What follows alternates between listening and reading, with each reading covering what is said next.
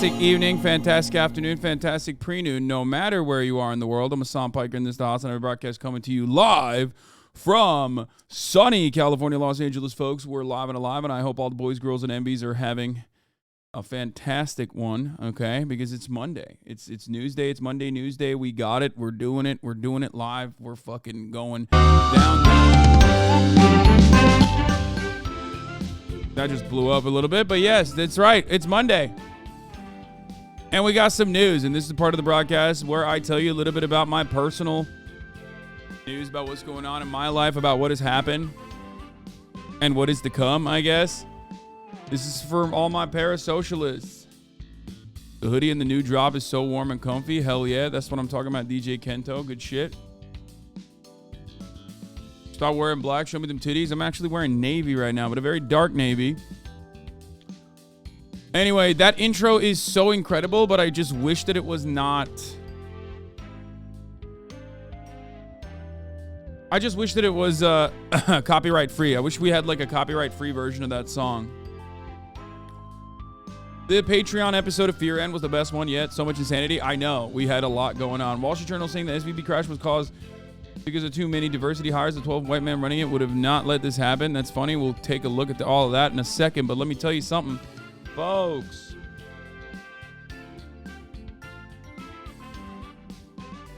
personal news time. Personal news time, and I'm going to do it. So yesterday we were doing fashion fit. We were doing fashion fit reviews, which I think was probably not the best idea. Ray felt uncomfortable doing it because, you know, they're her friends, and also because she's like, because, you know, she's one of the hosts of the event. She felt weird doing it, obviously. I also, on second thought, was like thinking, not everyone likes being fucking seen or perceived or criticized, you know what I mean? Which is why I thought, like, you know, I don't want to hurt anyone's feelings. I think everyone looked incredible. Everyone looked beautiful. I mean, even if I do where'd you get those shades? I mean, they're a New York brand, Muscat, but I got them in Japan because I was like, I got them in Japan because I was trying to, like, buy anything. HasanAbi, man, you've been looking great lately. Has anyone been telling you that? You know, not enough people are telling me that, so I'll take it. Because they fit my big boy head. Yes, exactly. Anyway, just do Oscars fit check since you don't know them. Fuck yes, dude. We're going to do Oscars fit check. Speaking of Oscars fit check, Jimmy Kimmel, what the fuck? Yeah, we'll do an Oscars recap. We'll do all of that good stuff. We'll do all of that fun stuff. There's so much going on. Fashion, drama, news, culture. We got it all. Anyway, says the guy that actively seeks hate comments. Yeah, I'm a different breed, and perhaps not the most normal person. You know what I mean? Perhaps maybe I have bad ideas and not good ideas. What is this? Ironmouse, Doc, C-Dog, VA, HasanAbi in love with about their weeb status. Oh, Jesus Christ. Here we go again. What is this? This is a lie. What this is a lie, okay?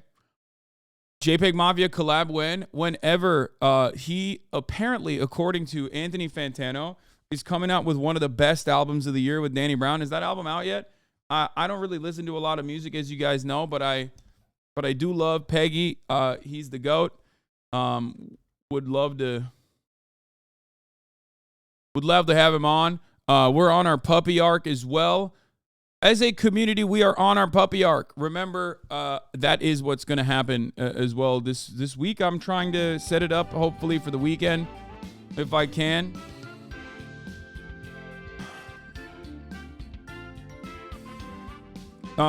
Anyway, regardless, bro, he did not make a song called Lean Beef Patty. Like, actually, pre-scaring the hoes here. Like, Lean Beef Patty, like the girl. I've been begging for a puppy arc for months. I'm so excited. Thank you so much. Okay, we'll listen to that right now, actually. But we'll listen to that in a little bit.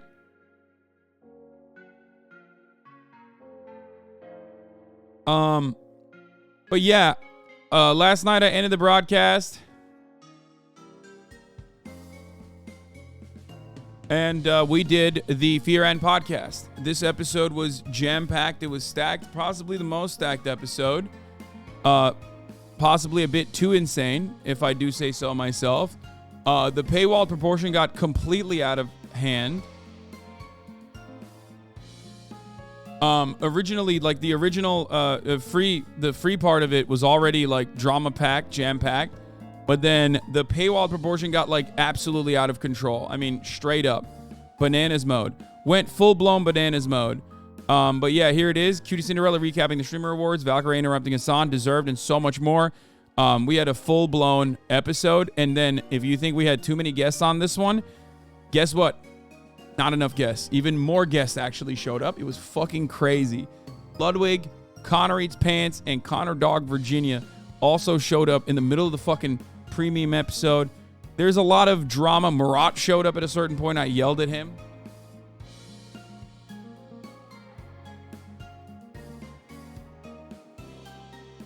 Anyway, regardless. Austin wore the jacket I bought to Fear and yeah, he just stole that. Like, that's his jacket now. Which is kind of fucked up. Yeah, here's a taste of what was happening on the episode. If you want to understand, you can get access to this behind the paywall at patreon.com/fearan.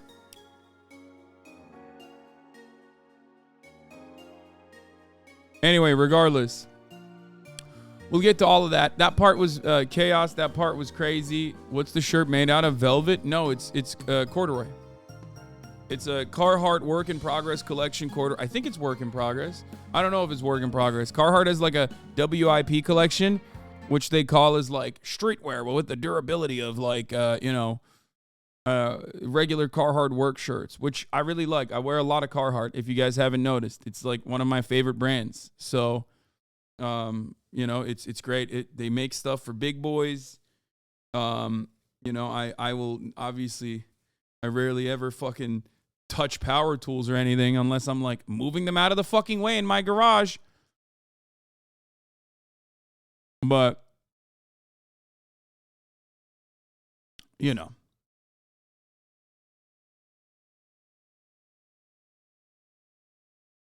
So, yeah. At Haas, it's not a bailout. Yeah, it's not a bailout, but it's like, I think I saw this on Twitter, which is a really good take. It's not a bailout in the same way that like Social Security is not welfare. Like, yeah, it is. It literally is, though. You know what I mean? It's the same shit. It's just like, I know structurally speaking, it's supposed to be something different. It's like, it's not a bailout because like, yeah, it's like the PPP loans are not, I mean, that's not government handouts, right? Except it fucking were. And by the way, I probably will have a more unexpected take on this, but like that's kind of what the FDIC is supposed to do. So I love big government. You guys fucking know my shit. I love big government. That's big government, baby. And I want it. I want it not just for the fucking tech bro dipshits, but I want it for the everyday Americans.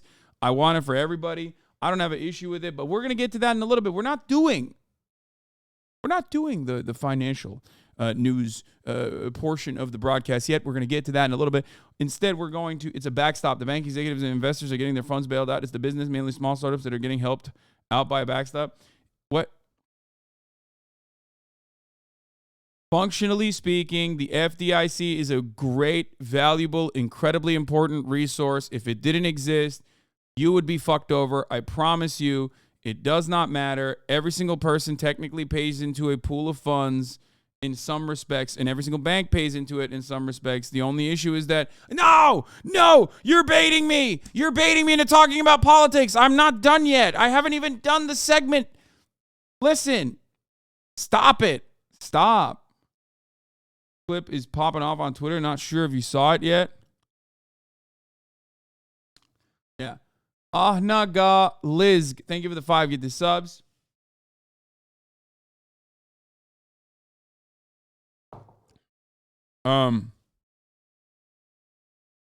Did you already react to Charlie's doppelgangers at the streamer awards? Bro, I'm in it. Like, what do you mean? Like, I'm in the video. I reacted to Charlie's doppelgangers IRL. Okay, like in real life, because I was there. Anyway, I'm in the shot. I don't know if you noticed that, but I'm there, right there. I'm on the right side. Personal news wise, I did not watch the Oscars. I did finish The Last of Us. I think that I have a controversial take on it. I think The Last of Us season finisher was kind of mid.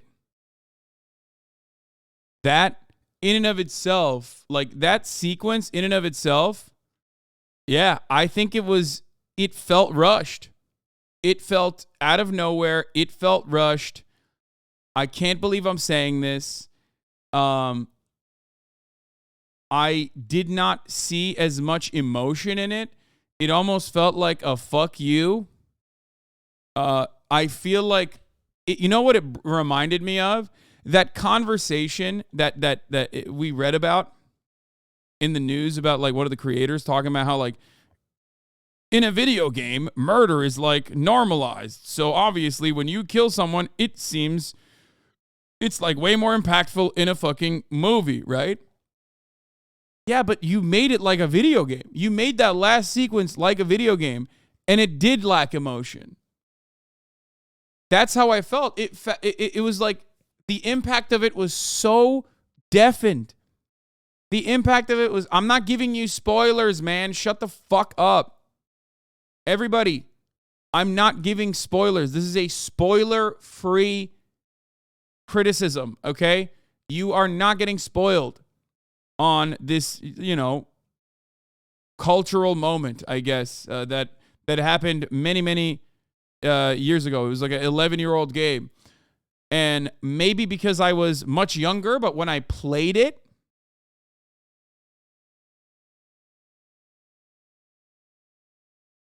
okay, when I played it, I felt differently than when I watched it on camera. And when I watched it on camera, when I watched it on film, when I watched it as a live action sequence, it did not, I felt like the emotion, the oomph, like the maybe it's just like, it's one of those things where like the rewatch doesn't hit the same. It felt monstrous to me, like it was intentionally presented in a way that was intended to sever you from the character that you had rooted for, to expose his flawed humanity. Maybe I'm too much of a fan of the show. No, I'm a huge fan of the show. It could be because I feel differently because I control the character's agency. That's actually a really good take. You know what? You're right. That could be the reason, because I was in control. Maybe that's the reason why I did not, maybe that's the reason why I did not actually feel some type of way. Or I don't know, maybe I have like a Joel did nothing wrong attitude for that reason. And ironically, the Joel did nothing wrong attitude still carried, even though the impact of it was, like I said, softened by the filming of that sequence. I'm very excited for season 2, and I hope that they actually break it up into more seasons, because, another controversial take. You know what I actually enjoyed? Filler. Well, not filler, but like additional, the parts that were not covered. I loved it. Some of the best parts, if not the very best part, was filler in this last season. And I think that is because Neil Druckmann has always wanted to be like a fucking, I mean, he writes video games like movies. He writes video games like movies, so of course he's getting some help, from other writers, and this is a medium, a format that obviously suits him very well. So I do think that if given more time, and I do think that he should be given more time, let him cook. I feel like The Last of Us Season 2 could be fucking awesome as long as they break it up a little bit. And don't be afraid to explore. Don't be afraid to show parts that you never showed in the game. Add some new shit. Add some new background. Every single thing Every single thing that was added as additional components into the TV show that did not like get flushed out, I guess, or was not elaborated on in the video game was perfect. I loved it. And I want to see more of that in season 2. I want the second video game to be broken up into multiple seasons because I think the product deserves it. Part 2 is going to be more than one season. Okay, good. That's great. That makes me very happy. Yeah, pull a fucking Attack on Titan, bitch. Do it. Just fucking farm it, dude. Learn from the Japanese, okay? When you got good IP, you farm it. Attack on Titan, Attack on Titan, end the finale. Part 1, Part 2, finale Part 3A, finale Part 4A. You know what I mean? They got good IP. They should farm it, motherfucker. Speaking of good IP and bad IP, okay, we're going to talk about the Oscars, of course. Oh, Dio is back. I know. He's back with fucking the funniest thing he could have done. I mean, this is... Did he actually get a lap dance? Or... Because I didn't watch... I just saw... I only saw the real erotic barber. Yep.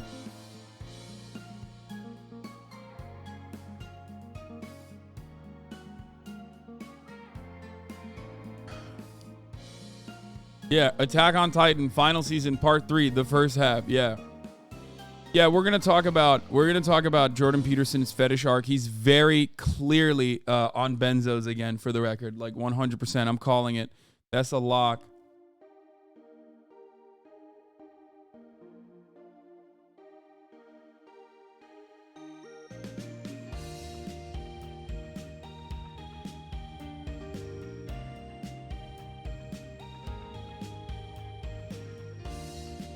Anyway, how is he going to get into Russia this time? What? Tucker on Full Send Pod? I probably won't fuck with that. But yeah, without further ado, let's get started. Let's blast off. There's a lot going on in the world I got to talk about. So I will... What? Still banned? Had to switch accounts? I don't know what you're saying. What the hell am I drinking? Scissor.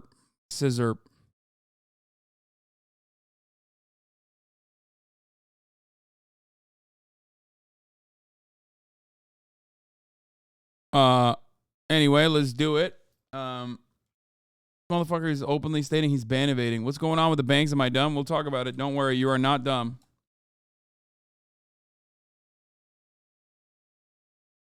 Plus bailout. Peterson meltdown. Oh, how will JBP get into Russia for his benzo recovery? Oh yeah, I think maybe it'll do him better if he doesn't do that. You know what I mean? No more spoilers, please. Man, when I tell you I'm going to do a fucking spoiler, I tell you there's a spoiler alert. Okay? Shut the fuck up. Y'all are a bunch of babies, dude. I told you the update was spoiler free, okay? The Last of Us analysis was literally spoiler free. Shut the fuck up about spoilers, you freaking babies. Oh my god. It's like a 10-year-old video game, so obviously the idea that like it's spoiled is stupid, but like even then I still respect it. So shut up, cuz like I watch One Piece. It's a 100-year-old fucking anime, and I don't want it spoiled, so I respect your wishes. I understand it. I gave a spoiler-free update.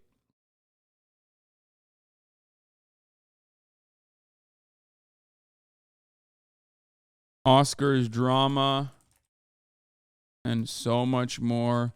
Get in now. This is a fat day, dude. There's like just fatty content, you know? Your lighting makes you look washed, just like your hair. What do you mean, washed? I don't know. I don't care. I like this lighting. I'm going to go with the lighting. You need to get on Activia.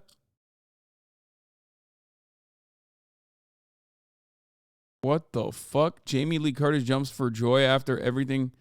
You mean like she's farting? Like, are you're going to take this iconic actress in her best moment and turn around and go, that ass be farting? Like, that's what you just did.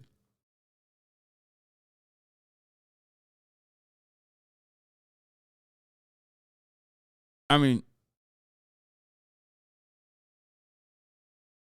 she should not have won. Guys, if you're going to do like Oscars playing catch-up discourse, I don't know what to tell you. Like, welcome to the Oscars. Like, you think Leo deserved it for Revenant? No. But he got it for Revenant because that's literally the Oscars. Oscars does this every fucking year and then people get mad. Which is exactly what's going to happen next year and the year after that. And no matter what happens, it's like, yeah. Jamie Lee Curtis is like well deserving of an Oscar, you know, a career in supporting women.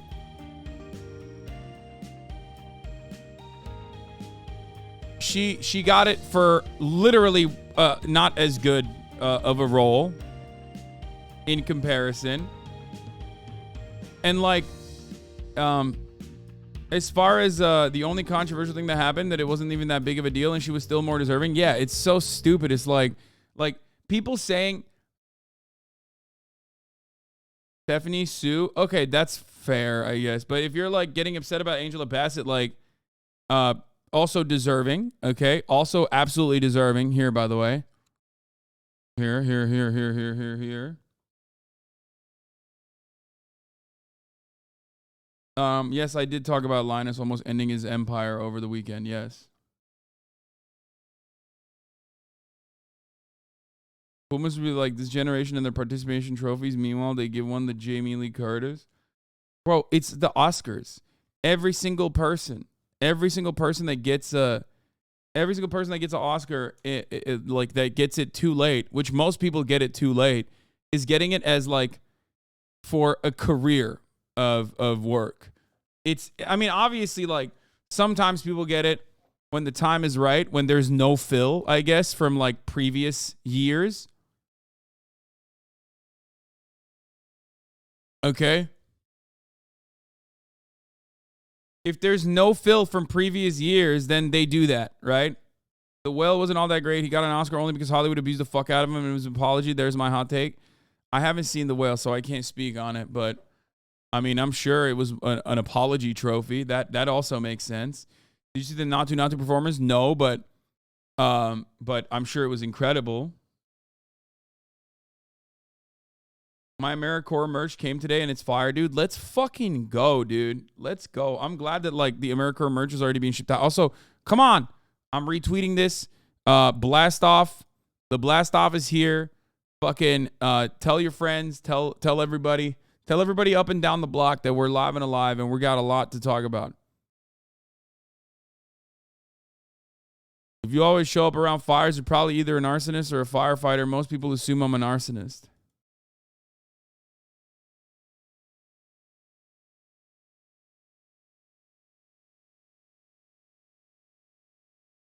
I'm delivering for USPS right now. I'll let everybody know. Yes, let everybody know. Will you talk about Peter Thiel's involvement in SVB? Yes, I'll talk about all of that. You're fucking crazy if you think I'm not going to talk about all that. We're going to start out with Oscars, though.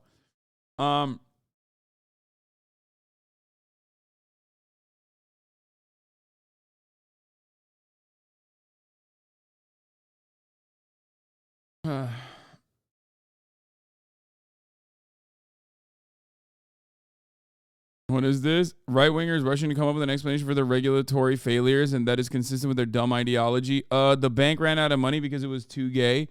Yeah, it's true. Everyone's making fun of Donald Trump Jr. for this take, but it's literally true. Silicon Valley, more like Gay Valley. That's right. Too much diversity. That's the reason. Yep, that's what it is. The Wall Street Journal published that.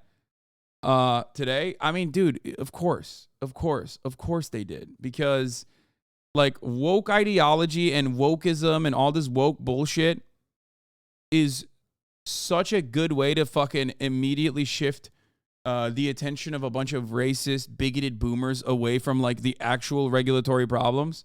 So that's why they keep hitting that fucking note every single goddamn time. Silicon Valley, more like Silly Gay Valley. That's good. That's really good.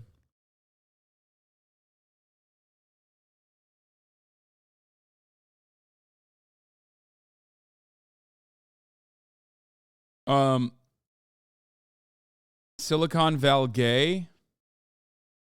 Here's a kid explaining what happened in SVB. No.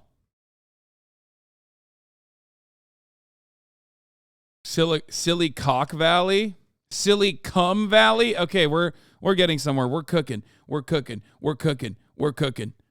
Okay, I like what's happening. Here. I think we're going to find something good here. I think we're going to move away from the original. I couldn't find anything good, but I think Silly Cum Valley is kind of funny, I think. I don't know. It's who knows. Suck a Cock Valley? Okay, you guys fucking suck now. That's just like maybe.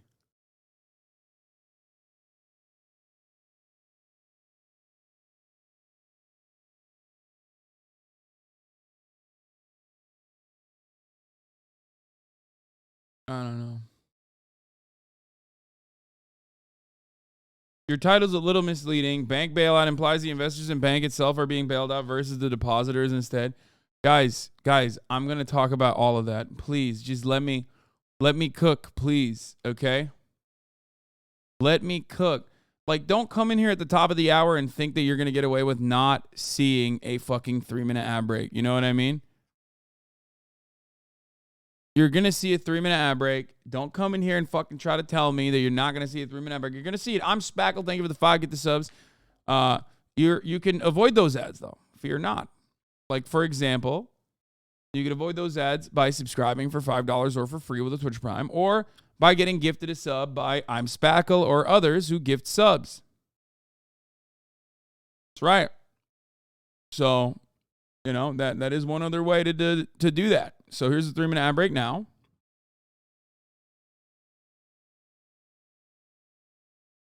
Yes, I saw the Eden story. We'll talk about that as well.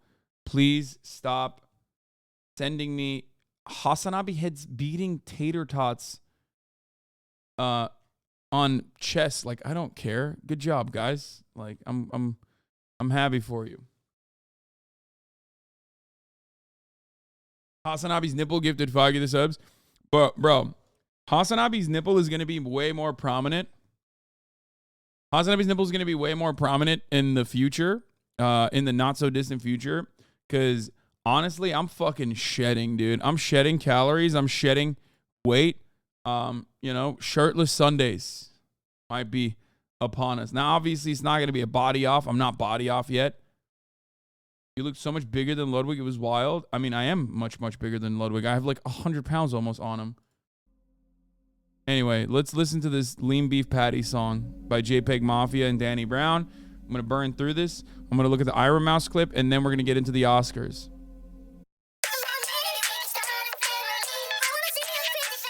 Is this actually... First off, fuck Elon Musk, $8 too much, that's expensive. Put the holes in the back and the cracks in the slack by tweaking the leak that I meant it. I don't really need to check cause I got no respect and these niggas might know me like a dentist. Said he all about free speech, so he had some shit and they get offended. This ain't what you want, no, this ain't what you want. Fuck y'all niggas, I feel like Papa John. Left straight to the bank, I'm Tony Khan. And they hate what I say, cause I ain't wrong. What kind of rapping is this? The economy rap niggas bitch, you know it. I wanna take my bitch, that pussy get feeling like bitch, she know it. You niggas be texting with kids, it doesn't get stranger than this, that's whole shit. Fuck the bar, I don't fuck with you niggas like I'm Hulk Hogan. Wait, I am me, red eyes with a shot of repeat. Why you stretching and tweaking your tweets? I've been stretching your girl, iron sheet.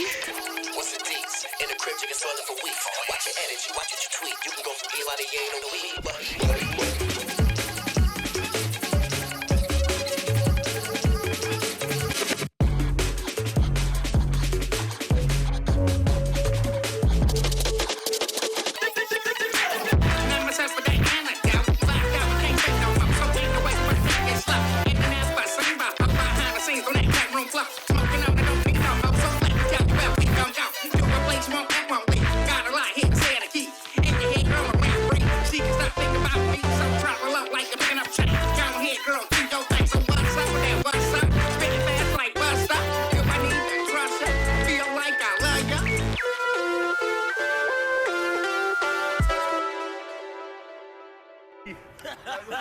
What the fuck?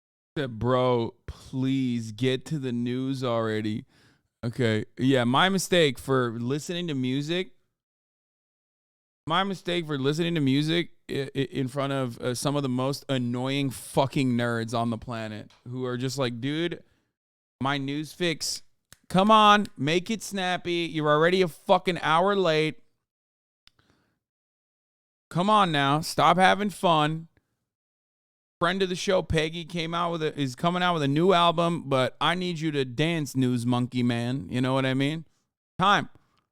But I want to talk to Hasan about One Piece. He's like really into it. Doesn't selling merch make you a capitalist? No. Yes. And honestly, I am a capitalist. I love capitalism.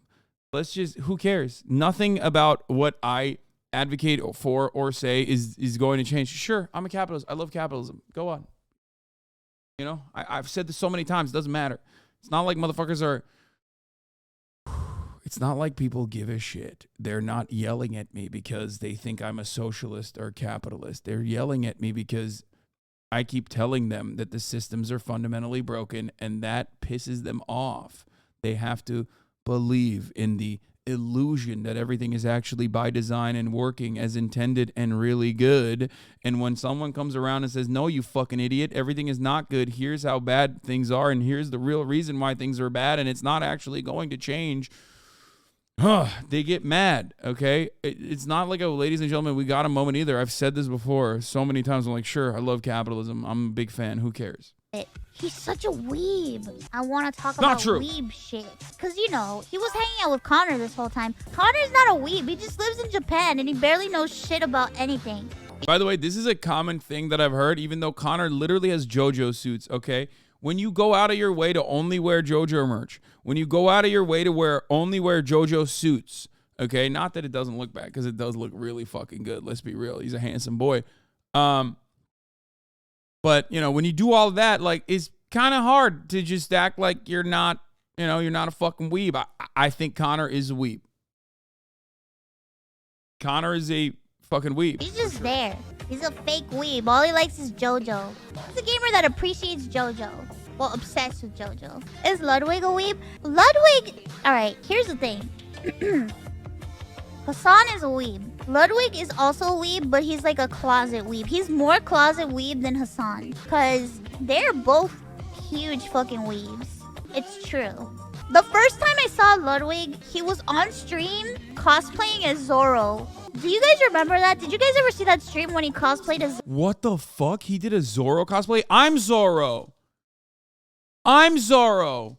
That's bullshit. I mean, I would say that if I was a weeb. I'm not, because whatever. What's Zoro? Actually, what? Zoro, like the swordsman?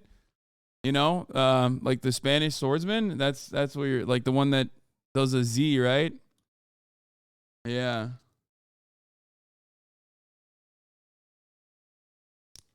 Zoro. Do you guys remember that? Did you guys ever see that stream when he cosplayed as Zoro? He was wearing a Zoro cosplay, and he was still on Twitch. Damn, that was a long time. Holy shit. How long ago was that? That feels like forever and like just yesterday at the same time.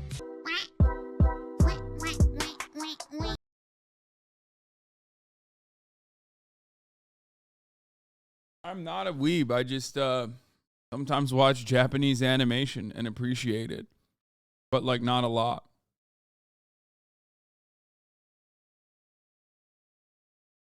Not that much. You know what I mean? Like, a little bit. Not that much. And buy figurines. Yeah, sometimes. There's nothing wrong with buying figurines or going to Japan or saying sugoi when you're in Japan a lot. Because, like, it is very sugoi. None of that is weebish. Everyone needs to stop. Okay, let's move on. Let's move away from this subject matter. What is this? We got that. We got the SVB shit. We're gonna talk about that. Here's some Oscar shit. Everyone's got a fucking take on SVB. Everybody, of course. It's a big story. It's about it's about the financial markets. It's about capitalism. It's about everything. It's about banks being able to, banks not having, liquidity measures that would, at the very least, like create at the very least would allow the banks to not need immediate government help. But before we get into that, Bruce's words on Hasan. What did he say? Streamer of the Year. Hasan Piker. I've done more debates than you. I'm better at debates than you. I'm better at debates than most of the other people that you fucking compare me to. People saw you on the telly. On the fucking telly. Hasan always got love for me, man. He spit that on the real fucking shit. telly, bro. And I don't give a fuck enough to care too, you know? What the fuck? Whoa, what German 985. Adjustments to my suit. Reserve requirements? What's that? Oh, yeah. Yeah. Oh, yeah, exactly. I thought you were talking about fucking Bruce. Yes. We're going to get to that in a second, though. It's not that. It's not the deregulation that has caused banks to be able to fucking have, like, less money in an instance exactly like this, so they don't need fucking the government to step in. Okay.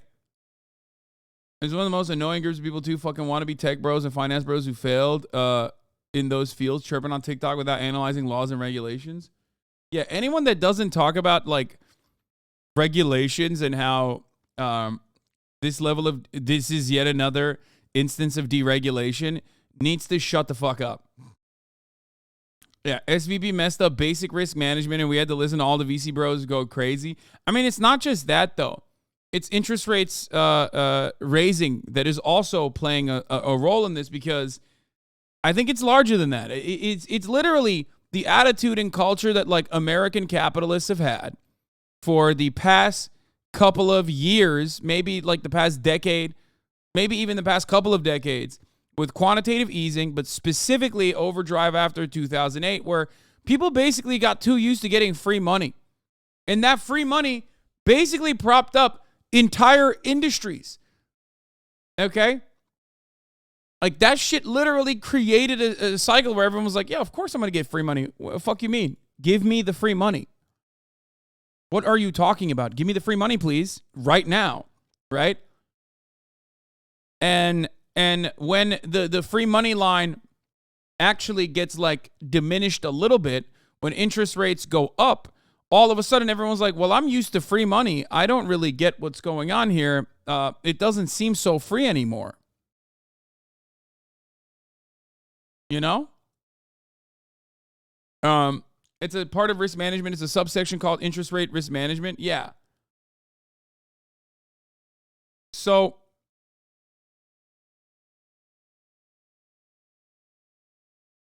money supply is contracting over year. This typically happens during depression and causes bank runs. People are missing the forest through the trees. The banks are literally running out of money. Yeah, here's a simple way to not do that, okay? Stop fucking playing around with other people's money to the same degree, but you're never going to do that, which is precisely why we need more regulation and not less regulation. We didn't need the Trump-era deregulation, as a matter of fact, that came on, that made these mom-and-pop banks, that basically deregulated mom-and-pop banks with a very real interest in, like, ultimately deregulating larger banks once again. Like, there were 2008 holdouts. Like, in the aftermath of 2008, there were some rule changes to make sure that banks at least had a little bit of fucking cash on hand, so that they ensure that there is they're not playing with the entirety of the bank. Okay, I'm using, like, super reductive terms here, but you get the picture. And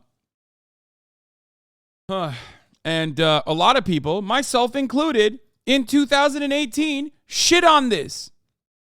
It was the Croppo bill, if I'm not mistaken, that actually literally allowed smaller banks to play with more cash that they have. Yeah, I literally in 2018 was cutting articles about this shit. Okay, Bernie was there; he was yelling about it too. But guess what? It don't matter. I fucking despise. I look. I have so many conflicting feelings on this matter because on the one hand, I love big government. Okay, and the FDIC is a valuable tool of the big government. It's actually truly important. It's not like banking as an institution is wrong, right? You're gonna need banks. As long as you have currency, as long as you're utilizing currency for trading goods and buying, purchasing commodities, you're going to need banks. And when you need banks, you're going to need a big government to control said banks, okay? So do not misunderstand me. I love the FDIC. It's beautiful. It's wonderful, okay? But I also want more regulation on said banks, not less. And the VC part is like the worst aberration of hyper-capitalist dystopian future. VC culture, Silicon Valley culture, all that shit is on overdrive. It's absolutely awful. Okay? So I don't even have an issue with the federal government stepping in to protect the depositors. In this circumstance, I know a lot of people will say, oh, well, you know, don't put more than $250,000 in your bank account or whatever. And many people actually turn around. Revisionist Hasan is back at it again. Wait, what? Anti-revolutionary Hasan revisionist? Yes, I do think that, you know, the federal government should protect depositors. I don't think that that's like that. I don't think that's that what? No, I still think the federal government should fucking protect depositors. Yes. It's kind of like it's the fundamentals of the entire thing. Like, I'm not like some fucking weirdo libertarian, you know, who thinks like we don't, this is the same energy as like not needing roads or any kind of other regulation or any kind of other safety measure that the federal government has created, especially because we know what happened without the FDIC. Like, what the fuck do you mean?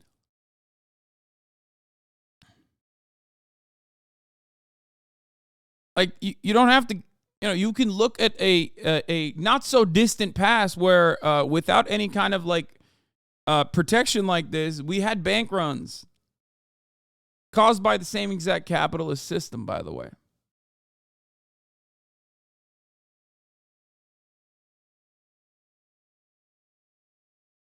I think anytime the FDIC has to step in, anytime the government has to step in,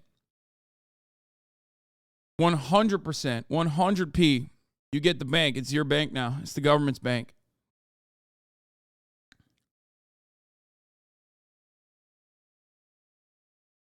Yeah, I work at a credit union, and we have members coming into branches and blowing up our call center because they think we are going to collapse because of SVB. We have NCUA, same as FDIC, but people don't know and panic. You can see how bank runs used to happen. Yeah.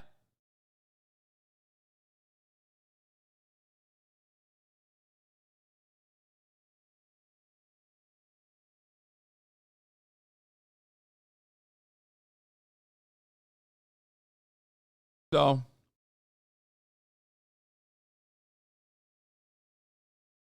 I'm a fan.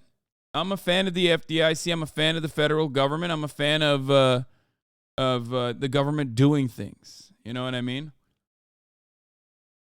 It's understandable. It was going to happen. I briefly mentioned it over the weekend. I was like, the FDIC is going to step, like the government's going to step in and protect the SVB depositors. Like, it's just, there's no shot that it doesn't happen, especially because, like, let's say you're a Silicon Valley fucking, you know, tech company, right? It's bullshit, but you still need bullshit jobs. And that company is not just like operated and owned by one individual. Usually a lot of those companies have payroll.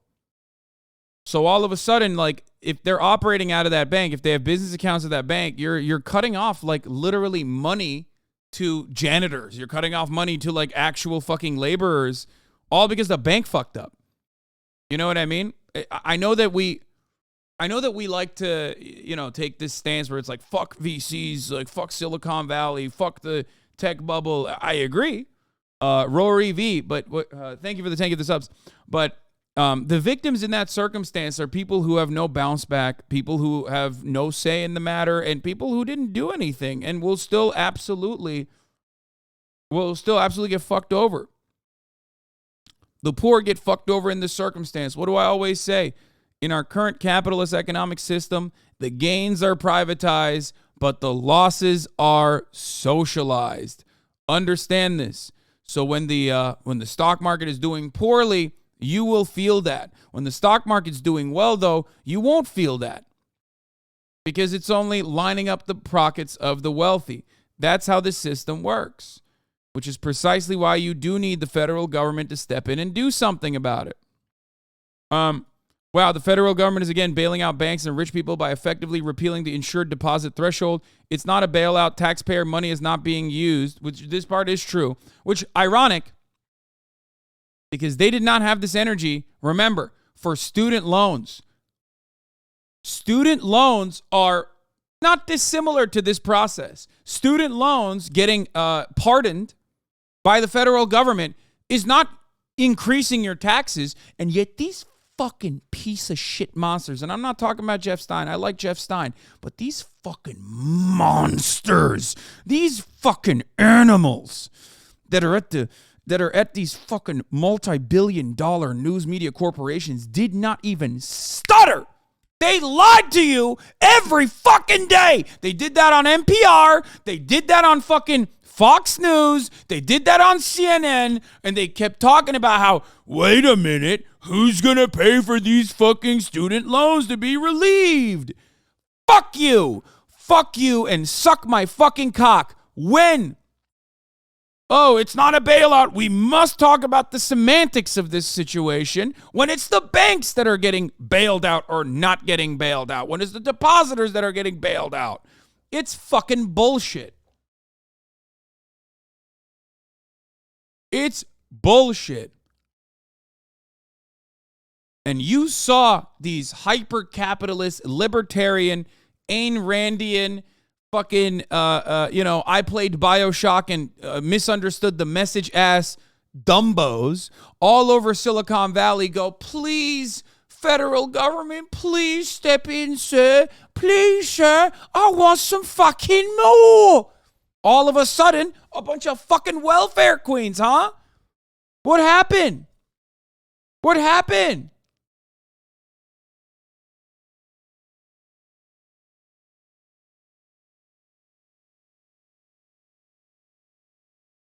The Deposit Insurance Fund is backstopped by the Treasury Department and therefore U.S. taxpayers. The difference is over. The DIF has over $100 billion in it, and there is no way SVB and signature payouts will come close to draining it. No number of semantic games will disguise that this country is socialism for the rich and rugged free enterprise capitalism for the poor. It's true. It's true. Ayn Rand died cashing Social Security checks. They've always been hypocrites. I mean, yeah, but like, I don't even fault her for that. You know what I mean? Of course you're going to have to do that. You're going to do that. Why would you fucking take away free money? Of course.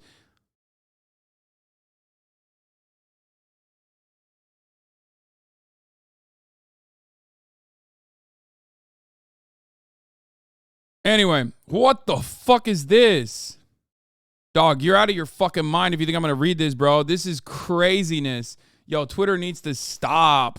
I would rather read an article than that shit, dude. Get the fuck out of here. Before we get into the Wall Street, before we get into all the fucking Oscar shit, I guess we should talk about SVB. So let's do it. Here's how Silicon Valley Bank collapsed in 48 hours. Romans is here with us.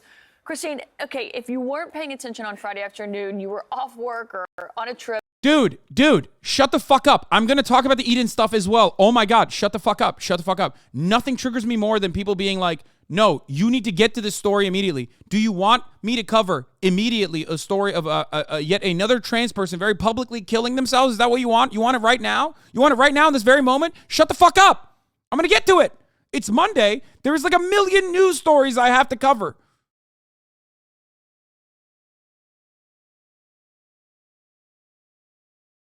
Jesus Christ, dude. Break down exactly what happened here with SVB. Yeah, the anatomy of a collapse of a big bank and the anatomy of a rescue from the federal government. Let's look at how we got here. First of all, what is SVB? It is the epicenter of tech startups, venture capital, Silicon Valley Bank. It is the 16th largest bank, or it was, in the United States. And this is really the oxygen for technology. The technology sector really goes through SVB. So a very important bank here. By the end of 2022, it had $175 billion in total deposits. And here is the anatomy of the bank run, right? This is how much money it had at the end of the year. Just on Thursday, there were $42 billion in withdrawals from depositors, right? So something happened here where people wanted to take their money out. Yeah, something happened here is basically Peter Thiel and others openly stating that this bank no longer had enough. This bank no longer had leverage, and once a couple people pull out and they can't actually pay, then a lot of other people are going to run and try to get their money out. Okay, I don't know what Peter Thiel's own personal interest was. Okay, I don't know why he did that. I don't know why he engineered this bank run. Like, it's very odd. Like, I don't know what he gets out of this. I don't know what he gains out of this, but like he definitely did play a role in this. But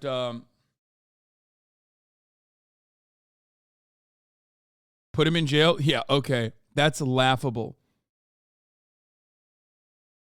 If you think that someone like Peter Thiel is going to go to jail, you're delusional. He runs this entire system. Like, he is a billionaire. This system is entirely designed for billionaires. The only time a billionaire would ever go to fucking jail, I guess, is if they like somehow fucked over other billionaires that are wealthier than he is in like a very significant way. Like, I can't even. It's like unimaginable, low key. Like, it's unimaginable to think about like how a multi-billionaire would actually ever go to fucking jail without like losing all of their money. You know what I mean? Yeah, Jeffrey Epstein, but like Jeffrey Epstein's billions were like handed to him, I guess, kind of.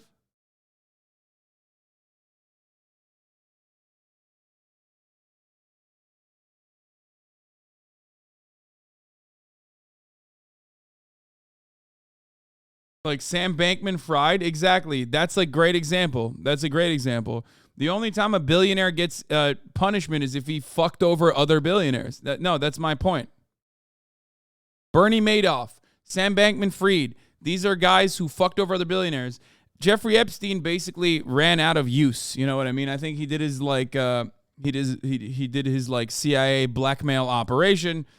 And then the government had no use for him, so they disposed of him. Elizabeth Holmes fucked over other shareholders, fucked over other billionaires. Like, these are all great examples of people who were billionaires who fucked over other billionaires. You can't do that. Sam bank run fraud is what you used to call him. Exactly. Out, and this bank unraveled here. So what happened? Why did they get there? Well, this is a company that for years took deposits in the good times when interest rates were very low, and it grew and grew and grew. And those deposits grew, and it put that money into long-dated treasuries, into treasuries, safe, super safe treasuries, right? So this is how much they had. At the end of 2022, $128 billion worth of treasury. Look, that is amazing how much it gained. But then as things started to go south, when interest rates were rising, those were less valuable, and the company actually was selling those treasuries at a loss. When that word got out, people got nervous. The stock in the bank started to decline. Depositors started to withdraw their money. They were also withdrawing their money because technology, that sector, was in a downturn, right? And so instead of putting money into the bank, depositors were taking money out of the bank, and the bank could not sustain it. Come to the rescue, the United States government. The FDIC is going to insure up to $250,000 in normal times, and now you're going to have this facility so that above that level, everyone will be made whole. Not the bondholders and not the stockholders of the bank, we should be point out, but the people who have their deposits in that bank. Also, Signature Bank. Because remember, like, people that fucking put their money in that bank, they don't have a, like, they're not going, oh, please, like, invest the cash that you have. Please invest the cash that I gave you into some other shit. Like, they're not saying that. They might be capitalists themselves, but like, remember, we all need banks. Okay? We all need fucking banks. We need banks, no matter what happens. You know what I mean? In the wild, wild west, we still had banks. Okay? So the idea that, like, you could do without a bank is silly. And I say this as a motherfucker who doesn't even have a credit card. Okay? Do you understand? And when you have a bank, yeah, you need to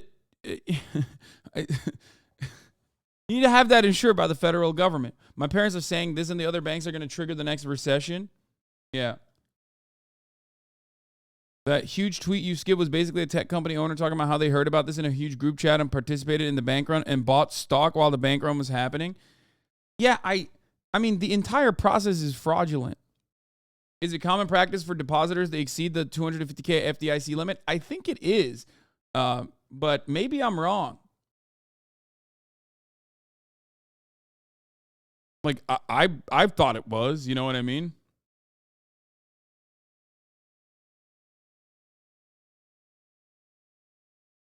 Pretty sure it is.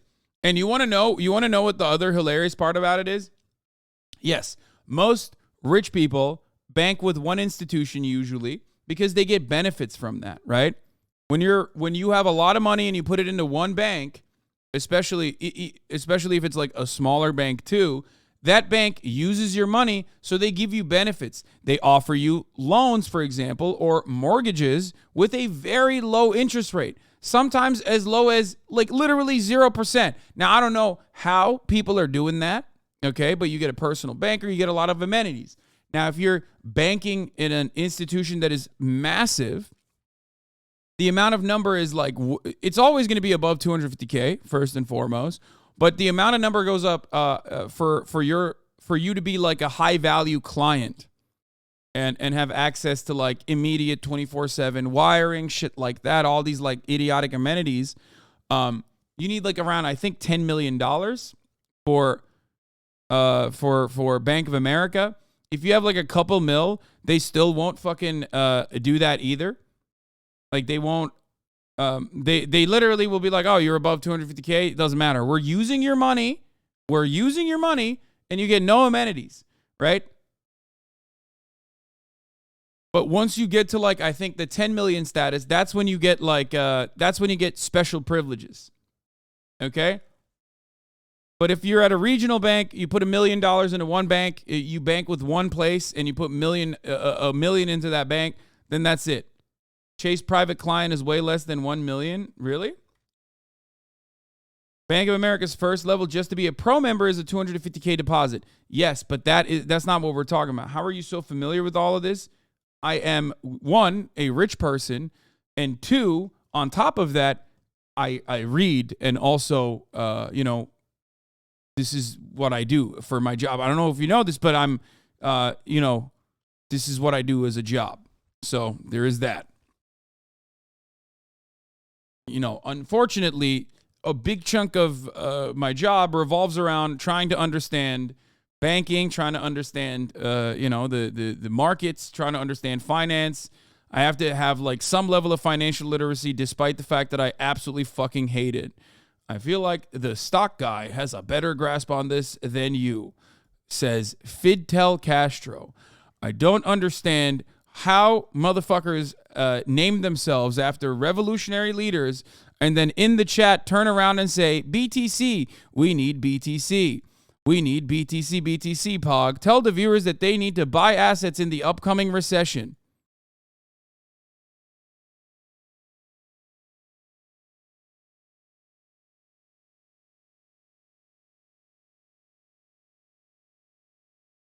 I don't even think the stock guy is like a fucking crypto nerd like you are. Fiduciary Castro, Fidel Cashflow. Yeah, there's even better names that you could have used. SVB gave you a ton of amenities if you use them. They give you a huge line of credit, offered founders really cheap mortgages, and gave you access to a ton of banking tools. My company needed direct ACH access, and Wells Fargo told us to fuck off, but SVB was like, bank with us and we will do whatever you want. Yeah. Fucking guy bought one stock and thinks he's a day trader. Yeah, no, he's Jordan Belfort, dude.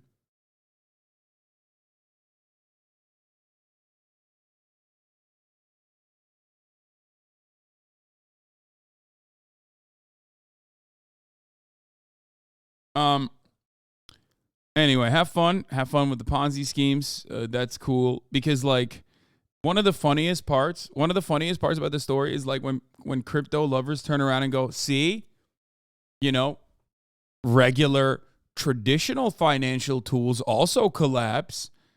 And I'm like, yeah, you misunderstood the point. Yeah, I say that, not you. You're a crypto guy. I'm supposed to say, look, crypto's fraudulent, but so is the fucking traditional financial markets. Like, you look at the system and you go, oh, well, that's why we need to go to an even more deregulated place. It blows my fucking mind. That's me, man. I'm saying that to you, to warn you, to help you get a better understanding of what's going on in the fucking world, not the opposite. I mean, this story is wonderful in so many ways because it's just like tech bro culture, Silicon Valley, rich people wanting to be fucking coddled, and then the big government stepping in and doing the right thing in this circumstance. It's just so good. It's just so great. It's awesome. It's such an important story. This is the other shoe to drop this weekend. This is a bank that specializes in services for law firms. It also got into big trouble. The government will also back the depositors there. So a really important weekend of developments. You guys, this could have been a very different morning if we didn't have the Treasury and the Fed working all weekend to try to make sure that folks were made whole. And I'll say it, this is because interest rates rose so dramatically, something was going to break in the economy, right? And this is what broke, guys. Yeah, and that comes as the Fed chair is only warning that interest rates are going to continue to rise. Christine Romans, we'll wait to see what the markets say when they open. Thank you. With us now, CNN business correspondent Rahel Solomon and Wall Street Journal senior special writer Justin Baer. Good morning. Just by the way, I'm trying to find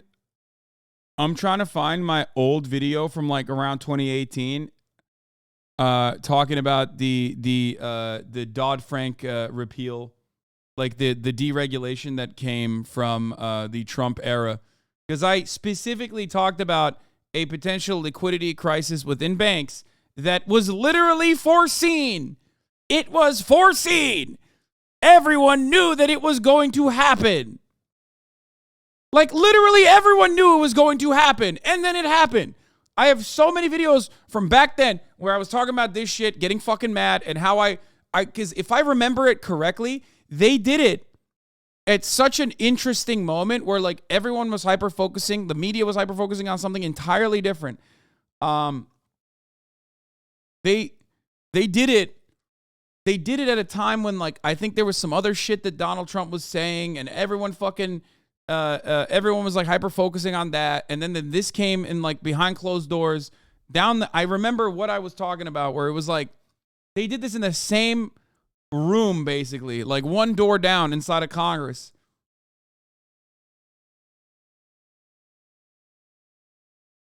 What the fuck was it? No, this is way before COVID. No.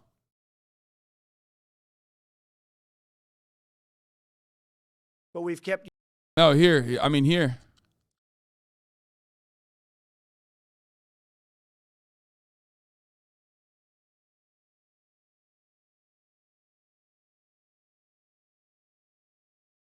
Anyway. It was the canceling of the Kim Jong-un summit? No, I don't think it was that. Was it? Anyway, I can't find it right now. I'm like looking for it on the other on my other page to see if there's like any videos of it, because I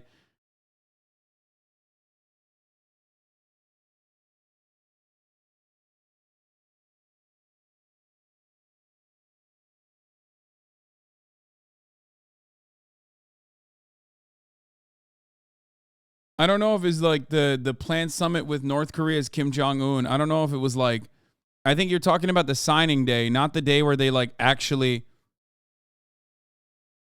No, it wasn't COVID, chat. This was like way before. Stop. Your brain is clouded from COVID. Anyway, I don't remember. It might have been the PP tapes, possibly. I don't know. This is irrelevant. This is like one of the. It's like just silly and stupid. It was in 2018. This part is like not that important in the grand scheme of things. But we'll talk about who foresaw this coming. Who originally said that this was an issue. Why this meltdown in bank stocks? A couple of interesting theories and charts doing the round, so let's take a look. The U.S. regional bank ETF is blowing up today. Oh, my God. Okay. With one of the scary charts showing the large extent of unrealized losses in bonds sitting in books classified as held to maturity at U.S. banks at the end of 2022. What does this mean? Banks enjoy a very favorable accounting regime. Let's see how this works. Post-GFC, commercial banks were asked to keep a liquidity coverage ratio above 100%. This means, this is important, this is where the good shit starts. Okay? This means they always must have enough high-quality liquid assets to meet deposit outflows in a stress scenario. What that means is you can convert to cash, liquidity, right? You need fucking straight stacks, moolah, guapo, dollars, okay? Where you can immediately, in a situation where people go, hey, I want my money back, actually, please. I'm going to take my money and I'm going to take it somewhere else. The bank can go, oh, don't worry. I have it right here. Here you go, sir. Here's your dinero. Okay? That's how that shit's supposed to work. But they dumped a shitload of their funds to long-term held-to-maturity bonds, right? But how were they able to do this? Because I thought in the immediate aftermath of the 2008 financial crisis where the taxpayers were forced to fucking bail out the banks and not necessarily the people who actually were sold predatory loans and got fucked over, killed themselves, that sort of thing. We gave golden parachutes to the bankers, but then we said, hey, we're doing this, but you better not do this again. We're going to give you some rules, right? Well, it turns out Donald Trump allowed some of those rules to be rolled back in 2018. There was a lot of people who criticized this. They said, hey, don't do this. But they were like, well, what about the mom and pop banks? They're not competitive enough. You know what I mean? They're not some of the top banks. Please. Let these mom and pop shops also play around with people's money. They need a competitive edge. Now, why did that happen? Well, it happened because big banks will always benefit from that deregulation that small banks are benefiting from. Okay? This is a very good take. Exactly. One of the largest banks in the United States just collapsed because of the same 2008 risky gambling shit. And without even blinking, well, it wasn't even risky gambling. The risky gambling element of it was how much of the money that they held onto that they put into long-term bonds, right? They didn't have enough liquid cash in a situation. And they should have done that. The government should have had regulation surrounding this. Now, without even blinking, the very same people who were melting down over your $600 unemployment check are now demanding that we bail them out.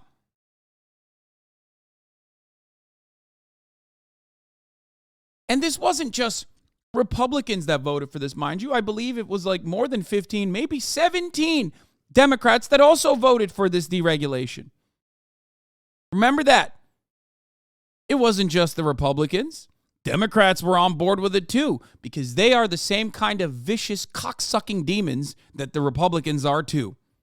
Okay? They are blood-sucking psychopaths, all working at the behest of capital. You understand? They are not on your side. They are not on the side of the fucking working class. And yes, they are the same fuckers who did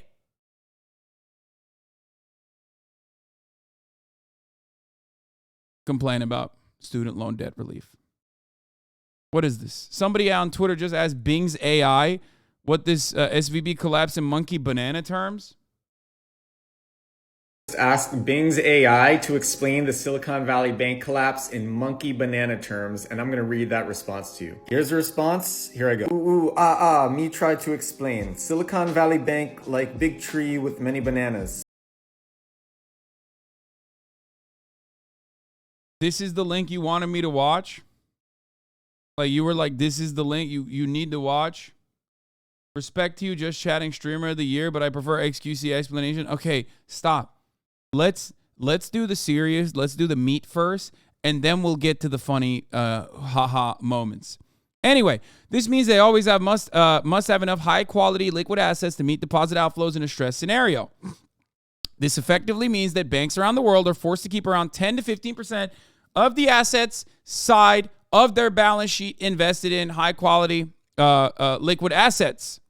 And guess what qualifies for a high quality liquid asset? Reserves at the Fed, and you guessed it, bonds. Effectively, banks were asked to own large amount of liquid assets and were told bonds were the only game in town due to regulation. Oh my God, they're saying this is like the regulation caused this problem. Who sent this link to me?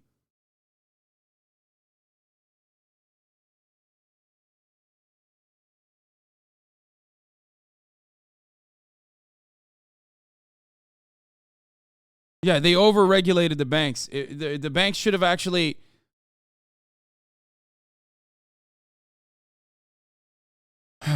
Okay. Effectively, banks were asked to own a large amount of liquid assets and were told bonds were the only game in town to deregulation. What bonds? Mostly government bonds. But be aware, also corporate bonds and mortgage-backed securities can qualify. When regulators force you to own a ton of bonds, they also force you to swallow a lot of P&L volatility, and banks don't like that. That's why regulators allow bank treasuries to park bonds in two accounting-friendly books, available for sale and held to maturity. In both cases, if treasuries or corporate MBS bonds lose value, like at no point in this circumstance, and maybe I'm misunderstanding this because I don't understand the financial world, but like at no point of the circumstance are we even fucking like looking at the situation and going, how about not using the money? How about not putting all of the money back in? Like, I thought, at a certain point, banks are supposed to hold on to, like, big pockets of cash in their saves. Like, I don't know. That's a thing. But, hey, that's money wasted, right? Like, well, when you put your money into one bank and you are in a checkings account, not even in a savings account, you're wasting your money. The bank is not wasting your money. The bank is using your money to make more money for itself. But I do feel like maybe, I'm just saying, maybe like the bank shouldn't use some of the money. Maybe I'm wrong. I don't know. But permanent growth dictates that the bank actually use all the money. You have to, or as much as you can do, as much as you can get away with using, as much as the regulatory agencies allow you to get away with.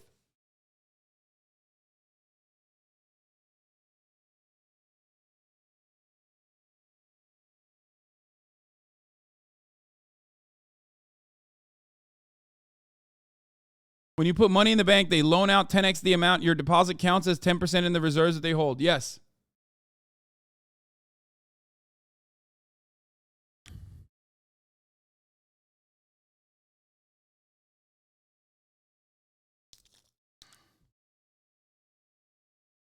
Huh.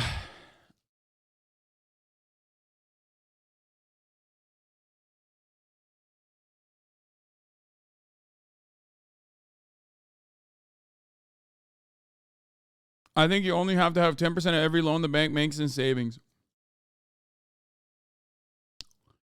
That's not how it works because depositors want interest paid in the money they park in a bank. So regulators have to require the banks to hold liquidity. Otherwise, the banks will use all the money. Yeah.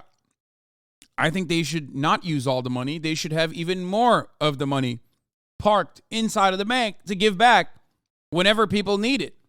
Because ultimately, it is your money. Anyway.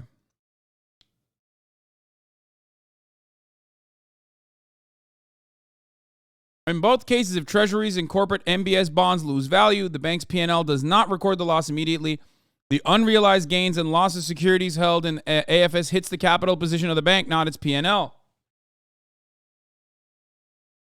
But the true banger, Debt and equity securities not classified as either held to maturity securities or trading securities are classified as available for sale securities, report at fair value with unrealized gains and losses excluded from earnings, and reported in a separate component of the shareholders' equity.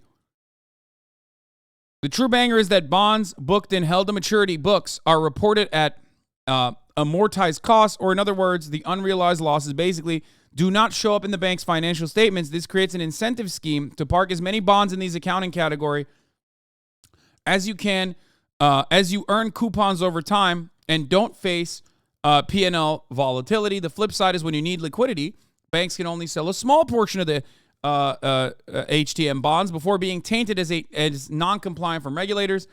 The large extent of HTM hidden losses is worrying some.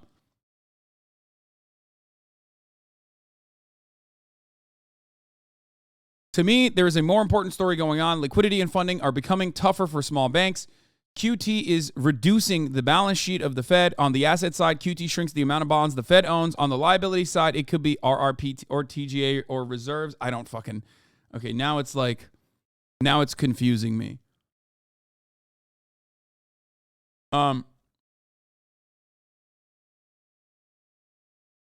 Banks kind of sound like legalized loan sharks that people trust to hold their money. Is that about right? Yeah, I mean, it is. A lot of what you consider to be legal and good and illegal and bad is just about what the government or regulatory agencies have decided is legal and good.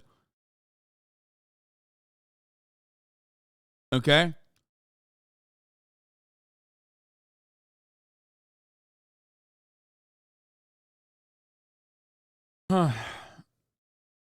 They like to pretend so hard this shit is not fraudulent and scientific when it's just not. Yeah, I mean, that is another component of this. Like, a lot of the this is like a self-sustaining industry. You know what I mean? It's complicated because it creates more mediators, it creates more middle people, it creates more middle managers. It creates a process where you can continue cycling the money, and every time you cycle upwards, there are more people that can create additional profits, generate additional profits for themselves. Ultimately, I don't think that commercial retail banks should hold on to your money and then use that money and invest that money. But unfortunately, we do not live in that world. Shouts out to Bill Clinton. Shouts out to everyone else, really, but certainly Bill Clinton as well. That allowed that to happen. It didn't used to. There was a point where your retail bank was not allowed to fucking invest your money, but that point does not exist anymore. We completely have normalized that. We feel like it's a thing that can happen, and it happens every day.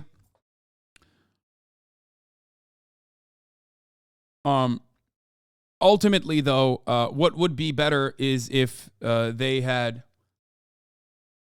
Please read. This might be an unpopular opinion in this community, but I think most American economists are right in this scenario. I think the Fed should step in and provide relief to the banks to help the stockholders. I mean, that's not an unpopular perspective in this community because, I also believe that banks, not the stockholders, but the banks should help the deposit people who fucking deposited their money. I said that already. That is the entire point of the FDIC. It has to happen. Otherwise, you'll have, if people lose confidence in the banking system, then there will be more bank runs. And we know what happens when there are more bank runs. What is this? Stop! Okay. Yep, that's me. You're probably wondering how I got here.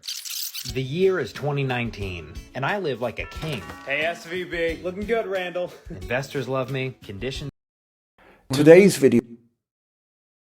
Patrick Boyle describing what happened to Silicon Valley Bank. Dude, this is insane.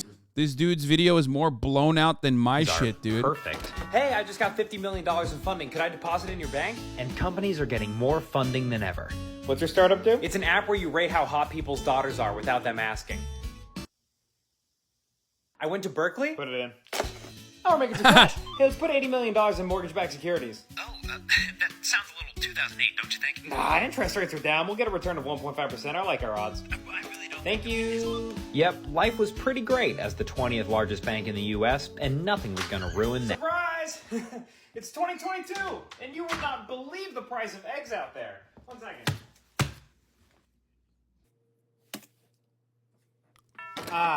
Okay, people did not like daughter rank. Could we have some money, please? Hey, let's sell some securities. Hey, what are you doing? Sir, almost none of our deposits are insured. If I tell you, you can't freak out. Okay. We are having a tiny liquidity crisis. A what? So we're just going to do a little bit of capital raising. A liquidity crisis? No, a crisis. No, it's not bad.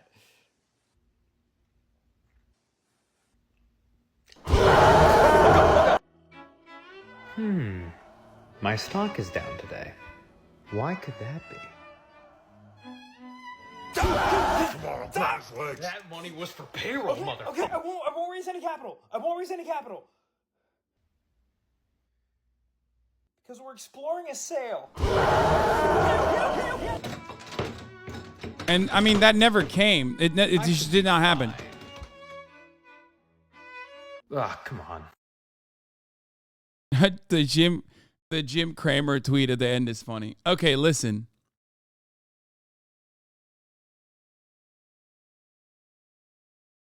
I mean, give all depositors their money back except the douchebags on the All In podcast and Peter Thiel. They deserve the L's. I mean, didn't Peter Thiel literally pull out before this happened? I mean, he was committed to a bank run. He was the one who kind of like started this entire fucking saga, if I'm not mistaken.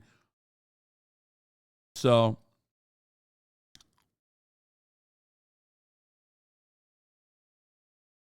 yeah, VC's doing a bank run, then crying and pleading to be bailed out, then encouraging their hundreds of thousands of followers to panic, then jerking each other off for stopping a bank crisis is one of the most embarrassing displays I've ever seen.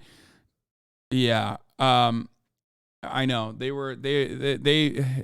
I missed a lot of this stuff on Twitter because I was doing other shit this weekend. This is the one weekend where I was not around because I was doing, the streamer awards and shit like that. So I didn't pay too close attention to this. Like on Friday, I kind of looked into it a little bit. I read up on it a little bit, but like it's very obvious that it's always the same fucking issues.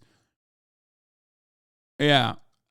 This is why there were no bank failures in the 1920s era of Jim Crow. Yeah. People that are blaming like woke diverse boards or whatever the fuck is really stupid. Fuck those people. Obviously they're insane. You know what I mean? They're out of their fucking minds. It is just deregulation, and that's just the way to like. It's just, yeah, exactly. Wall Street Journal is one of those people, but before we get to Wall Street Journal running defense for deregulation while simultaneously saying it's the homosexual Marxists that are causing this to happen. Let's further venture into what happened. Latest here. reporting is headline: How Silicon Valley Turned on Silicon Valley Bank. So good to have both of you on. Wait, is this the gay one? Please tell me, is this the article? Is that the article that Wall Street Journal wrote and then CNN had the? Stop. No shot. Reading your notes and what you wrote about this, you have been very strong about this, and tough on what you are calling this a bailout. Oh, no, this is a different one. Said there's no other way of putting it. This is a bailout, no matter what terminology you want to use. Yeah. Why are you saying that? Well, it's. I mean, clearly there are some that are getting bailed out, right? The depositors of these particular banks are many of which are companies, right? They need to make payroll. The money was trapped in these institutions, and so the government took extraordinary actions to allow them to access that money, right? Even as those banks were going through receivership and had failed. So whether again the taxpayer money was used to implement those plans, the government said no. But clearly there was a rescue of a particular group of people and businesses. Mm-hmm. So, Rahul, one of the things that everybody fucking talks shit about bailouts when it's bankers, but no one cares because at the top of the hour, gifters are bailing out those who do not have the finances to avoid the 3-minute ad break. Oh, all of a sudden, when the top of the hour comes along, you're like, oh, please bail me out. You know what I mean? It's fucked up. Bailouts for everybody. The Raging Hoppa bailing out 10 people from seeing the top of the hour ad break. Glizzy Gobbler with the 5, Bill Vog with the 5, Blasted Say with the 5, an anonymous user with a 10. God damn, that's a good segue. You already know what it is. But the top of the hour ad break is here. MP Sharky with another 5, 8 813 see no bike girl with another 10. God damn it. Bailing out all you motherfuckers. If you, of course, are not lucky enough to be bailed out by a gifted subscriber, all you need to do is subscribe on your own for $5 or for free with a Twitch Prime. Here's a 3-minute ad break now. Woo! Woo! Bussy Smollett, thank you for the 5. Get the subs. Warson 20 with a 5. Robe on that with another 5. Bailouts for everybody. Big Rat Wizard, thank you for the 10. That MJ noted that's really important is what the government's doing now, and they're setting up this emergency lending facility.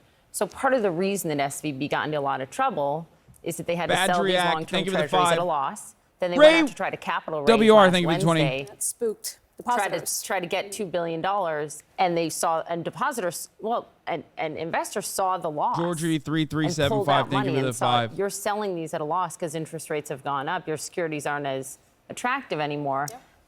What the government's doing now would prevent against someone else having to do a capital raise like that, right? Right, that's exactly it. Banking is all about confidence, right? Confidence in the system, confidence that if you or I or anyone here at this table puts their money into a bank, if we need it tomorrow, that money will be there.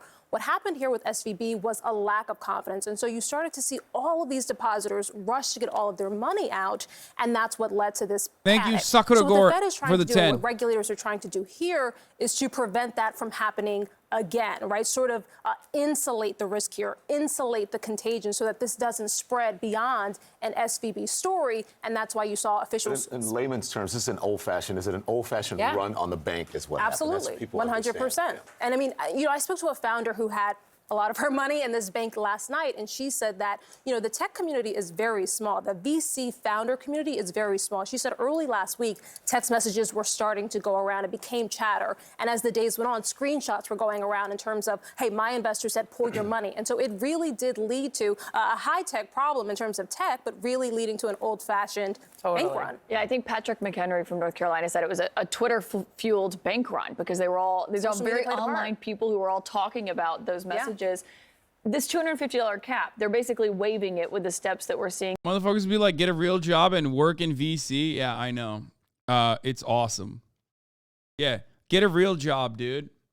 In venture capital. What do you mean? Get a real job. Those are the real job producers. Trinrec, thank you for the 5. Get the subs. Your rant earlier. What? Getting pardoned by the federal government is not increasing your taxes, but these fucking monsters that are at these fucking multi-billion-dollar news media corporations did not even stutter. They lied to you every fucking day. They did that on NPR. They did that on fucking Fox News. They did that on CNN. And they kept talking about how, wait a minute, who's gonna pay for these fucking student loans to be relieved? Fuck you. Fuck you and suck my fucking cock.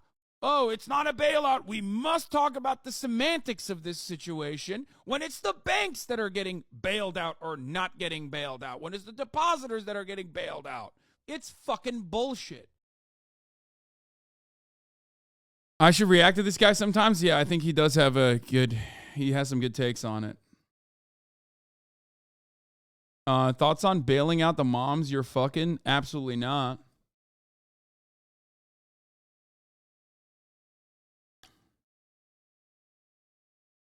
The way Congress was informed was shady as fuck. And I just wanted to bring you up to speed on everything that's happened tonight because you're probably seeing a lot of headlines right now. Earlier tonight, there was an emergency Zoom call with several hundred members of Congress. It was convened by the Treasury Department, and we were given about 15 minutes notice. It was literally on regular Zoom. I was sent Bro, what is this fuckboy TikTok congressperson, dude? What the hell's happening right now?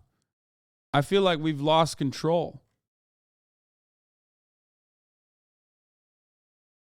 Link. I clicked the link, and most of Congress was there. That's not normal, but neither is the situation. The purpose of the meeting was to announce extraordinary steps that will now be taken to secure our financial system. You're going to hear from the president today, along with leaders of both parties, but here's what's happening. 3 days ago, we had the second largest bank failure in American history. It happened because there was a bank in California called Silicon Valley Bank. It lost a lot of money, causing a lot of its customers to get scared and try to withdraw their money, and it caused a run on the bank. So the federal government, through the FDIC, stepped in and closed the bank. Here's the problem. Typically, your deposits in a bank are only protected up to $250,000. But the vast majority of customers at this bank had deposits more than that because this bank specialized in startups and small businesses. And the uncertainty about what would happen to customers with more than $250,000 in deposits started to spread to other banks. A New York bank failed last night. Others have started flashing red. Basically, people with money at smaller banks were getting scared and transferring their money into bigger banks, and we were in the early stages of a domino effect. Which brings us back to the emergency Zoom call. All the depositors at the Silicon Valley Bank will be made whole. Same with the bank in New York. We're going to pay for that with the fund that banks already pay into, not with taxpayer money. And the people being protected are just the depositors. These are mainly business.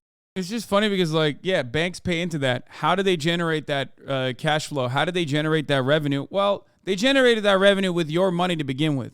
There's no part of this where, like, you are not actually getting wages, okay, and then taking those wages and putting in a bank because you have to, because there's no other way. Otherwise, you're going to stuff it under a fucking pillow. You know what I mean?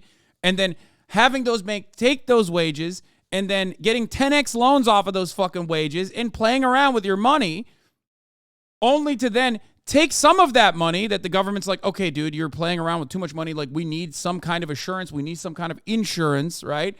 And then they'll take that money and put it into the fucking insurance fund, which is what is going to be paying for the depositors in this circumstance. Now, if this happened at a much larger scale, though, we would be fucked.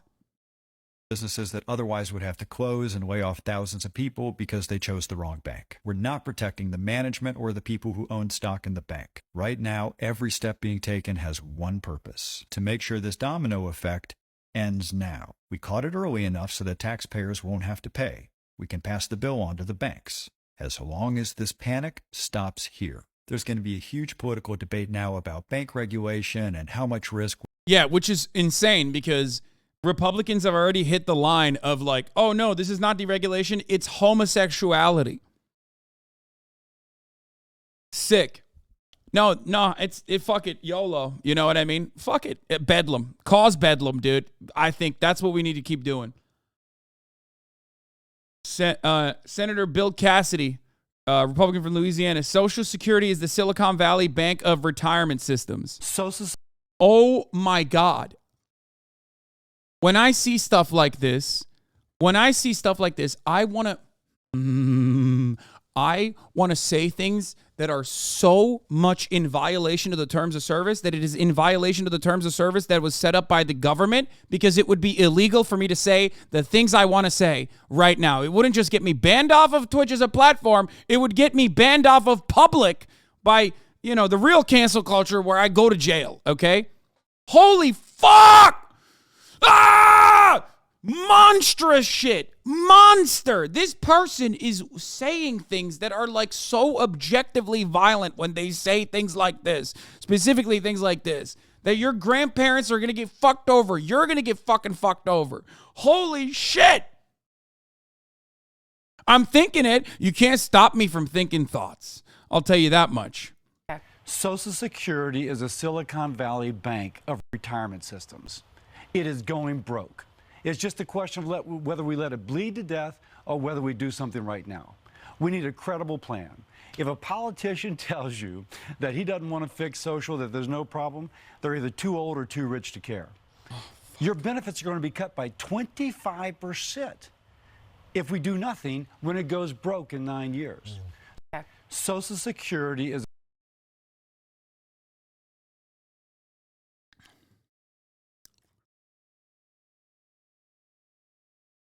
Oh my God. Okay, I'm moving back to this. We're willing to let them take going forward. Good. Clearly, we have to make some changes. But today is a... Yeah, good luck. First of all, it's not going to go insolvent. That's bullshit. Okay? But again, what do you think should happen in this situation? Great question. I don't know. Maybe raise the fucking minimum price that you need to, or maximum price that you pay into Social Security. That's one good way to start this process. Because currently it maxes out at like literally just it has a cap that is, what is it, like 175 grand or something? 150 grand? No, it's not 400K. It's even lower than that. Yeah. It's fucking ass cheeks. And I say this as someone who is above that. You know what I mean? Like, raise my fucking taxes! Fuck! How insane is that, dude? That's it. Someone making $10 gorillion a year, someone making $10 million a year, and someone making $127,000 a year is like literally paying the same into Social Security. Are you fucking joking?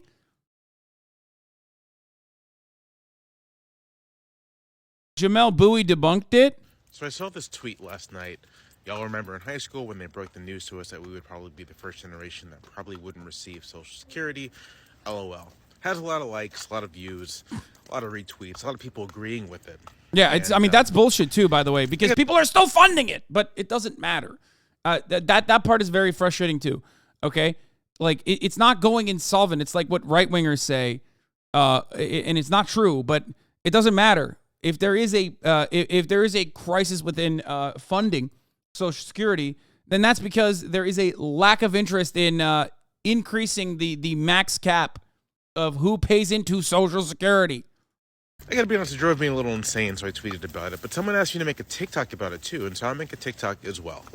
Now, I also heard this when I was in high school. This would have been 2003, 2004, 2005. Specifically, I heard it a ton in 2005 when W was trying to privatize Social Security. And I'm sure you've heard it too, right? Shut up. You asked me to fucking raise the audio. Now you're fucking throwing way too danks in the chat, okay? Once again, you do not know what is best for you. You do not know what you want, okay? Don't give me this bullshit. Security is a Ponzi scheme, that it's going to run out, that you're not going to get it, that it's going to be gone when you are ready to retire. None of that is true, and to the extent that it is good faith, it is based off of a misunderstanding of what Social Security is. Now, the language people use to describe Social Security not existing tells you a lot about how they view the program. They say that it's going to run out. And this suggests that Social Security is some kind of fund, and retirement benefits are paid out of that fund. And once the fund is depleted, then it no longer exists. I've even heard people talk about Social Security as if everyone has these individual accounts and that you pay into your account over the course of your life, then you draw it out. Now, that's not how Social Security works. There is a Social Security trust fund, and we'll get to that in a minute. But for the most part, Social Security is a straightforward tax and transfer program. Current beneficiaries, people collecting Social Security right now, are paid from the taxes you currently pay to the federal government. When you look at your check or your paycheck, your pay stub, and there's the Social Security or the FICA tax, Social Security tax, that is going towards current beneficiaries right now. Now, in those years when the government takes in more Social Security tax revenue than it owes in benefits, the difference goes into the Social Security Trust Fund. And the trust fund is then invested in securities and bonds, which the government can borrow against. On those years when the government takes in less revenue than it owes in benefits, then the difference is made up from the Social Security Trust Fund. When people talk about unfunded liabilities, what they mean is that at some point in the future, the Social Security Trust Fund will not have enough money to pay out the difference between revenue and what is owed. And so you'll still get benefits, but it'll be a percentage of those benefits, 76, 77%. Now, to an extent, this is all kind of an accounting trick. At the end of the day, the United States federal government is the only entity that produces dollars, and that it legally is obligated to pay Social Security recipients what they owe. And so if there is that gap at some point, you just pay with it through deficit spending. But the larger point is that Social... Yup. Exactly. And remember, but that's bad deficit spending, not good deficit spending. If you're taking tax dollars and putting it into discretionary spending towards the American military machine, making new ways to fucking blow children in Yemen in school buses from the fucking sky with a new satellite laser, that's good deficit spending. That's actually helping. That's helping the American economy, the American war machine continue churning out new products. It's bad deficit spending, and it's a moral hazard.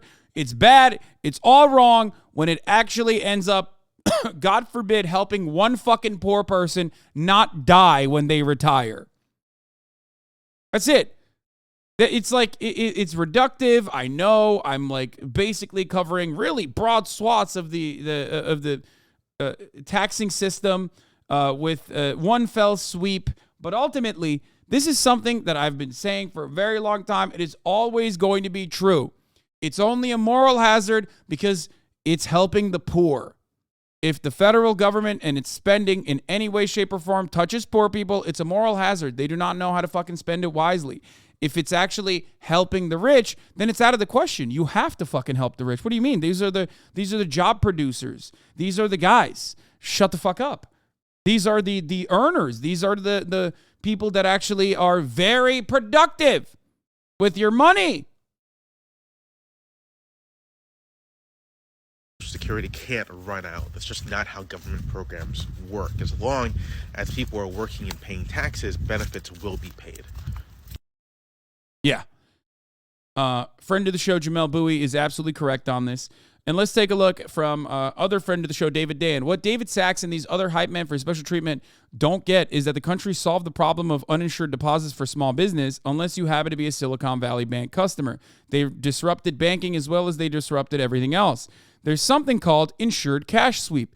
It essentially cuts up your large account if you're a business into insured pieces at $250K each. In the event of a run, those deposits over the limit are safe. VCs are required that all money from its startups be placed at SVB, Silicon Valley Bank. I don't know the reason. I mean, like, yeah, we don't know what the reason is, but we kind of know. David's account got hacked again.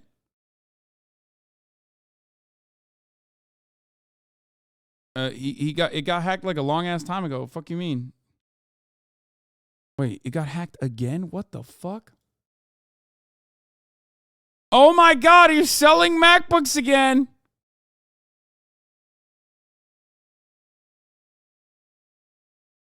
Bro, David is, oh my God. Jesus Christ. Okay, this stuff is him, but his account got hacked one more time. Holy shit, David. Anyway, we do know the reason. David, as a journalist, is not going to say until he is 100% sure, but I'm pretty sure we can all make that same speculation. We have a fairly decent understanding of what the reason is. Because, you know, they're all in the same club. Anyway, that needs more reporting, but ICS doesn't appear to have been an option, though it seems SVB had the functionality. It either wasn't advertised as much or actively discouraged by VCs. Moreover, venture capitals today are either lying that all uninsured deposits are at risk, in effect lighting a match in a petroleum factory to get a government guarantee, or worse, these masters of finance don't know about how to insure larger deposits. Or they just assume America is so backwards that nobody else but them ever consider that $250K is a low limit for small and medium-sized businesses, and they, the big brain people, must fashion a solution, one that already exists. This is Uber reinventing the bus. So the conclusion is one of three. The whole Silicon Valley has no idea. One, the whole of Silicon Valley either has no idea how to run a competent business, or two, there was some financial chicanery that led to a requirement to a bank at SVB without an ICS backstop, or three, this is all a big lie to engineer a bailout. David Sachs could personally tell us which. One other point. SVB had stable assets that have gone down slightly in value. This hair on fire frenzy is over an amount of money that VCs have and could float if they were so worried about the end of startups. Roku CFO should be told not to come in on Monday. Insured cash sweep is good, up to $150 million. Having $500 million in one bank is the dumbest thing I've ever heard. I mean, you can even advocate to I guess up the limit without going to insurance from $150K. I don't know how that works on the banking side. Just incredible to me how little self-proclaimed experts know. This is Geithner's ghostwriter, Michael Grunwald. The third option, beyond Bank of America or mattresses, is a private sector solution that has been around 20 years and works perfectly fine. Any decent risk manager knows it. Michael Grunwald says equity holders should be wiped out. Management should be tossed out, but depositors should keep their deposits. The goal should be to prevent panic from spreading, not to tell businesses with more than $250K to give it to BOFA or keep it under their mattresses.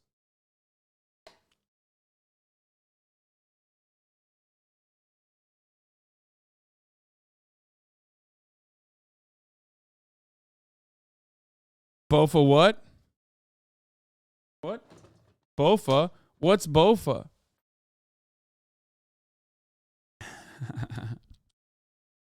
Are some libertarian tech bros saying dumb, hypocritical stuff? Yes. Did SVB and other regional banks lobby for loopholes from financial stability rules? Yes. But financial stability is still good, and a run on regional banks would still be very bad, not just for the rich.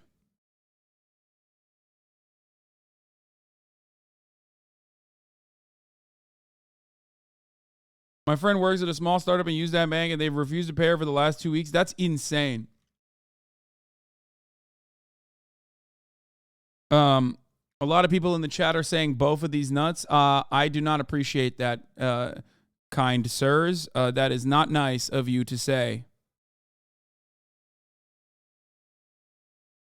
I used to work at Bank of America, and it's so funny that they use BOFA internally. So unserious. Yeah, both of these nuts. I don't understand what you're saying. Please stop saying that.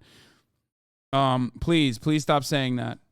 Yesterday, I think over 90% of SVB's funds were uninsured. So are they going to permanently raise it now? Is it just completely ineffective? What is even the point of the $250,000? I mean, that's the open question, right? Because I think some of the added steps, including that fund that was established, is there to support other banks if they find themselves in a similar situation, right? They can borrow from the government, they can post collateral at par, essentially making it a lot less expensive in order to borrow, and in the event that there is some kind of run. But in this case, they decided to waive plow right through that deposit insurance cap, in allowing these, what are essentially in most cases companies, right, that have a lot of money at these institutions. Are you surprised that they didn't get acquired over the weekend?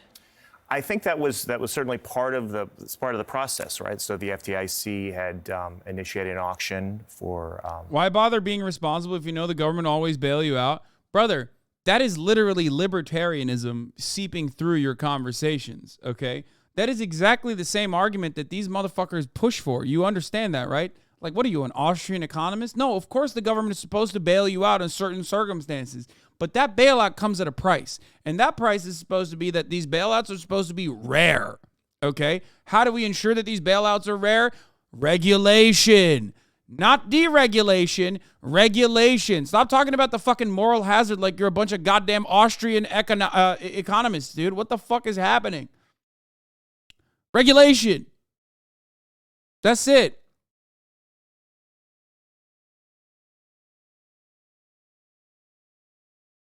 I understand what you're saying. Like when you say, well, these guys are literally utilizing government bailouts as another like tool for risk management. And that part is true. They do that. That's why so many, not just banks, but so many companies can easily engage in stock buybacks. They don't feel the need to keep cash on hand in any meaningful capacity because they know that like, what's going to happen if we are to go bankrupt, if we're like a major industry, if we're a major corporation? What, you think the government's going to let us go bankrupt? You think we're not going to fucking keep making planes? You think we're not going to keep making cars? Of course not. The government will bail us out. If we're, for example, a profoundly important part of like American logistics, let's say we're a, freight carrier train, right? Most people don't even think about trains in that way, except for the past couple of weeks, since that's all we talk about now, which is cool. I like that. But those trains are keeping your water supply drinkable, for example. They ship chlorine, right? It's huge. It's profoundly important, right?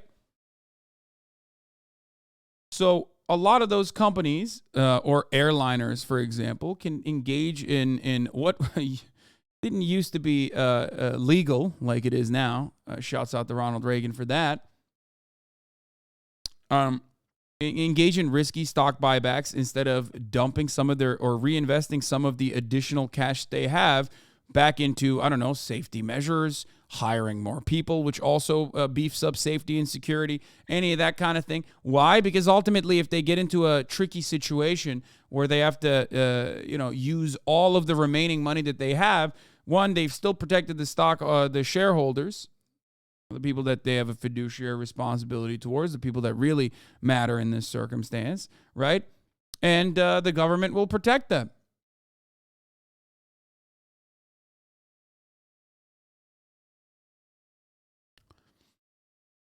For SVB, it didn't. Obviously, there was no winning bid for that auction.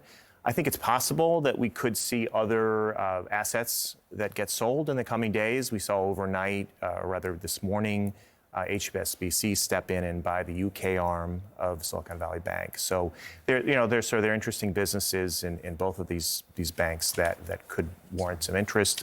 It could be some more deals that we see.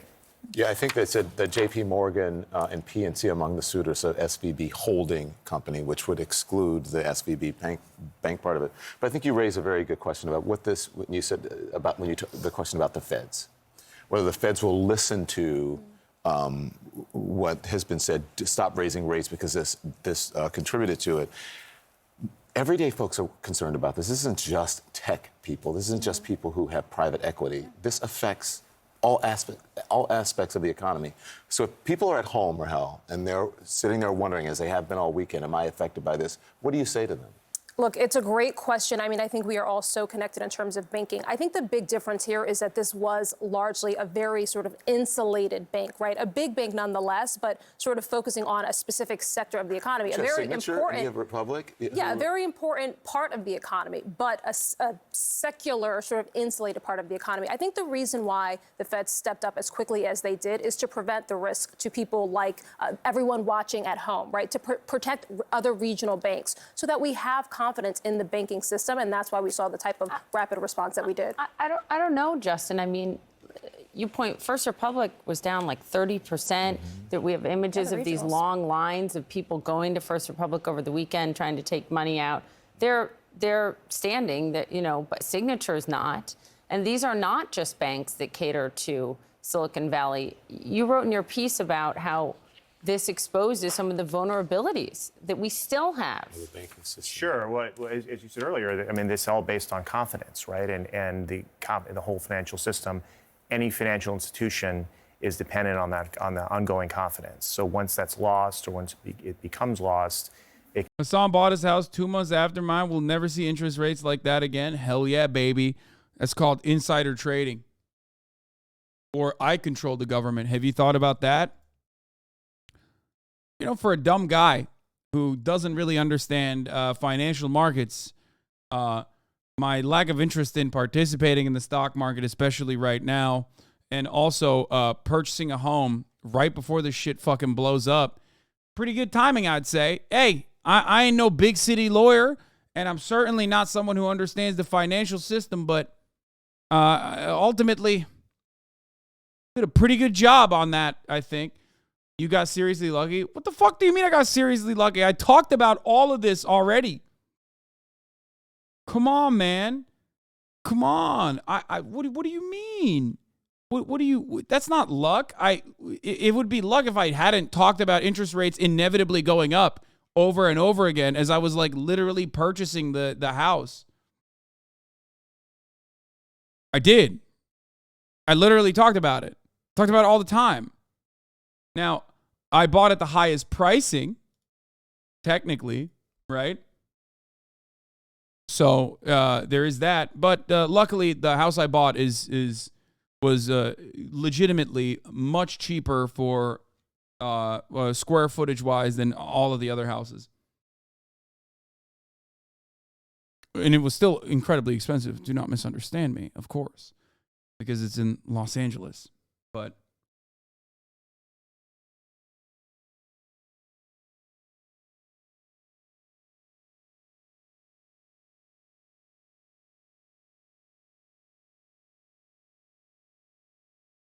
the reality is, when you say you bought at the highest point, that implies that there is going to be a lower point. That implies that there's going to be a lower point in the housing market when, like, you basically don't understand how, like, the American government has created a system specifically for the housing market prices to always go up.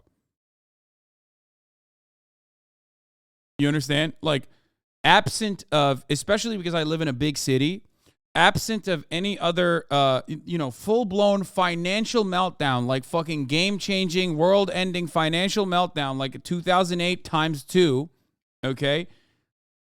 The federal government's entire sole reason for existing, and perhaps the most, like, socialized aspect of the gains, revolve around property being like an investment, property being the main wealth generation mechanism for every American.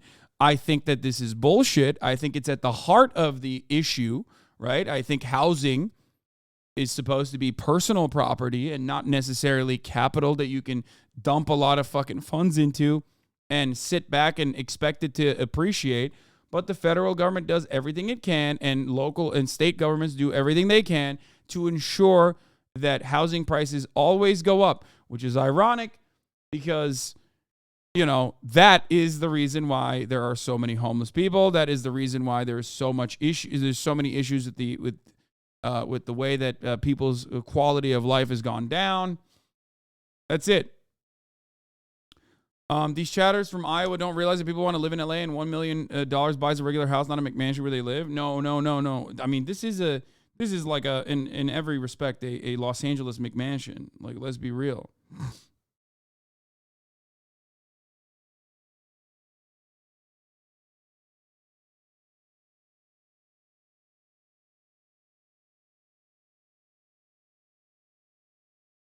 Anyway, I'm a YouTube frog. One of my first messages. Thanks for getting me out of the right-wing rabbit hole. Was kind of lost, but you definitely helped. Hell yeah. Yeah, I think that commodification of shelter is devastating. That is one thing that Kropotkin was absolutely on the money on. Anyway. It can lead to what we saw this past week, right? And that can flare up elsewhere very quickly. Which again is why you saw the government go beyond just looking at these two institutions over the weekend, but saying, well, how do we avoid seeing other lenders, particularly those that again, the regulations have changed over the past decade with respect to smaller and medium-sized banks. How can we protect and insulate those, not only those banks, but more importantly, is it their just customers? because they're smaller, medium-sized banks, or is it because they're holders of a lot of mortgages, for example? I mean, all of the above, right? Yeah. Every bank's balance sheet is going to look a little bit differently, right? I mean, everyone has had to deal with the impact of rising interest rates. Some did so, obviously, a lot more prudently than others, right? And so there will be others that will resemble in some ways the way Silicon Valley Bank looked, right? And we see some of the other names get very quickly attached to what happened to them last week. Mm-hmm. But again, we'll two of the largest bank confidence. Well, it's going to be interesting to see what happens as we get closer to the markets and the day the banks start opening up. And some of them have actually opened up. Take a look at what Coffezilla had to say about it. Failures in history happened this week. But before we talk about why, I have a question. Why is Jim Cramer so good at being so bad at his job? Just months before they both collapsed, he said this. These are never, ever talked about. Why? Because it's too boring? I like to make money. Boring is good. Watch out for Signature Bank. That's my fave. SVB Financial, don't you want? This company's a merchant bank with a deposit base that Wall Street has been mistakenly concerned about. Bro, only in this sector could you be wrong so fucking frequently, and it literally does not matter. Like, you still get to fail upwards. All of these fucking donkeys have done similar things. Like, it's not just Jim Cramer, right? It's not just someone who's, like, constantly doing this. Okay? It's not just him. It's not just him. It's not just him.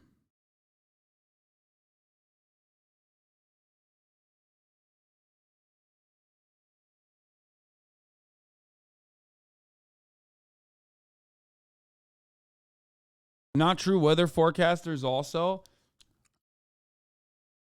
I mean, at a certain point, you have to understand that like weather forecasting is limited by technology, and it's still way more on the money than Jim Cramer. Are you kidding me?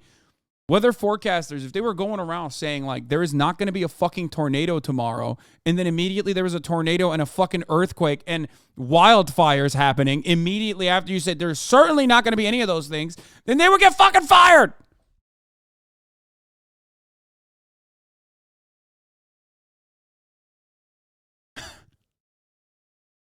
Because that's what he does.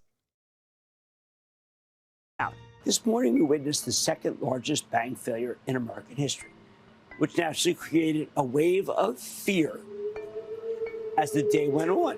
Hence, the Dow ultimately losing 345 points, S&P falling 1.45%, and the Nasdaq tumbling 1.76%.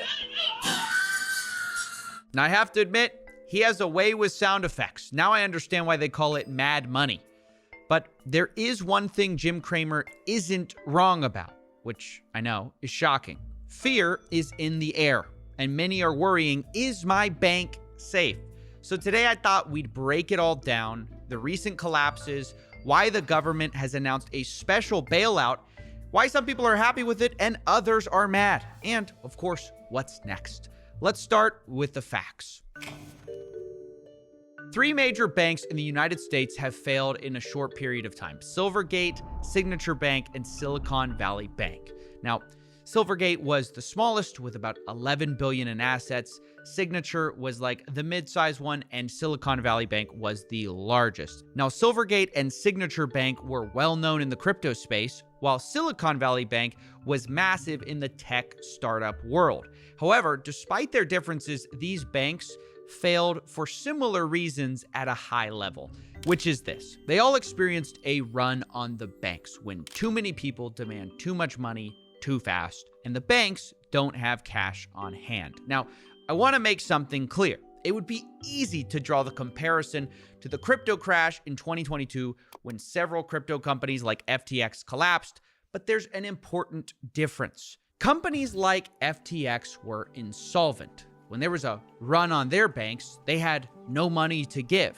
Whereas the banks we're talking about were illiquid, meaning they had the money, but when they had the bank run, some of it was locked up in long-term assets like bonds. Now, to be clear, these are not the same things at all. But things can get a little fuzzy in the details. For example, when a bank run happens, what can start as a liquidity problem can become an insolvency problem if the bank has to sell what they have for cash. And let me explain. One of the safest investments is considered to be treasury bonds. Your grandparents probably invest in it.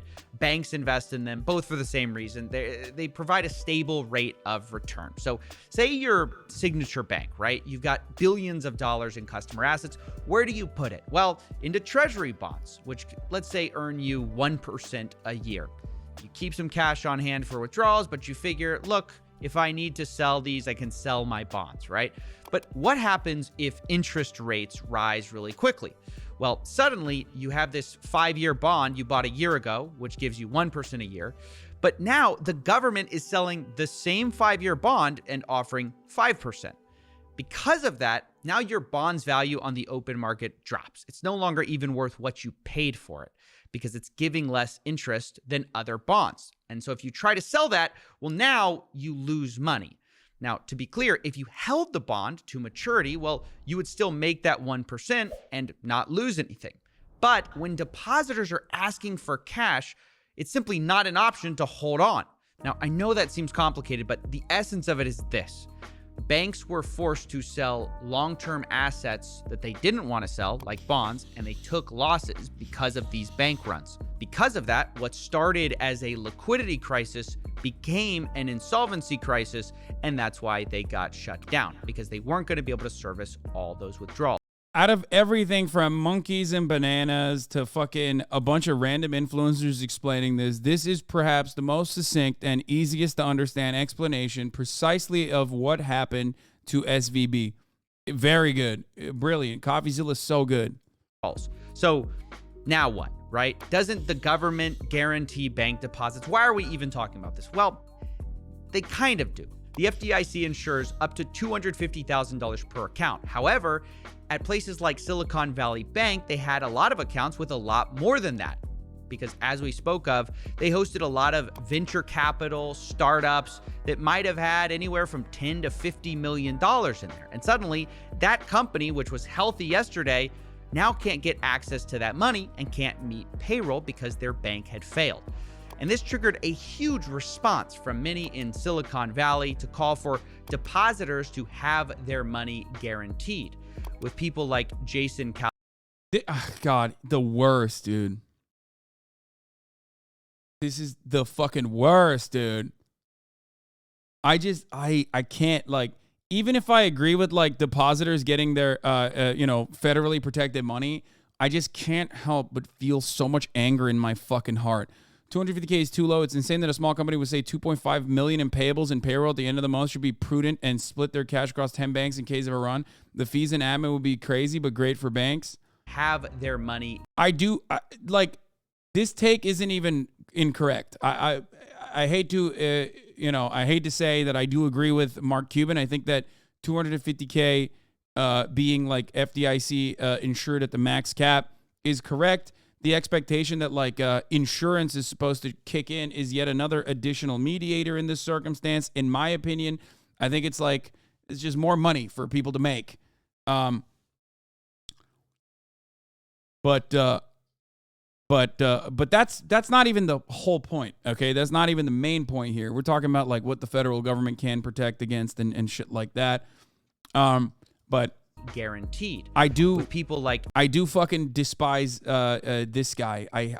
I'm so mad. He's the worst, dude. Yeah, free markets over free stuff. You should be absolutely terrified right now. That's the proper reaction to a bank run and contagion. Oh God. Oh, POTUS. Adding the POTUS. Crying.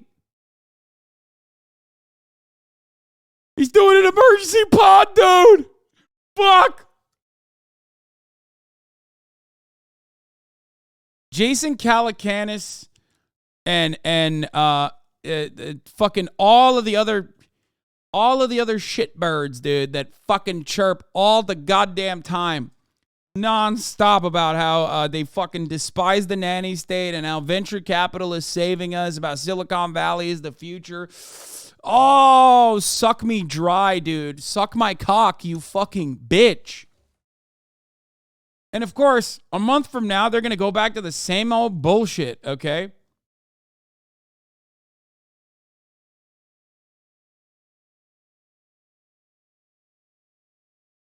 Wouldn't libertarians want the banks to fail? Yes, they would, because no one's a libertarian. No one. There is no such thing as a libertarian when your bank is failing, okay? There's no such thing as a libertarian when you retire and you want Social Security benefits. Ayn Rand proved that, okay? There are no libertarians at the moment of insolvency, okay? There is no such thing. You know how people say like, oh yeah, well, there's no atheism when push comes to shove and you're staring down the barrel of a gun. It's the same principle, basically. Yeah, everyone want to act libertarian until the banks fail. Yeah, no such thing as an atheist in a foxhole. No such thing as a libertarian in a fucking bank run. Okay? No such thing. Didn't Ayn Rand take welfare? Of course she did. Of course she did. My expectation is not the opposite either. Like, what is this?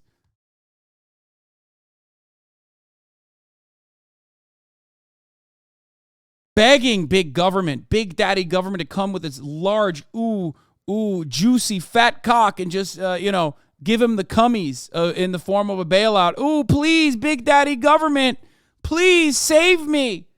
Save me. Please pump your load into my bank, please.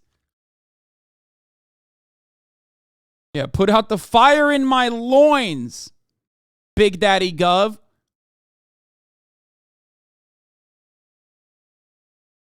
All right, let's continue. Jason Calacanis saying, you should be absolutely terrified right now.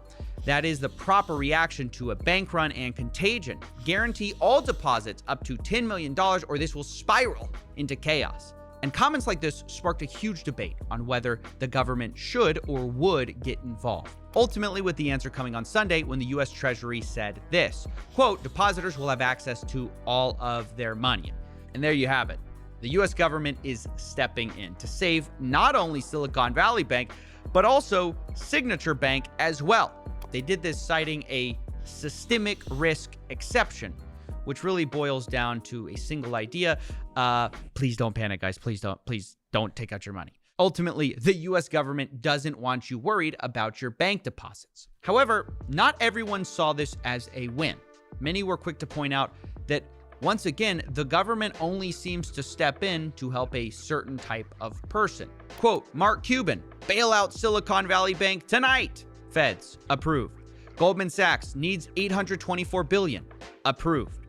JP Morgan Chase needs $416 billion. Approved. Average Joe, my wife has cancer. Can we get Medicare? We're broke. Now, I do have to tell you that those in favor of the Fed's actions will tell you that this is an unfair characterization, that it's not the super rich getting bailed out. They'll point out that this isn't a traditional bailout at all because it only applies to the depositors and that executives and shareholders will get nothing. And that sounds good, except for the fact that some executives and shareholders in Silicon Valley Bank had already cashed out, with Greg Becker, the CEO, selling $3.6 million worth of his shares right before their collapse. And this gets even worse when you consider that Greg Becker was one of the people who lobbied to deregulate his own bank. According to Heather Landy of Quartz, quote, the ability of these banks to fly under the radar in the U.S. was no accident. Greg Becker, SVB's CEO, lobbied U.S. officials several years ago to raise the asset threshold at which banks would be considered systemically important. So let's get this straight.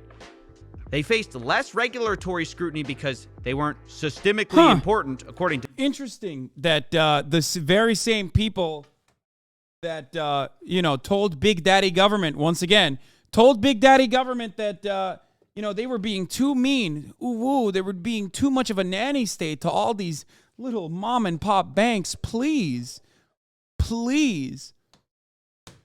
Now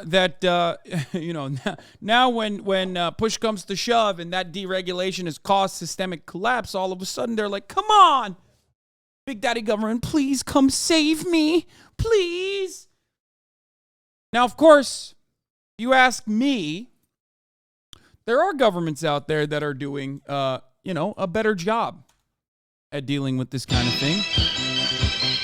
But yeah, what do I fucking know, right? I mean... Anytime you bail out a fucking bank, it's your bank now, okay? It's our bank. It's the people's bank. Anytime you have to bail out a corporation, it's our corporation now. Thank you. We just nationalized it. There is no other circumstance in which you can just, offer a fucking loan unconditionally and never expect a return on that investment. Doesn't happen in capitalism, but when the government's doing it, that's expected. Not only that, but also in order to fucking pay the government, I would asset strip every fucking executive down to their shoelaces, okay? Your yacht, our yacht, comrade. Your fucking major multi-million dollar real estate investments, that's ours now. That's actually going to now go towards the people in that area who can have affordable housing. We've just turned them into these beautiful city blocks, public housing. I'm just saying. It's a good idea, I think. All right, let's continue. To them, but when everything goes wrong, they're systemically risky and must be bailed out. It's a classic case of wanting it both ways. Now, again, this isn't the same as the full bailouts we saw in 2008. And regardless of whether you land on whether there should have been or should not have been a bailout, the idea that systemically risky banks should get special treatment and regular banks, I guess, don't, sends a pretty clear signal. If you're rich, you should move your money into banks that are too big to fail. Otherwise, you run a systemic risk of ending up on Jim Cramer, feeling like this.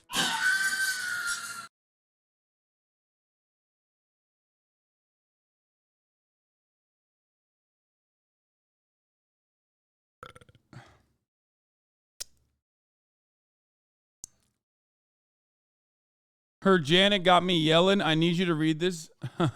Okay. Good one.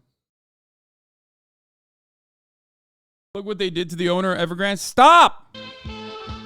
The chairman of Evergrande has pledged his luxury properties in Hong Kong and is selling art and calligraphy to pay the company debts.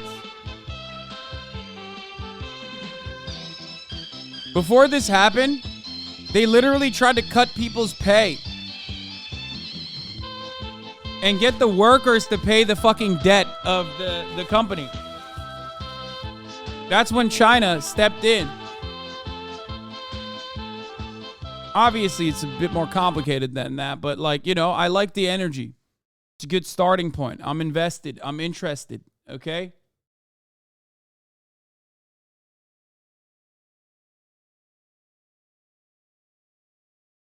Who must go?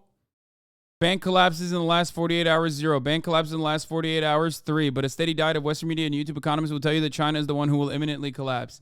Yeah, I mean, they say that all the fucking time. Wait, was I in that?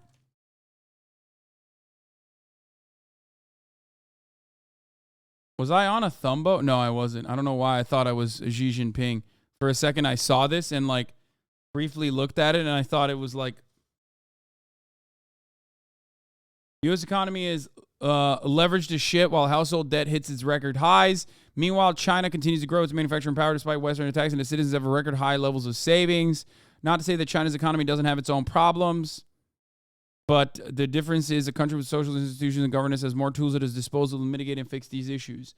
I mean, yeah, like this isn't even socialism. It's not. It's just like literally the government doing things, right? It's not. It unironically is the government does stuff, right? But we don't even have a government that does stuff. We only have a government that does stuff that helps the rich. That's it. The only time the government does stuff is at the behest of the wealthy. To be clear, I'm in favor of folks making their own decision and paid unpaid internships, freedom of choice. We pay our interns. Regarding student debt forgiveness, I think folks shouldn't get a bailout. Banks, airlines, or students as bailouts remove accountability for actions. Yeah. Is it surprising? Is it surprising for those who... Oh, thank you, Majority Report, for the raid. Is it surprising that those very same people that were fucking literally losing their shit about the student loan bailouts, or not even bailouts, the debt forgiveness, are now fucking begging the government, dude? Pretty sure the rich made the government and they just manipulate it. Yeah, I mean, that is what it is. Yes. This is an ABC News special report. Good morning. I am Diane Macedo. We're coming on the air because President Biden is about to address the nation over growing concerns about America's economy and the banking industry after the failure of 2 U.S. banks in 3 days. The Biden administration is deploying emergency measures after regulators seized Silicon Valley Bank on Friday, the largest bank failure since 2008. Regulators also closed Signature Bank yesterday. Now the president is trying to calm fears, releasing a statement over the weekend saying customers at both banks will be protected and will have full access to their accounts today. President Biden is also vowing to hold accountable those responsible for what he calls this mess. And Treasury Secretary Janet Yellen says the banks are not being bailed out. Stock futures were up overnight, signaling confidence in the federal plan. All of this was set in motion on Wednesday when SVB ran low on capital, triggering a run on the bank. People either look at this and go, don't call it a bailout. It's not a bailout. It's something different. Or they say, it is a bailout and it's bad. I say, it is a bailout and it's good. Okay? However, it should be conditional. Do you understand? That's my take. I do think it's a bailout. I mean, it technically is insurance. Oh my God, banks are paying into it, blah, blah, blah. It doesn't matter, okay? It's the federal government stepping in.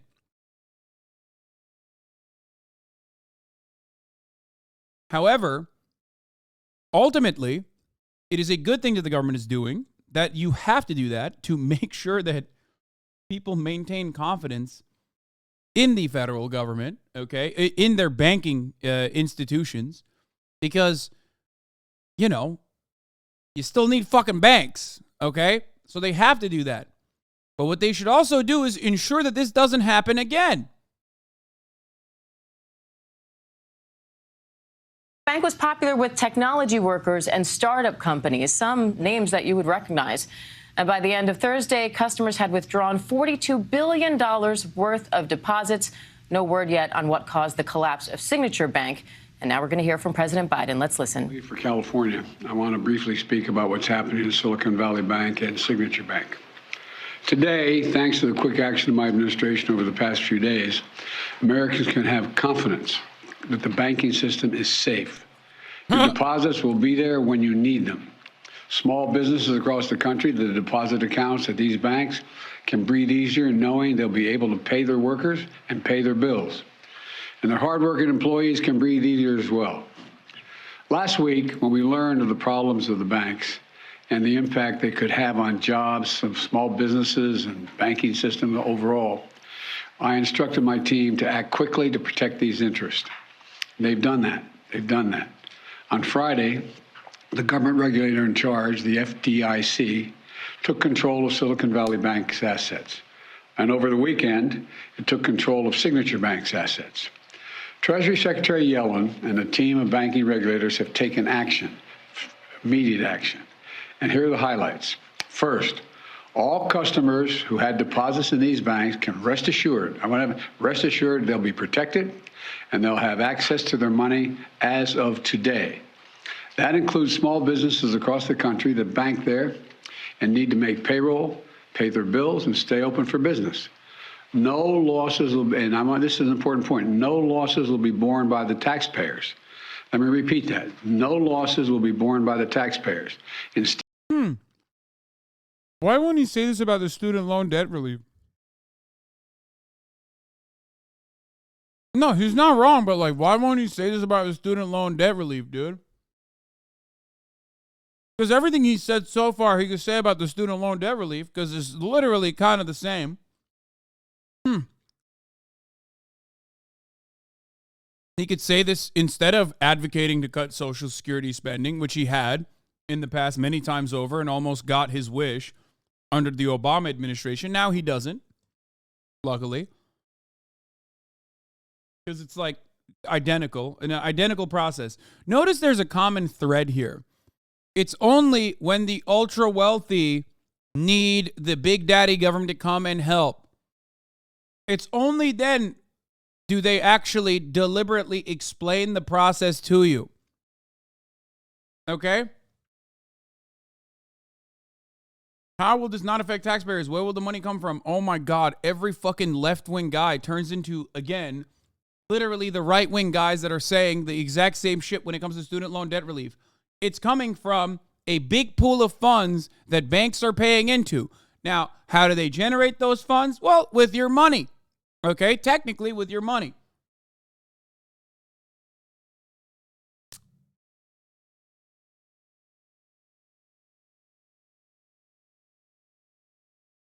But it's insurance. You understand?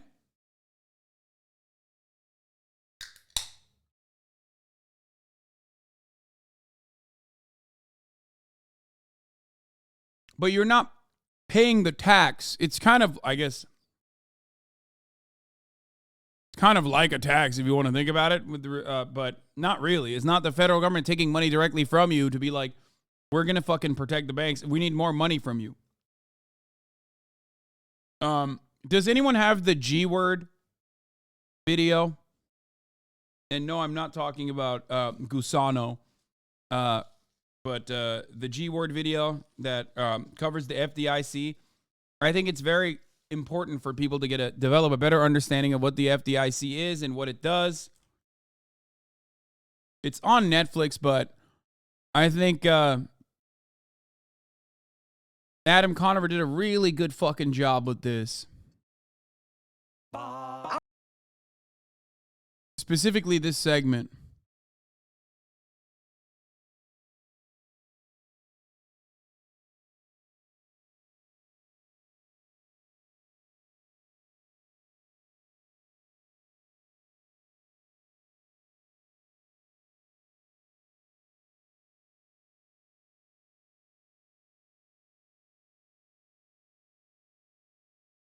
when I put Here. You know, I take for granted that when I put my money in the bank, it'll stay there. But why? Why do I trust? I found the video of you mentioning the rollbacks, but you aren't going to want the link, lmao. Wait, why? Is it a Facebook link? Or is it like, is it, because I think it's, because it's on Facebook Watch. Yeah, just send it to me. Just send it to me. That's the only way we can find links like that. I'll figure out a way to play it. Just send it. You found me criticizing the rollbacks.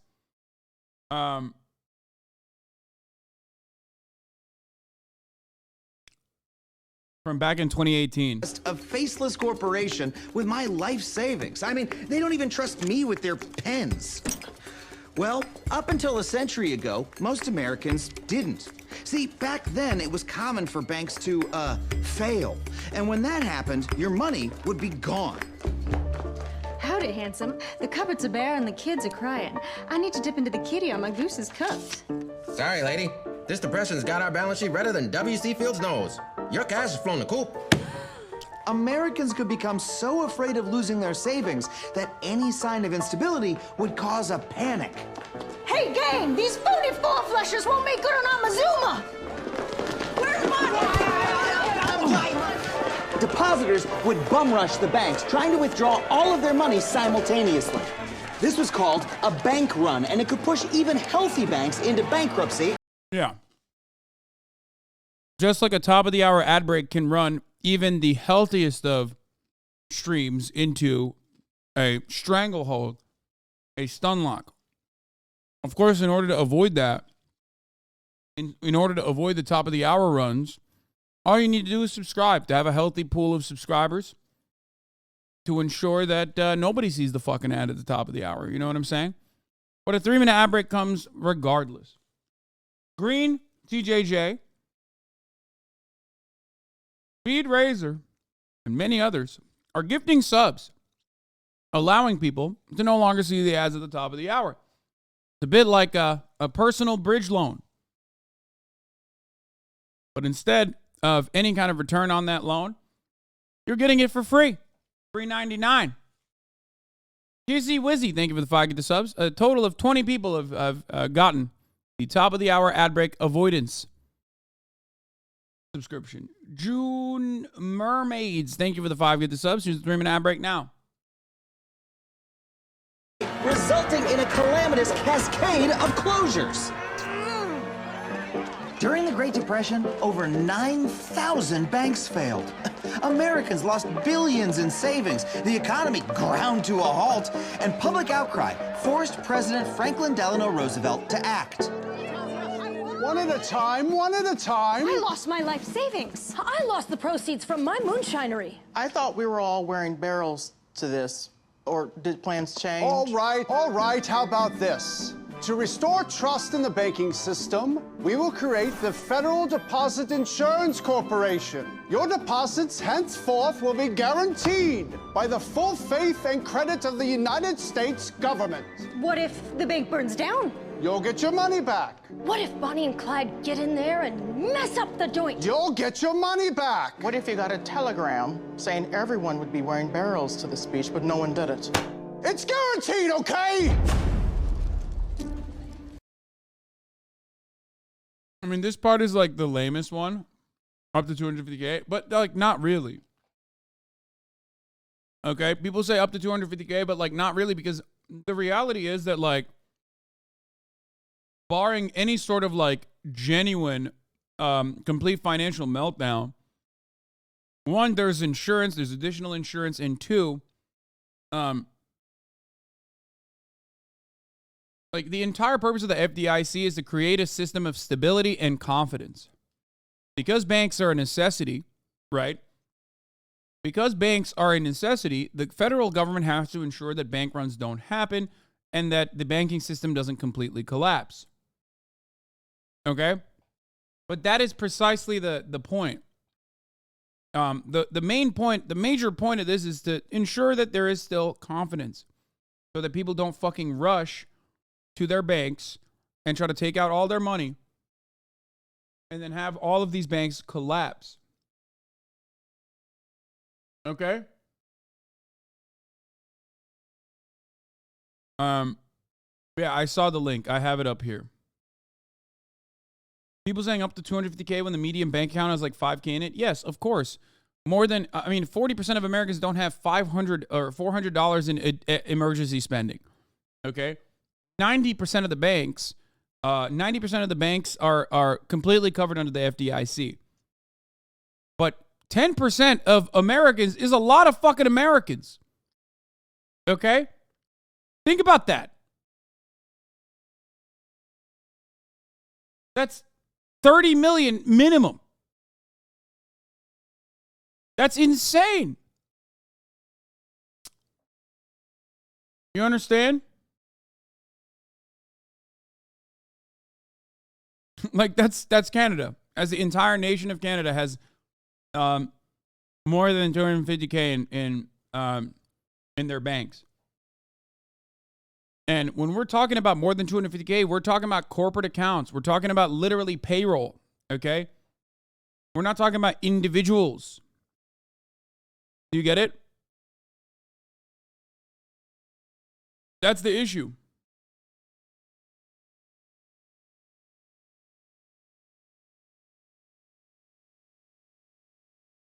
Do you understand? I want to watch the actual full clip, though, because it's so good. Not just the small part, but the entire clip.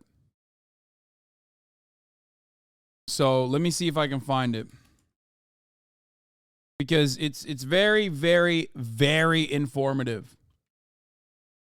Government is practically a series in which diving around was that there are a lot of foodborne. No, I don't want this. I want the actual fucking. 42% of Americans have less than $1,000 in savings as of 2022. The average American saving account balance is $4,500. Yes. I'm sure it's on YouTube somewhere. Adam Conover.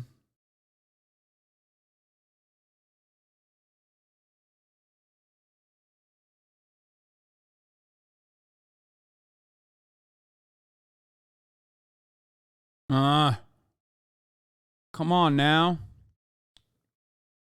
I'm looking up Adam Conover, G-word, FDIC, and the only videos that are coming up are videos of me having a conversation with him, reacting to like fucking cringe or whatever the fuck. It's like, come on, man, just show me the goddamn video. Anyway, well, we'll get back to that. But I do think that it's very good and very informative on how the FDIC works. I guess it's been scrubbed clean because it's a Netflix product, so.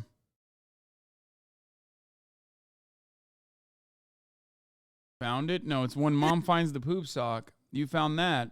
You also found a week off.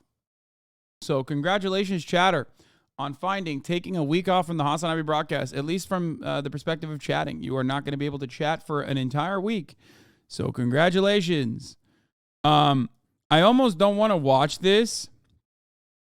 Because, like, I think the video is so cringe and liberal. And it's like just a random.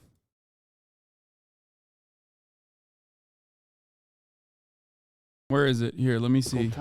If you want to think about difficult, it's the factory worker who's been laid off. Difficult is, the mother who's lost a child to opioid abuse. Okay.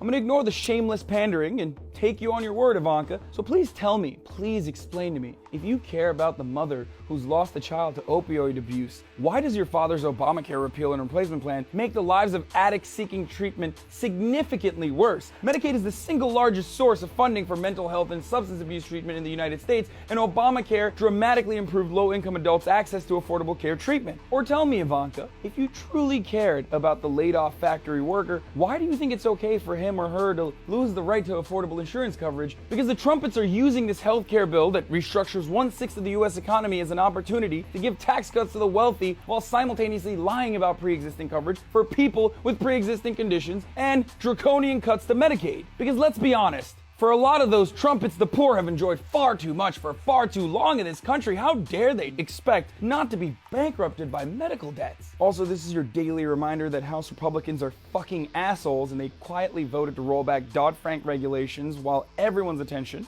was focused on the Comey testimony. So now, the amount of bailout capital banks will have to hold on to so that taxpayers won't be on the hook when the next financial crisis hits has been greatly reduced, and predatory lenders will be once again free to target the poor and the elderly. But I have a message for you, Ivanka. Remember all those people? Yeah, I mean, this was back in like fucking, this was when it was happening in like 2018. No, my voice was fucked up.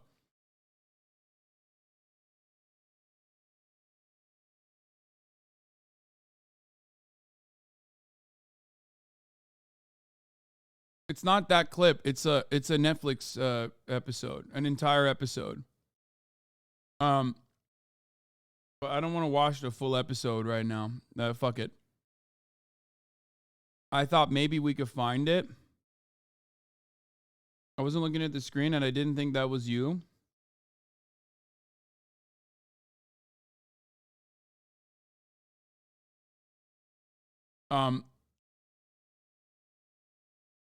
Anyway.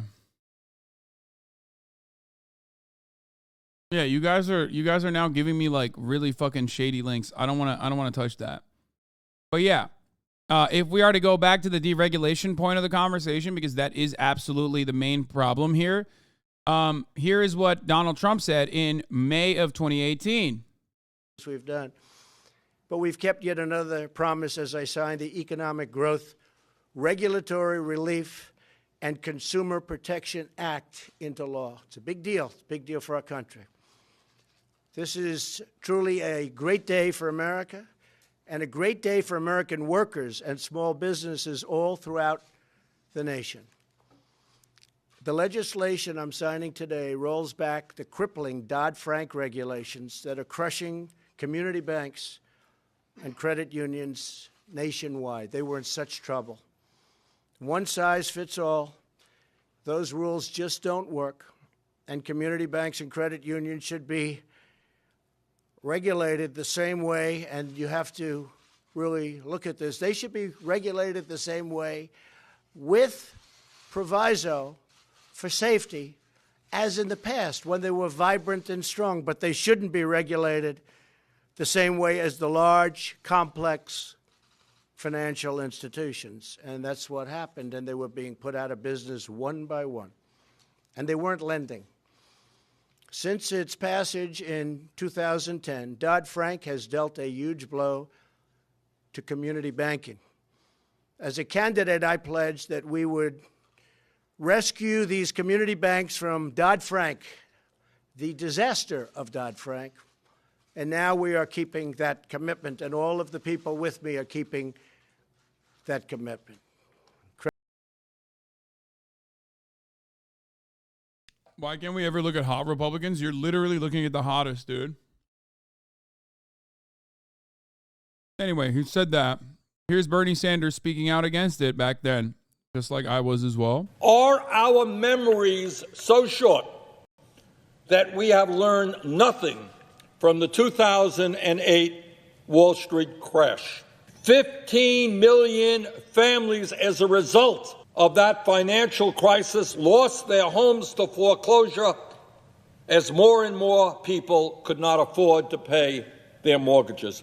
As a result of the illegal behavior of Wall Street, American households lost over $13 trillion in savings. That is what Wall Street did 10 years ago.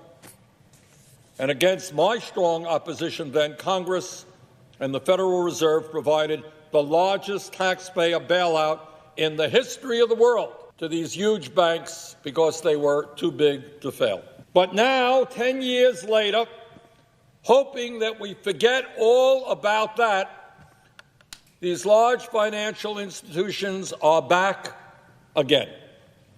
How pathetic is that? Just yesterday, the Congressional Budget Office told us that the legislation we are debating today will, and I quote, increase the likelihood that a large financial firm with assets of between $100 billion and $250 billion would fail, end of quote.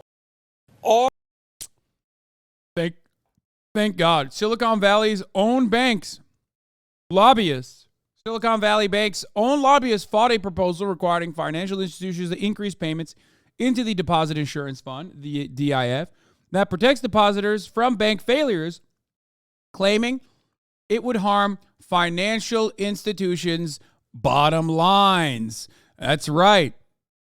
I don't know why I'm on my fucking Richard Wolff shit today. I don't know why I sound a little bit like him, but that is true. This is something that happened. That's crazy. How the fuck could this have happened?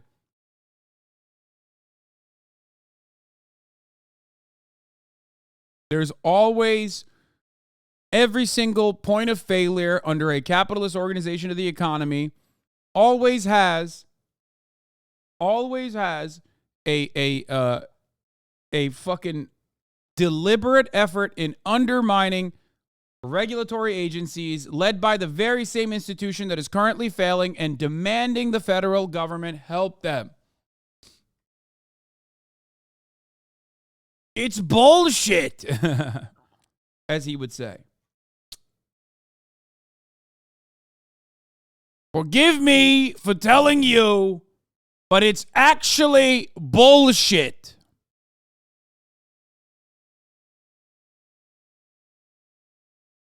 Here is Fox News also calling for a bank run. David Sachs, who's well-respected general partner of Kraft Ventures, he's on a podcast, and he's saying he thinks the more banks could go down this road. And then Wall Street Journal writes, saying in their editorial, that he is a panic spreader. Yeah. So to take it easy today and don't let this ripple through the economy. There's other fear is if you get rid of the regional banks, if all the regional banks say, okay, if they fail, I fail, and if we could become a country run by 4 major banks, we all lose. I understand not ensuing. How about one major bank, the government? Panic, but I think it's time to be honest with the American people at the same time. We need to go to our banks and take our money out. Well, I mean, I think if you're above that $250,000 mark, that's not insured, I think there should be some caution right there. And I think for the people that are saying, okay, these are just the big tech companies, what about the little small business owners like Etsy, like this one lady that Nina was talking about? Look, I'm a mom and pop store. I'm just selling my merchandise on there. True indeed, this is in Etsy, but it's a marketplace of other small business owners. Yeah. I think that's the real problem. It shows you how it trickles down. Even if she doesn't bank with this bank, how it's affecting her. They were heavily into equity and all these pride days around the world. Where is your focus on regulation and risk? And I think that there's an imbalance there. And it seems like a lot of these venture capital companies were all concentrated. Well, when it was in good, these startups in these tech centers. All that's exactly right, Brian. But let's get to the real problem. Now that we have developed a better understanding of what happened, now that Brandon has given us the assurances, now that we understand a little bit better exactly why this failure happened, deregulation, once again, deregulation pushed for by the very same banks that are now demanding the federal government step in and help them out, which they did. They got that help. Let's talk about what the real issue is. Because the real issue isn't deregulation. That is bullshit. That's bullshit. Why would it be deregulation? Wait, I think maybe I have another video this time from 2019 on this. Wall Street executives making 3x minimum wage. We got your boy. We're at the gates. We're at your door. Thank you. We got your boy. Dude, I used to get artistic with it back in the day. God damn. I had so much more creativity back in the day when I was making videos. Like, literally, just so much more creativity.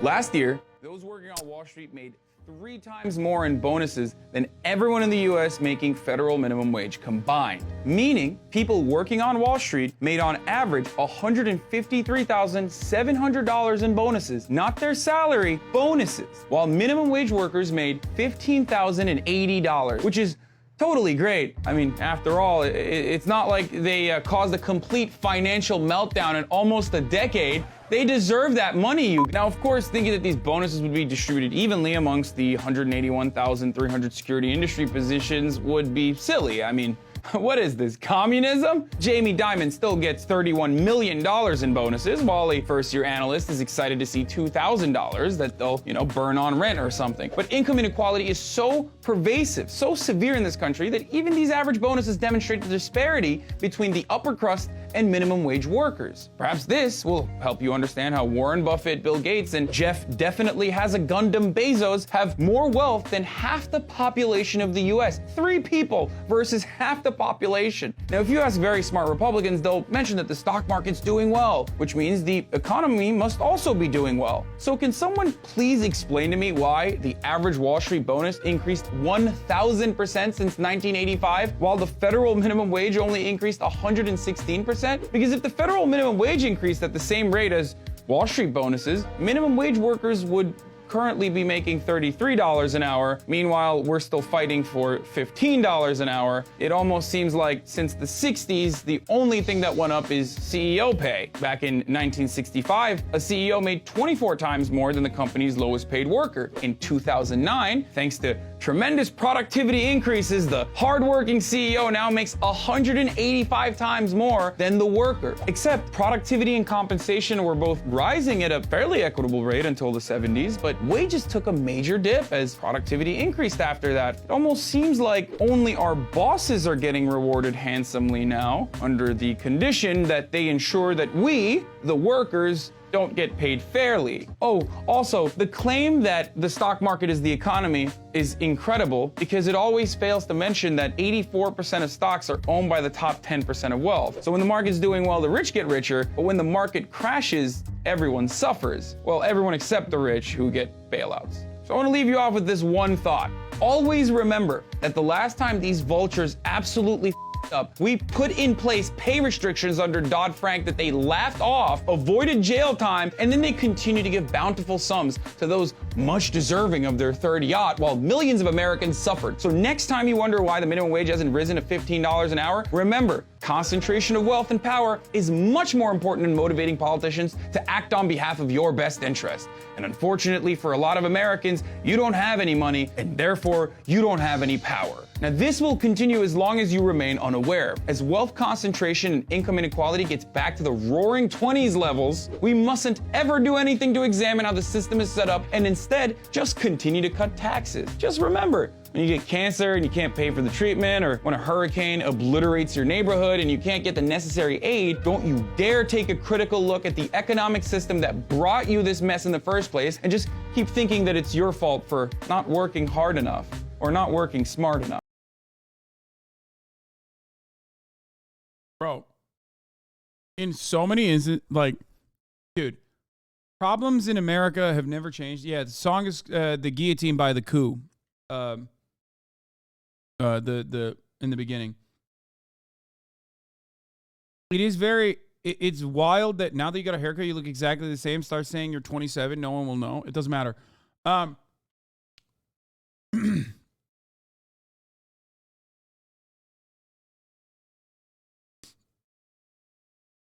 I do find it very sad, I guess, that I can just carbon copy and copy paste basically the same exact videos that I did in 2018, in 2019, in 2015, 2015, 2016, 2017, 2018, 2019. Doesn't fucking matter. I could take that exact same video and basically fucking copy and paste it to now, and I'm saying the same exact shit, and the problems are exactly the same.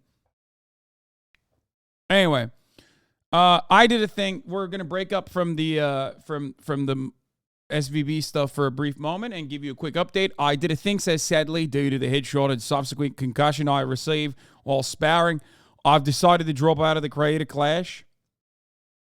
Thanks again to my opponent, Good Guy Fitz, for agreeing to fight me, and also Anissa the Greasy and iDubbbz for having me in the event.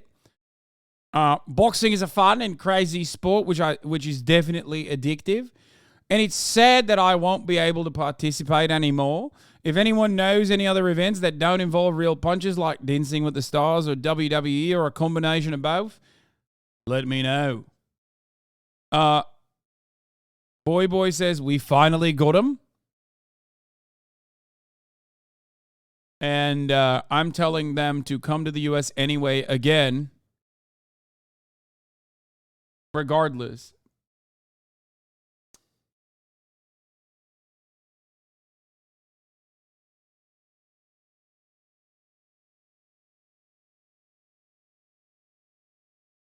Boy was the one who got a concussion and wasn't able to fight in the chess boxing event last time because Alex, I did a thing, concussed Alexa, Boy.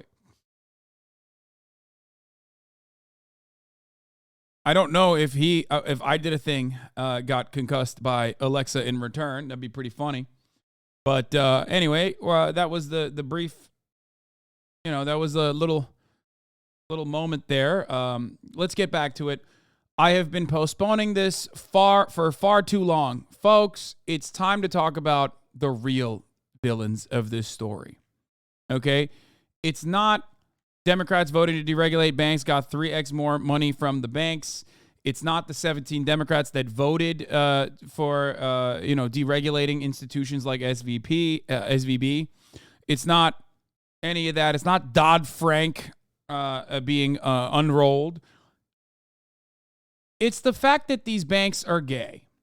Let's talk about that. Let's talk about the real problem. When you think about a financial institution, you never really think about how gay the financial institution is, okay? And that's the real problem, okay? Because like Ryan Grimm also correctly pointed out, in the 1920s this happened. And you might have wondered why there was a bank run. Homosexuality. That's right. That's exactly what was going on in the 1920s in the Jim Crow South, where miscegenation was illegal, where segregation was very firmly held on to. There was too much wokeness going on, and that's why the bank runs happened back then. And that's precisely the same reason why banking is falling apart in America right now, because Femboy Friday. Femboy Friday, trans people are, out and about. I mean, dare I say more, black people and brown people are allowed to be in corporate executive boards. I mean, how dare you? Women are in the workplace? That's it. They were a woke bank. If you look at their director of risk management, she brags about their diversified ESG portfolio. And the problem is that a lot of this is fantasy land. It's like the Green New Deal. It doesn't work. It doesn't pencil out. And if you're a bank being insured by the federal government, which is the FDIC, your responsibility is to grant loans to people who can actually pay them back, not just to people who check a box on a liberal wish list. And I think that's part of the problem. I think part of their investment portfolio, they made loans to very risky ventures based more on their liberal wokeness than on the Wait, that has literally nothing to do with what happened to this bank. I mean, that's like incredibly funny, but it's just like, just not what? Yeah, there is nothing more woke than buying government bonds. Okay? There is nothing more woke, because you know why? Because the government's woke. That's what the bank did. Do not tell me it's because they had a liquidity problem, because they were playing around with a lot more funds than they were supposed to be, but we deregulated them. That's not the reason. It's because they were investing in the government, and the government's woke and gay.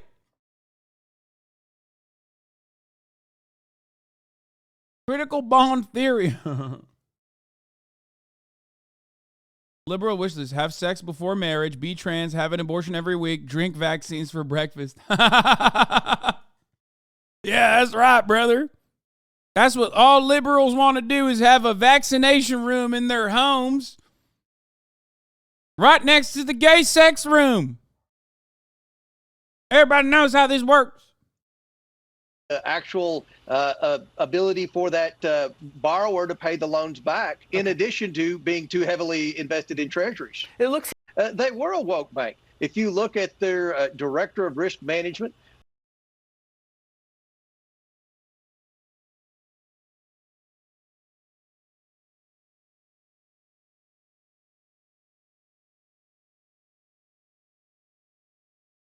Yeah, he's right. The banks were woke. Yeah. I like that he adds in the treasuries thing, like right there. Borrower to pay the loans back, in addition to being too heavily invested in treasuries. Like that implies that he knows the truth, right? Anyway, it's time to read the Wall Street Journal article, Who Killed the Silicon Valley Bank? Okay. That was Federal Reserve Chairman Jerome Powell testifying on Cammy. Well, I think that what's going. Okay, fuck this. Does anyone have this does anyone have the article? Because I want to. Who killed Silicon Valley Bank? Apparently, no one at the firm perceived any risk from the Fed raising interest rates. By Andy Kessler. March 12, 2023, 3:04 p.m. Eastern Time. That giant slurping sound on Friday was Silicon Valley Bank imploding. America's 16th largest bank had some $175 billion in deposits and disappeared by breakfast. It wouldn't have happened if not for management mistakes. This was a 21st century bank run. Customers tried to withdraw about $42 billion, a quarter of all deposits. But what triggered the collapse? Let's go back. In January 2020, SVB had $55 billion in customer deposits on its balance sheet. By the end of 2022, that number exploded to $186 billion. Yes, SVB was a victim of its own success. These deposits were often from initial public offerings and SPAC deals. SVB banked almost half of all IPO proceeds in the last 2 years. Most startups had relationships with the bank. That's a lot of money to put to work. Some was lent out, but with soaring stock prices and near zero interest rates, no one needed to take on excessive debt. There was no way SVB was going to initiate $131 billion in new loans. So the bank put some of this new capital into higher-yielding long-term government bonds and $80 billion into 10-year mortgage-backed securities paying 1.5% instead of short-term treasuries paying 0.25%. This was mistake number one. SVB reached for yield, just as Bear Stearns and Lehman Brothers did in the 2000s. With few loans, these investments were the bank's profit center. SVB got caught with its pants down as interest rates went up. Everyone except SVB management, it seems, knew interest rates were heading up. Federal Reserve Chairman Jerome Powell has been shouting this from the... Wait, you want to know why? I wonder why SVB management didn't know interest rates were going to go up. You want, because women be shopping. That's why. Because they were too busy. They were too busy shopping and having gay sex. That's the reason. For those of you who don't know why, you're like, oh, I don't understand. That's it. That's the reason. Mountaintops. Yet SVB froze and kept business as usual, borrowing short-term from depositors and lending long-term without any interest rate hedging. To hear the full story, subscribe or sign in. Oh, God damn it. They didn't even show you the actual thing. The bear market started in January 2022, 14 months ago. Surely it shouldn't have taken more than a year for management at SVB to figure out that credit would tighten and the IPO market would dry up, or that companies would need to spend money on salaries and cloud services. Nope, and that was mistake number two. Number two, SVB misread its customers' cash needs. Risk management seemed to be an afterthought. It's like, dude, this is every bank. That's why we need regulation. Because if left to their own devices, banks are always going to engage in risky trades. I hate this. I hate this fucking notion that, like, oh man, they're a victim of their own success. Like, who could have foreseen this? Like, they should have seen this. It's like, you're so stupid. Risk management is about how much the federal government will allow them to get away with. That's it.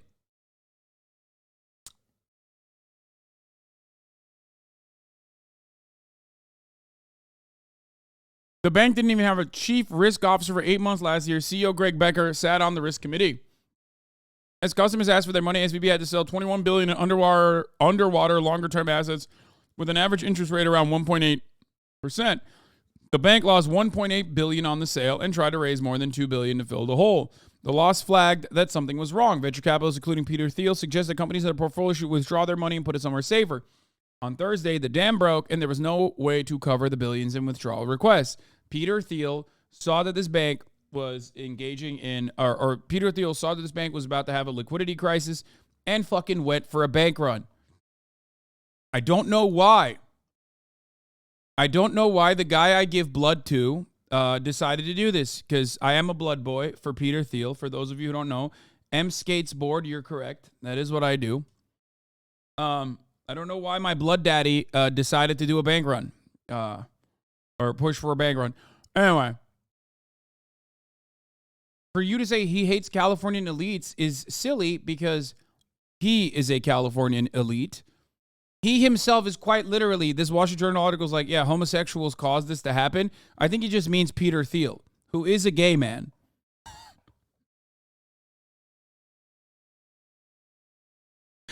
That's what this article actually comes back to, just be like, one gay man did this. In the interest of woke culture. It's also wild because, like, Peter Thiel is, Palantir. He is a, gay CEO, founder, libertarian who owns multiple tech companies, from PayPal all the way to Palantir, which is America's privatized national security surveillance apparatus.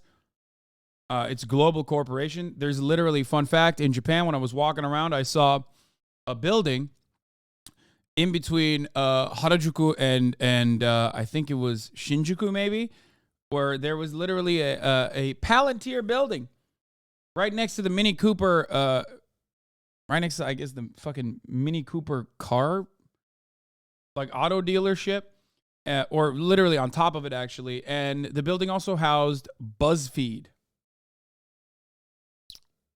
Anyway.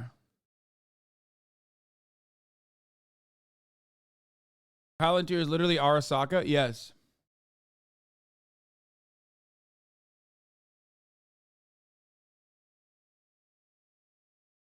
Before they could, private equity firm General Atlantic apparently made an offer to buy $500 million of the bank's common stock Friday morning. I'd offered $3 billion for half the company. Where was Warren Buffett or JP Morgan? Before they could get a deal together, the Federal Deposit Insurance Corps, FDIC, took over to protect up to $250,000 of each depositor. Larger uninsured deposits are frozen. Since the bank took a 9% haircut on the $21 billion in bond sales, that could mean uninsured depositors might get 90 cents on the dollar. But it could take months or years. So venture capitalists are getting emergency funding requests. Why do so many startups start with SVB in the first place? Here's a hint. Apparently, more than half of SVB's loans went to venture and private equity firms backed by the borrower's limited partner commitments, a legal but slippery way to goose venture funds' all-important internal rate of return metric, IRR, by investing 3 to 6 months before calling investors for cash. VCs are very persuasive with startups. Here's an important lesson for companies in trouble. On Thursday, Mr. Becker told everyone to stay calm. That never works. Was there regulatory failure? Perhaps. Oh, come on. Brother, you are...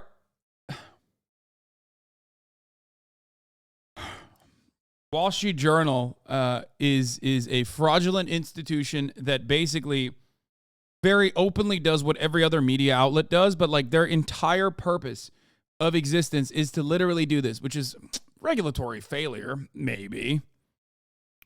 Maybe there was some deregulation. SVB was regulated like a bank, but looked more like a money market fund. Then there's this. In its proxy statement, SVB notes that besides 91% of their board being independent and 45% women, they also have 1 black, 1 LGBTQ, and 2 veterans. I'm not saying 12 white men would have avoided this mess, but the company may have been distracted by diversity demands. Management screwed up interest rates. Bro, what the fuck do you mean, dude? So, like, that's it? One black guy, one gay guy, and two veterans fucked over the company? If like, I don't know, 6 white men are not able to get the job done, what, is it only when it's 12 white men? Is that what happens? Management screwed up interest rates, underestimated customer withdrawals, hired the wrong people, and failed to sell equity.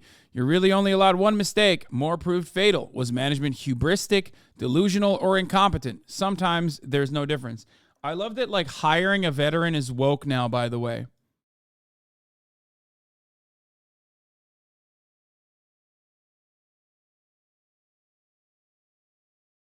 Yeah, I remember bank runs, like I said, originally in the 20s that were, of course, happening because there was black people in executive office back then as well.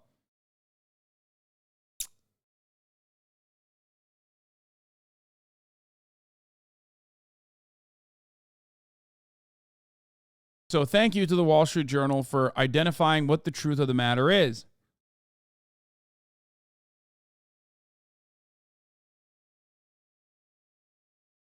He arrived at the real truth. It is that, there's one gay guy or one LGBTQ person, 2 women on the board of executives, and that's what happens when you do that. You hire one LGBTQ plus and boom, bank failure, bank run.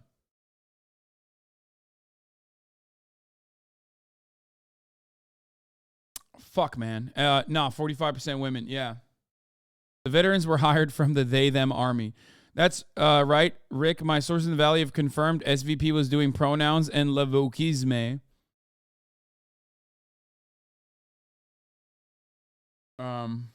Yeah.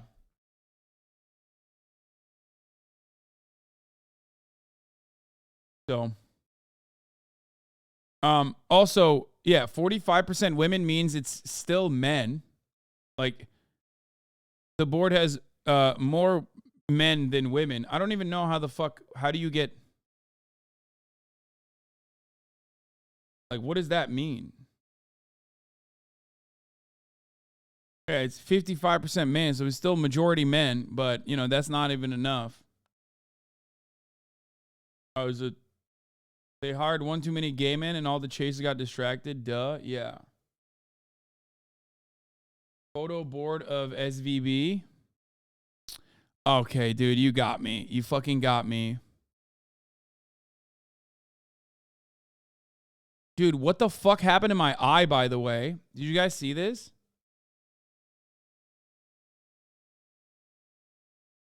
What does this mean? Like, what is happening here?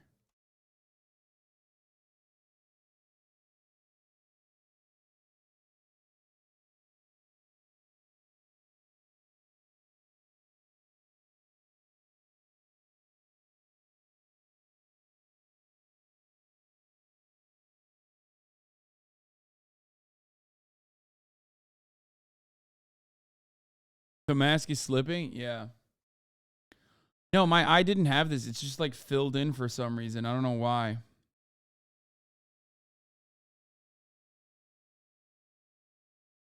I don't understand it.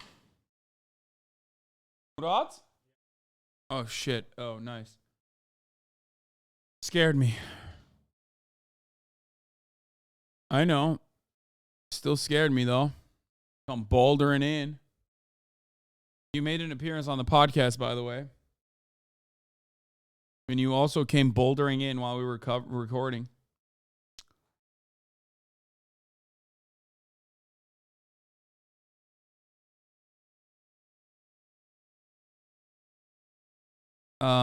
Anyway. All right, let's get back to this. The money will come from the fees that banks pay into the deposit insurance fund. Because of the actions that our regulators have already taken, every American should feel confident that their deposits will be there if and when they need them. Second, the management of these banks will be fired. If the bank is taken over by FDIC, the people running the bank should not work there anymore. Third, investors in the banks will not be protected.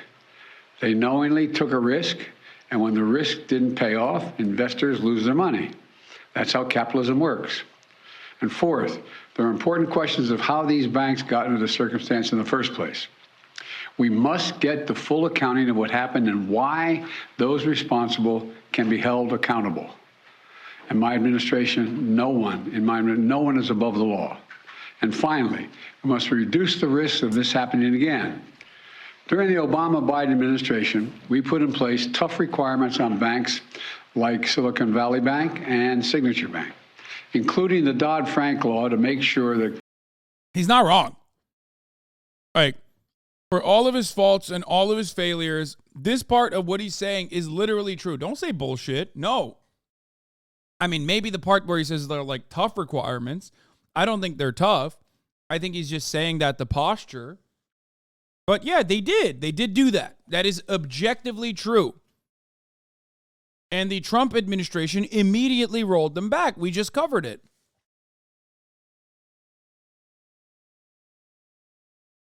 The requirements that they put in were not tough by any metric, in my opinion. They were bare minimum and were understandable. The crisis we saw in 2008 would not happen again. Unfortunately, the last administration rolled back some of these requirements. I'm going to ask Congress and the banking regulators to strengthen the rules for banks to make it less likely this kind of bank failure would happen again, and to protect American jobs and small businesses. Look, the bottom line is this. Americans can rest assured that our banking system is safe. Your deposits are safe. Let me also assure you, we will not stop at this. We'll do whatever is needed. On top of all this, let's also take a look at a moment to put the situation in a broader context. We've made strong economic progress in the past 2 years. We've created more than 12 million new jobs, more jobs in 2 years than any president has ever created. A good question to ask Biden would be, why now?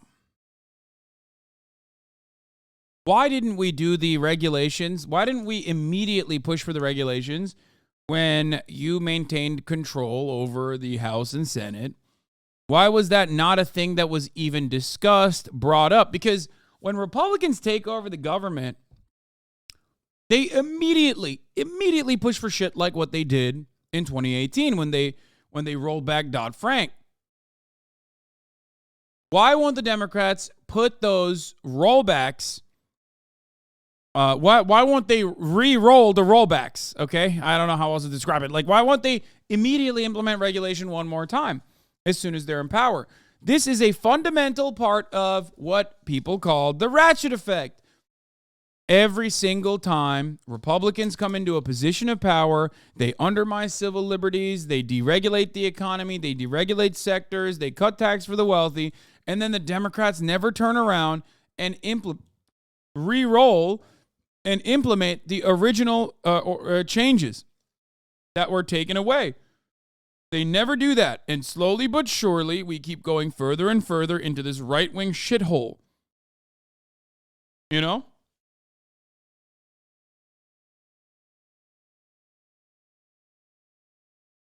And it's basically because they're right-wing too. That's why 17 Democrats played a role in the 2018 rollback. Yeah. That's the real reason. The 2018 rollback was introduced in November by the Senate Banking Committee Chairman Mike Crapo, a Republican from Idaho, and a group of moderate Democrats on the panel, including Senators Heidi Heitkamp, John Tester, Joe Donnelly, and Mark Warner. 17 Democrats voted for the rollback. I'm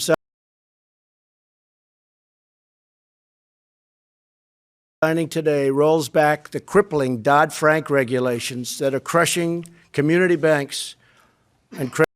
If you're wondering why Joe Biden didn't do anything,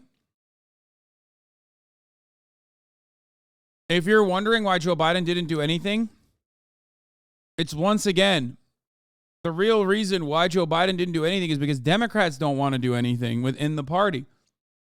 After all, these regulations were put in place largely due to the financial collapse that occurred after the motherfucking Bill Clinton administration allowed banks to, or legalized commercial retail banks and investment banks to merge and utilize your money that you're putting in the bank in the stock market to make risky bets.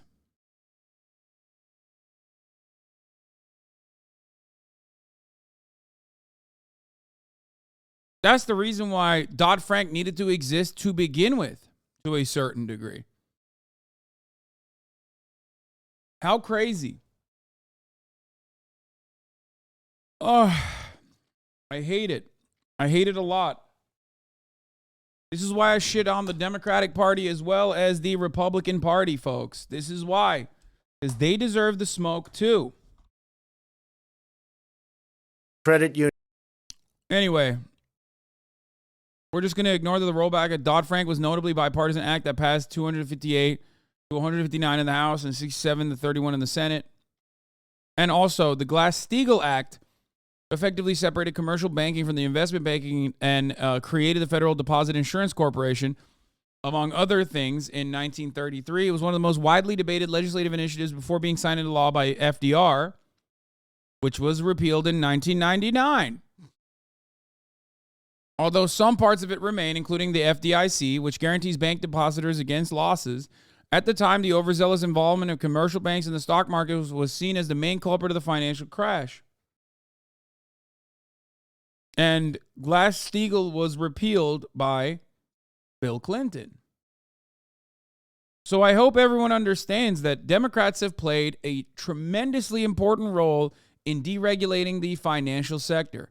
Yes, on the one hand, they have played a role in, I guess, maybe piecing the puzzle back together. But they were the ones that fucked it up at the behest of the far-right psychotic Republicans who benefited tremendously from the process as well. They love deregulation, but the Democrats love it too. In a single 4-year term. Unemployment is below 4% for 14 straight months. Take-home pay for workers is going up, especially for lower and middle-income workers. And we've seen record numbers of people apply to start new businesses, more than 10 million of them. More than 10 million applications over the last 2 years, starting businesses. Now we need to keep this progress going. That's what swift action that my administration over the past few years is all about. Protecting depositors, protecting the banking system, protecting the economic gains we've made together for the American people. Thank you, God bless you, and may God protect our troops. See you in California. Mr. President, what do you know right now about why this happened? And can you assure Americans that there won't be a ripple effect?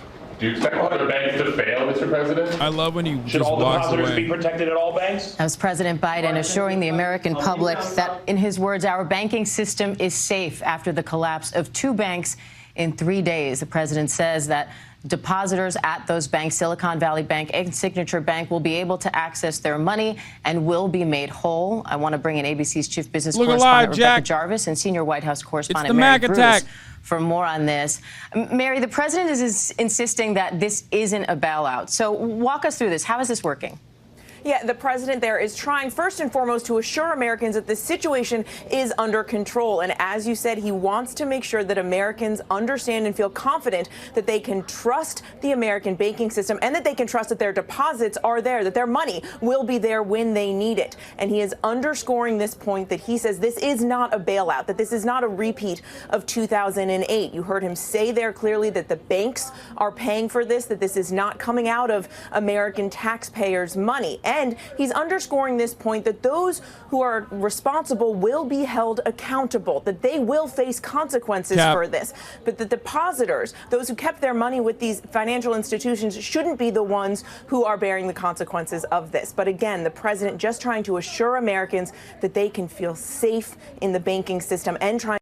I feel like you have only a brief understanding of everything that you're talking about, and you simply use your charismatic abilities to either dumb down people / talk yourself into a situation where you can be sure about one thing and focus on that. Glad it works for you, but if the person watching has more than 70 IQ, the magic trick will not be successful.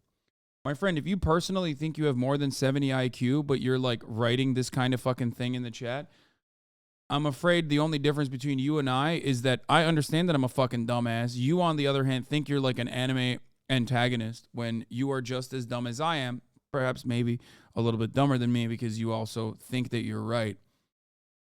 Like, this is just a long and convoluted way to try to make it seem like you're actually an intelligent person by literally thinking that you are infinitely more intelligent than you actually are. It's what dumb people do. It's called Dunning-Kruger, right? Like, this is the subredditor's, like, biggest fear. Anyway, thank you, though. Why are you wearing a dog collar? Wallah.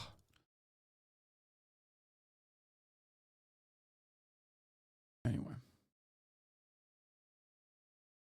Immediately, one of the greatest indications that the person that you're talking to, your interlocutor, is a fucking idiot, is when they bring IQ up in a conversation like this.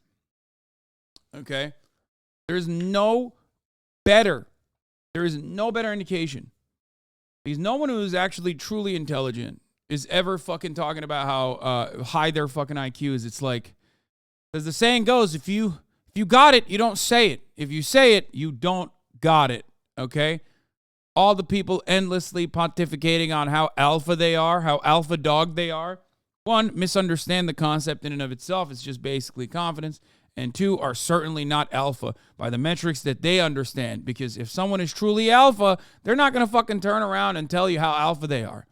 Because most people would understand what that is. But thank you for the good copy pasta. Meanwhile, if you were genuinely fucking smart, if you had a high IQ, you'd know the top of the hour ad break is here. And the only way to avoid the top of the hour ads are by subscribing for $5 or for free with a Twitch Prime. But you were too busy writing essays about how intelligent you are and how stupid I am to fail to recognize that that is the way to avoid the 3-minute ad break. You can also get gifted a sub if you are lucky. Here's the 3-minute ad break now.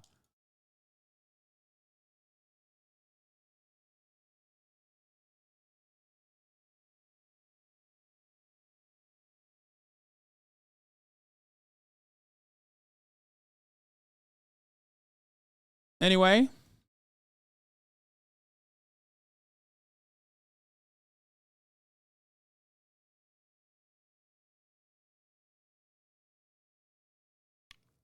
JFK Rowling, thank you for the 5. Get the subs.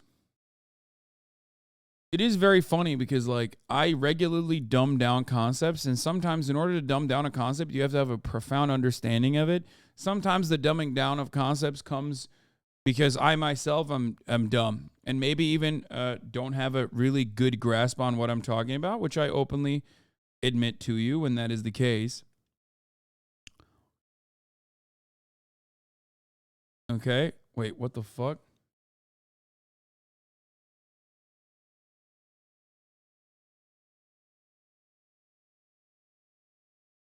But there are plenty of people who try to say that they're intelligent, try to say that they're smart, try to act like they're intelligent, and they dupe people like you into thinking you're intelligent because you agree with them. They're just very skilled orators. I, on the other hand, am not a very skilled orator. I get passionate, I get emotional, I yell, and that,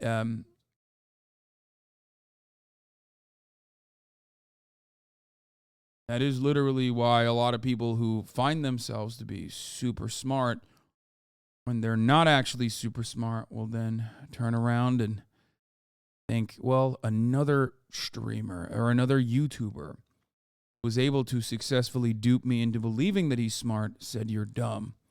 And that guy speaks very fast. You know?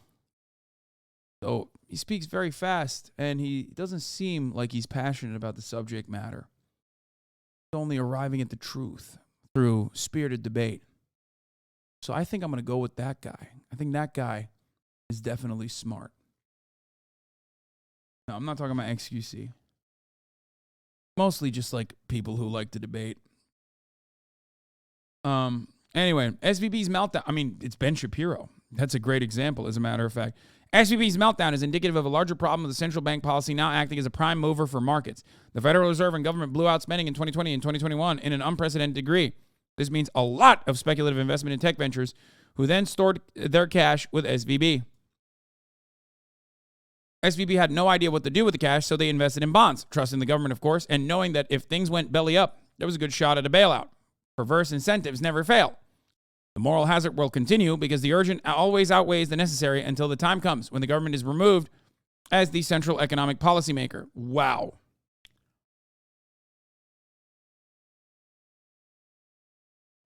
What are you doing? My man literally said that we need to deregulate further when, like, deregulation unironically has caused every single financial collapse that has happened thus far.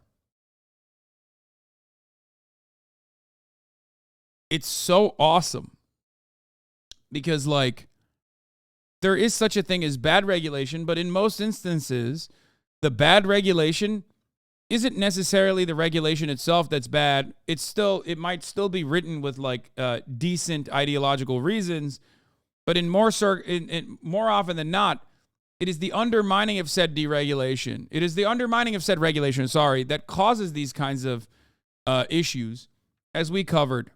Okay?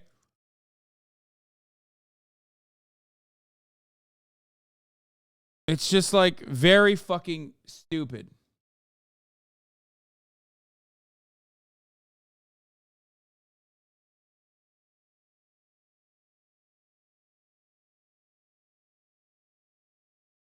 All matter of regulation written under a capitalist government is also done at the behest of what capital owners will allow. They write it. In most circumstances, they are the ones who are writing it. It's not necessarily about what the best regulation in the circumstance would be. It's more so about like what they can get the government to write that makes it seem like they're doing something when in fact they're not.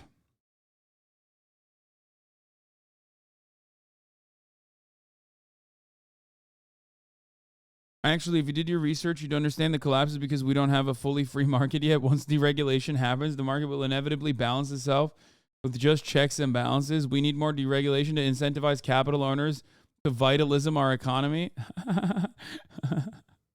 It's just, I love this because it just like sounds like an AI bot that's not as clever as ChatGPT.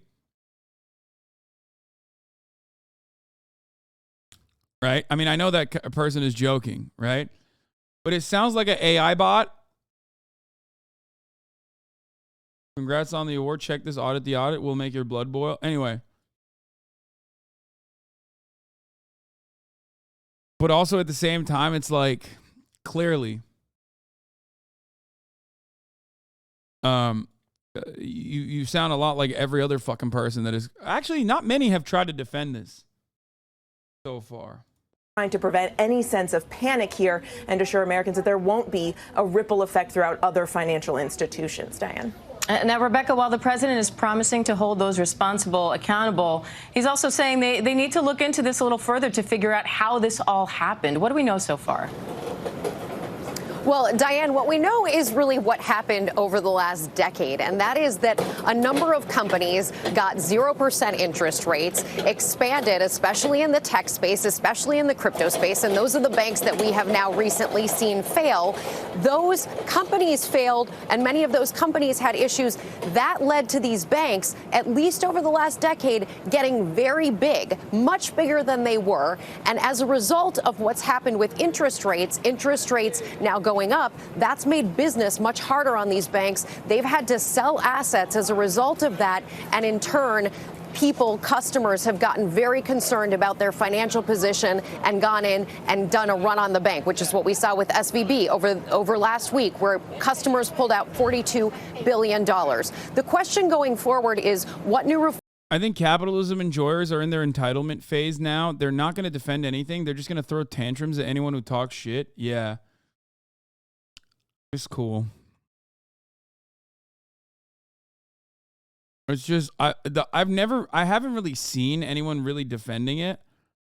I've only seen people basically stating that like it's the women and gay people that are the reason why this happened. I've seen people fucking, beg the government for a bailout immediately, beg the government to help immediately. I forgot to do the local TV Lieutenant Governor Randy McNally Femboy Friday special, because a lot of people came to the broadcast that day. But we are going to talk about it. XQC calling you old? I am old. He's right. I left the party instantly. We went to a motherfucking party. We all went to the motherfucking after party, and I left 10 minutes in. I was like, nope, it's too much.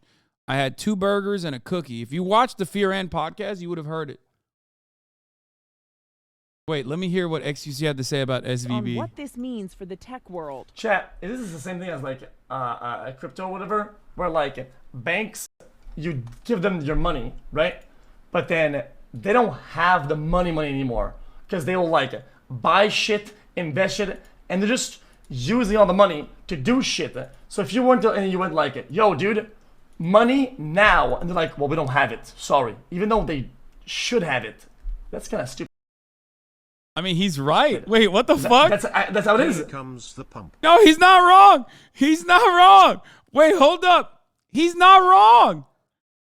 That's literally it, though. That's so funny. Easy. On what this means. No, he got it right. That's true. That is literally what happened.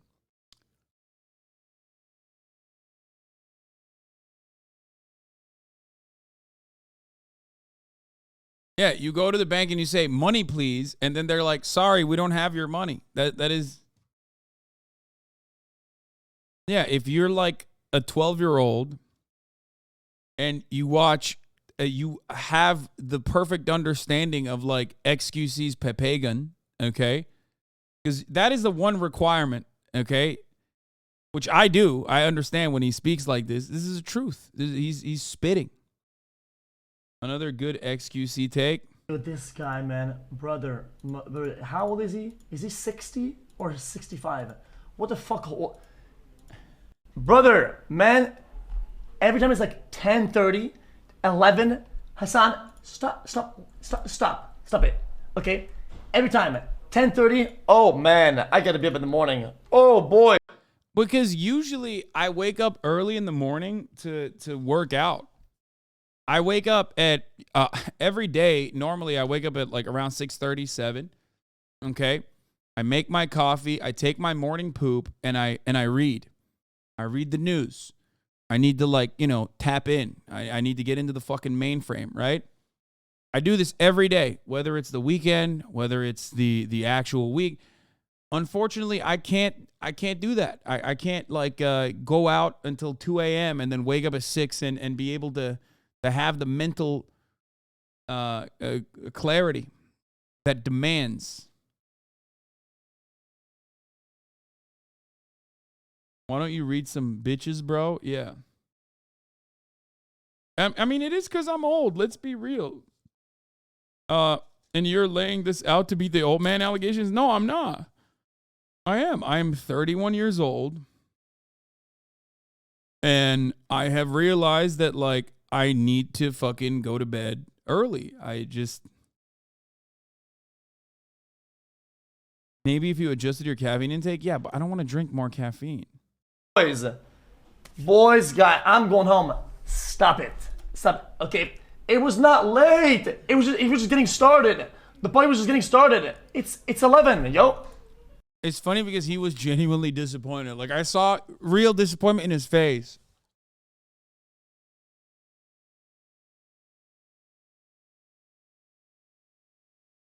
What do you read? Apple News and Twitter.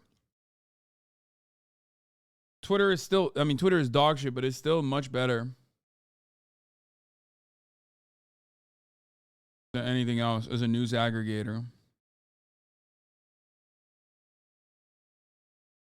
My Apple News Plus or whatever the fuck subscription allows me to read a bunch of articles.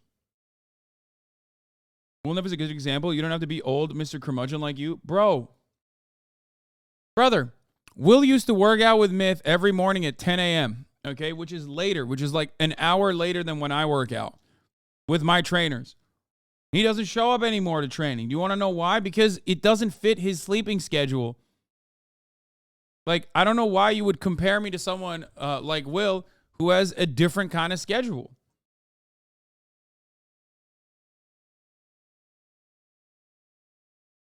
Okay, so work out later. Okay, this parasocial shit will not stand. Okay, all jokes aside, I already joked around with it, but some of you motherfuckers are so stupid. Okay, I'm sorry. The only reason why I have to go to sleep early and wake up early is so that I can maintain a healthy diet and lifestyle while simultaneously giving you 10 fucking hours of uninterrupted content. Okay? That's it. So whenever you say, just wake up later, idiot, go and work out later, idiot, you're just, that is what happened today. That's why my starting time was 12:20 instead of the regular 11 a.m.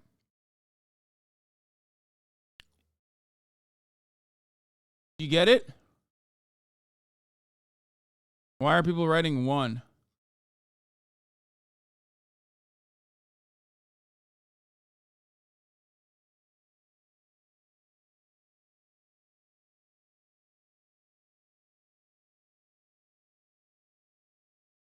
Don't tell him. 1 in chat if you're stupid. Oh. Yeah, there you go. Now it's going to get even worse.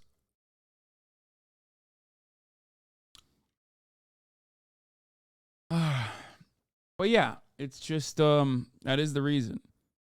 That is the reason why I go to bed early and wake up early. It is so that I can, give you guys the same level of content that I offer you, while also simultaneously have a relatively healthy lifestyle where I have a good diet and I have decent workouts. You know what I mean? These are things that are important for me, usually important for everyone, We're gonna skip this stuff. We're gonna get back to the Oscars because I want to see what the fuck happened on the Oscars.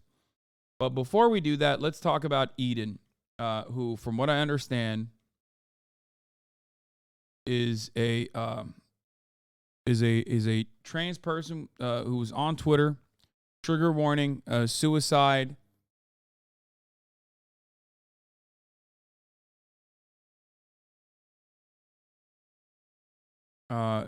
This is, I don't know how else to describe it. It's just like trigger warning, trans suicide and human trafficking. Basically, from what I understand, Eden Knight was a trans woman from Saudi Arabia living in America. This is from the Google Doc that they wrote, or like her friends wrote. She was tricked by financial support from fixers, allegedly hired by her parents, into moving back to Saudi Arabia and detransitioning. Eden was funny, sharp, well-read, and concerned with making the world a better place. She stood up for marginalized people and regularly critiqued the conservative, suffocating culture she left back home. On the morning of March 12th, 2023, Eden posted her suicide note on Twitter. In it, Eden laid out how she was manipulated into depending on people hired by her powerful parents to pose as friends, but whose actual goal was to force her to detransition and move back to Saudi Arabia. They succeeded. This morning of Monday, March 13th, 2023, Eden's family confirmed both her passing in Saudi Arabia and their identity. We are greatly disturbed by how she was treated. We believe that what happened to her was an unspeakable violation and there must be consequences. Justice must be served. Most likely not going to happen. In this document, we have laid out some of the pieces of evidence that we believe tell Eden's story and expose the way she was failed and violated by her parents, by powerful American citizens willing to do anything for money, by a Saudi government official who poses a friend, and by the U.S. justice and immigration systems that should have been there for her asylum, to offer her asylum and safety. She deserved better in life, and she deserves better in death. Eden was also known as Celeria or Cyber Angel Fairy. Here's the tweet.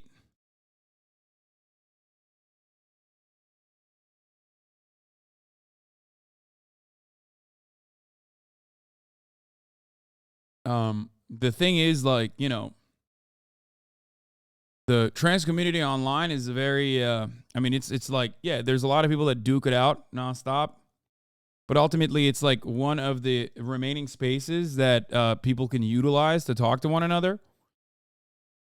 So that's precisely what, you know, what people do. So a lot of people knew of her from Twitter. Eden started her journey on Twitter, still living in the closet and hanging out with progressives and people who want to build a brighter, better world. Eden lived in the U.S. while she was attending school. During the global COVID pandemic, she came out as trans. Since then, she has been a light in the trans community. Everyone who speaks about her mentions her humor and her kindness. She possessed an inner strength that we admire and know deserves recognition. The note opens, again, trigger warning, suicide. Hi, if you're reading this, I've already killed myself. I have given life every opportunity. I've given myself every chance to get better, but I couldn't do it. I wasn't strong enough. I don't know if I should read all this. But there's an important part here, here. Sometime in the summer, I was contacted by Michael Pacalico, a cybersecurity guy, through an IRL friend who claimed he was a fixer and wanted to fix the issue that was between me and my parents. I thought this was impossible. I'm trans, and they are strict conservative Muslims, but I decided I would give it a shot because it can't hurt, right? lmao. You don't have to. We just want people to know who they are. Yeah, okay. That's what I'm saying. I'm gonna read the important parts of this. At a certain point, I realized I was entirely dependent on Bader for food and shelter, and that if I ran away, he could have easily found my location. And since I was illegal, I would have just been deported to Saudi. I subconsciously gave up. I was too tired. I did everything he wanted. I cut my hair. I stopped taking estrogen. I changed my wardrobe. I met my dad.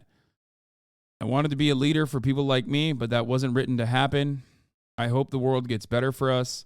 I hope our people get old. I hope we get to see our kids grow up to fight for us. I hope for trans rights worldwide. Name of the fixers mentioned were Michael Pacalico, the cybersecurity guy, his associate Ellen Bader, who was a Saudi lawyer. There was another twit longer from Bailey, former roommate of Eden, where Bailey writes of Michael Pacalico and Ellen Cole. She got in contact with Pacalico and Cole through a real-life friend claiming that they could help her with the situation and possibly even achieve immigration status. One thing that I find a little bit strange, however, was how repeatedly I asked Eden to ask them if I could also be in contact with them so that we were all on the same page as far as the plans went moving forward. This was very important to me, as I wanted to be sure that we clearly had a timeline of events and how things were going to work out, what the options really were, how we could achieve them, and if there was anything for my family I could also be doing to help. Although she didn't ask for my involvement, they outright refused to allow me to be involved.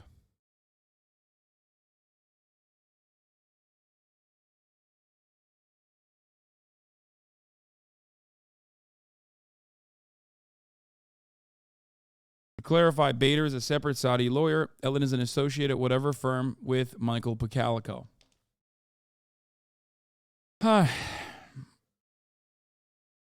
al-Shatri, her father background. We had a long description here, but about the evidence that we wouldn't publish publicly, but would share with journalists, that Dr. Fahad al-Shatri, deputy governor for the supervision of the Saudi Central Bank, was her father. However, that's no longer necessary, as her family announced online today about her passing and a service to honor her. It dead names and misgenders her, something we believe to be a callous continued violation.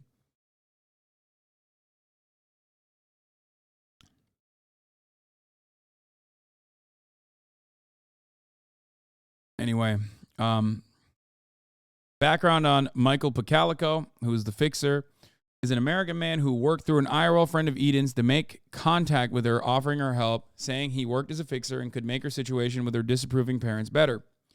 Eden believed him and opened a line of communication with him. Michael convinced her to leave the trans-affirming home she was staying at and move back to the state he lived in and she previously had gone to school in. Through Michael, she met his associate Ellen and a Saudi lawyer named Bader. Michael has run as a Republican political candidate before. He has sat on the boards of pharmaceutical companies. He's tied to the investment banking and equity firms, J.P. Morgan, as well as the Heritage Foundation. Today, he is the CEO of a company called Special Investigations Limited, a business that claims they do cybersecurity investigations and have global reach. I mean, he is a fixer that they hired to basically kidnap, detransition, and then kidnap this, this trans woman and take her back to Saudi Arabia. That's the ultimate goal. I'm going to skip all of this stuff. Ellen Cole is the other one who's an associate of Michael Pocalinko's. She met with Eden and Michael in Virginia. Ellen currently is the managing director and partner at a Spec Inv with Michael, and she previously worked as an office administrator and assistant to Michael in Monticello Capital, a boutique investment bank in Chantilly, Virginia, where she's the managing director. And Badr Bader Alomer is a Saudi national who met Eden at the train station in Virginia along with Michael and Ellen. He told Eden he was a lawyer and got her an apartment in Washington, D.C. He began to take care of her financially, and over time she realized he was grooming her into detransitioning plus living in the closet. And she was now an illegal immigrant who was financially dependent on him. Feeling she had no choice, she was acquiesced into his demands and changed her physical appearance along with discontinuing her hormone therapy. Thank you, AB Star Killer, for the raid. Hope you had a good stream. We are currently talking about some acquiesced. Sorry. Right. We're talking about a trans woman's suicide note. So this is some really complicated stuff. Okay. So yeah, trigger warning for you.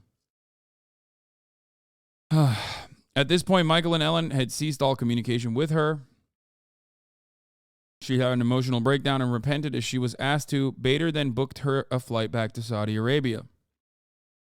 There was little information provided on Bader past his actions, but we have managed to find a man whose name and activities match this Bader's, also living and working in D.C., a point of contact man working for the Saudi embassy who was in charge of flights, transportation, and living arrangements.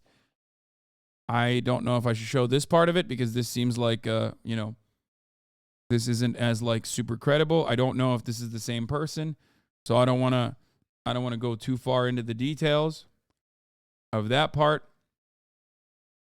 No disrespect to Merrick and others who put this together. I think it's this part is mostly for journalists to, as she's posting this. We included that for journalists to look into. Yes. Journalists should probably do a deeper dive into this and investigate it. But I don't want to talk about it like it's 100% confirmed. But basically, 3 people were involved in this process, and the family seems to have hired these 3 people to, forcibly or groom Eden into detransitioning. That led to her ultimately, committing suicide. Are you not, lol? I mean, 1, no, of course I'm not an investigative reporter. Are you new here? And 2, do you think investigative reporters do investigative reporting in front of 32,000 people? Like in front of a fucking auditorium?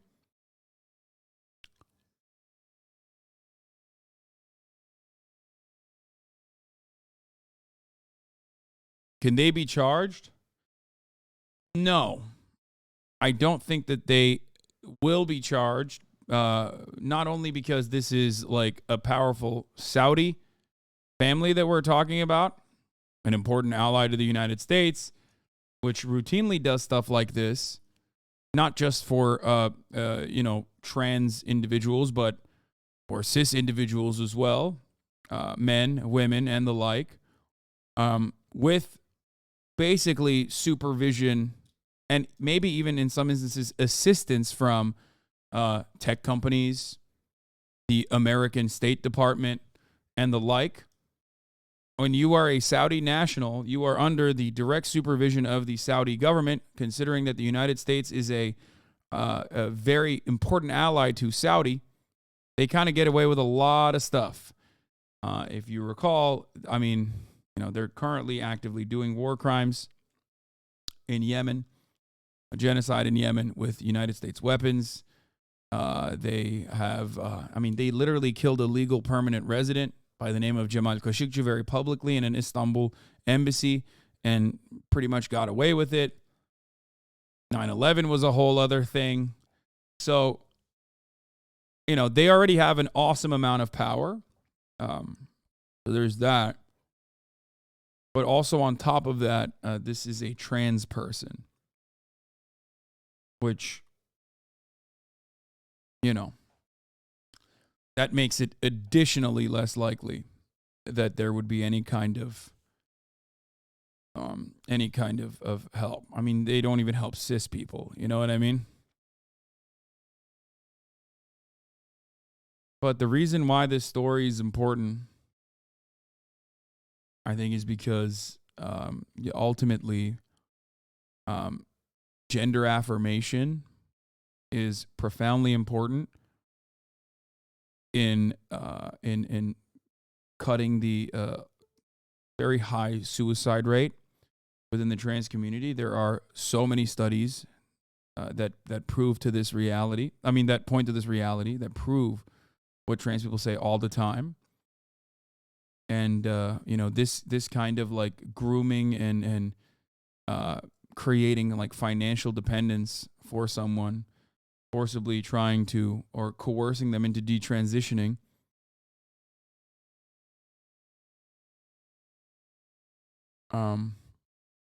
is murder. The longer way to do it, but that is what it is. What Eli Ehrlich says. This is human trafficking. Conservative business fixers trafficked a young trans woman and she ended up dead. Eden's story should remind us of how horrific the landscape of anti-trans fundamentalism reaches across borders, religions, and ideologies. Eden deserves so much more. Yeah.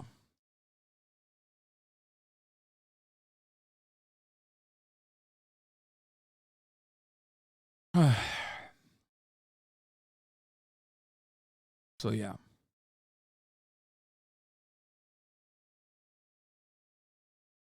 But if you would like to see the document for yourself, here it is. Here's the preview link.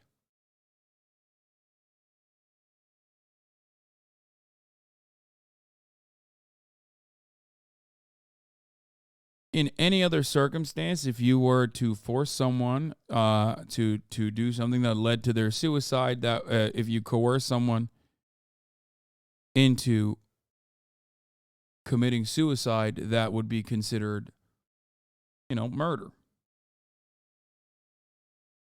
manslaughter. So,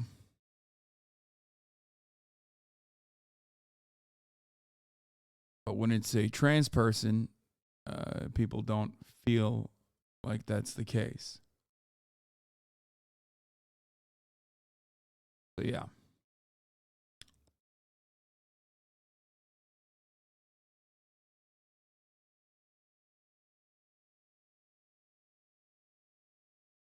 There it is.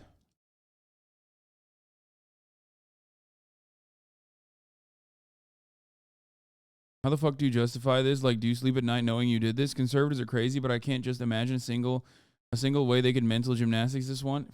Yes, dude, they don't give a shit. What do you mean? What? No. Trans people have been dehumanized so effectively through mainstream media that, like, people don't think about it. It's like asking, how the fuck do slavers enslave black people? No, they don't give a fuck. It's just like, it's not a human, okay? There's literally not a human being in their mind, because if they, for a brief moment, stepped back and thought about it on such terms, then their conscience would kick in.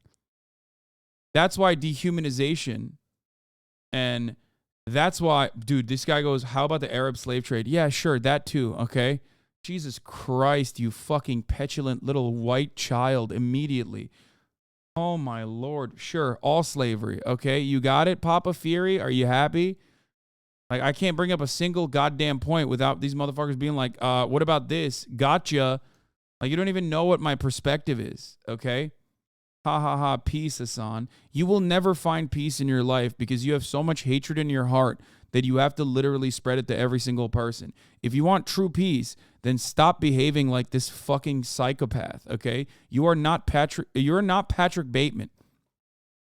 You might find yourself to be this like sociopathic, sexy, confident, charismatic murderer because you misunderstood the main point that was in American Psycho.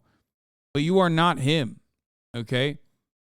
You are not the one. You are not that guy. You are a pathetic, neck-bearded man baby who is really sad because he's very, very fucking lonely. You know what I mean? And you can change your life. You can change your life, but the first step is to basically leave the communities that reinforces you into this cycle of hate where you think that, this is a brief moment of solace in otherwise a painful existence. Do you get it? Like, you did not defeat your interlocutors. You are not winning debates. You are just a sad person who's just trying to fucking, spread sadness that you feel every single fucking day. I love how the Western colonial rule through economic imperialism is the reason the Saudi government is even alive. Yeah. This goes for a lot of the hate watchers. I know a lot of you motherfuckers are in here. Okay? I know. I know you're going to get mad at me, but when queer people in your chat shit on religion, this is why. In any other situation, you can apply their blowing off steam logic. Why not here? What? You see, in the United States of America, one of the more secular nations on the fucking planet, anti-trans legislation passing through every facet of existence. You see an otherwise secular liberal media deny trans people of their fucking humanity. And you turn around and you point to Saudi Arabian Wahhabist fundamentalism, which was planted by the British and the American government, and say, this is how religion exists.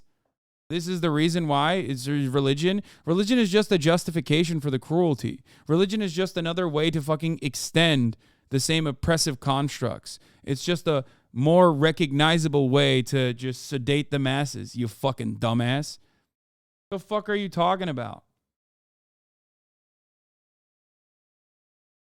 What do you mean they're just blowing off steam logic?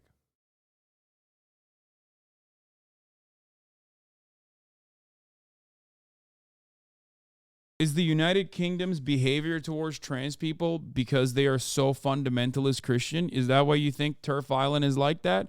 Or do you think they use trans people as a cudgel, as a way to deflect away from the real problems that they experience under a capitalist organization of the economy? And they have been made out to be the most effective villains because they are the most marginalized. We're not even looking for strong villains any longer. We're looking for weak ones because we ourselves are weak.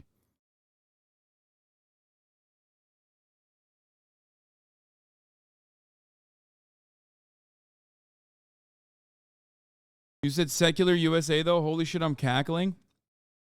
Because religion is not the main reason why people go through with this. Please don't be duped into this dumb shit. Okay? Come on. You're supposed to be fucking leftist, dude. Where is this coming from? It's so dumb.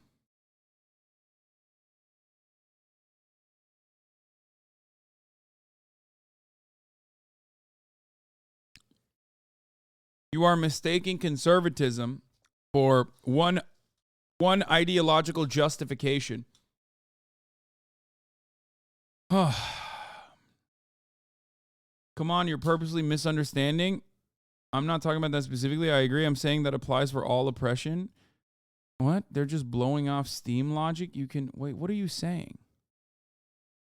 You're saying when you just want queer people to have a carte blanche fuck religion approach, and you're failing to misunderstand where I'm coming from when I say that there are still fundamentally more oppressive people within those countries that you would consider to be backwards and barbaric, utilizing orientalizing tropes, utilizing dehumanizing language against those you have declared your enemy just for the simple act of believing in something that's different than what you believe in, okay? If you come in here and say in the moment of a trans person being executed, okay, basically, by Americans at the behest of her Saudi family, and go, why can't we just like fight fire with fire by just shitting on an entire fucking religion? It's so stupid.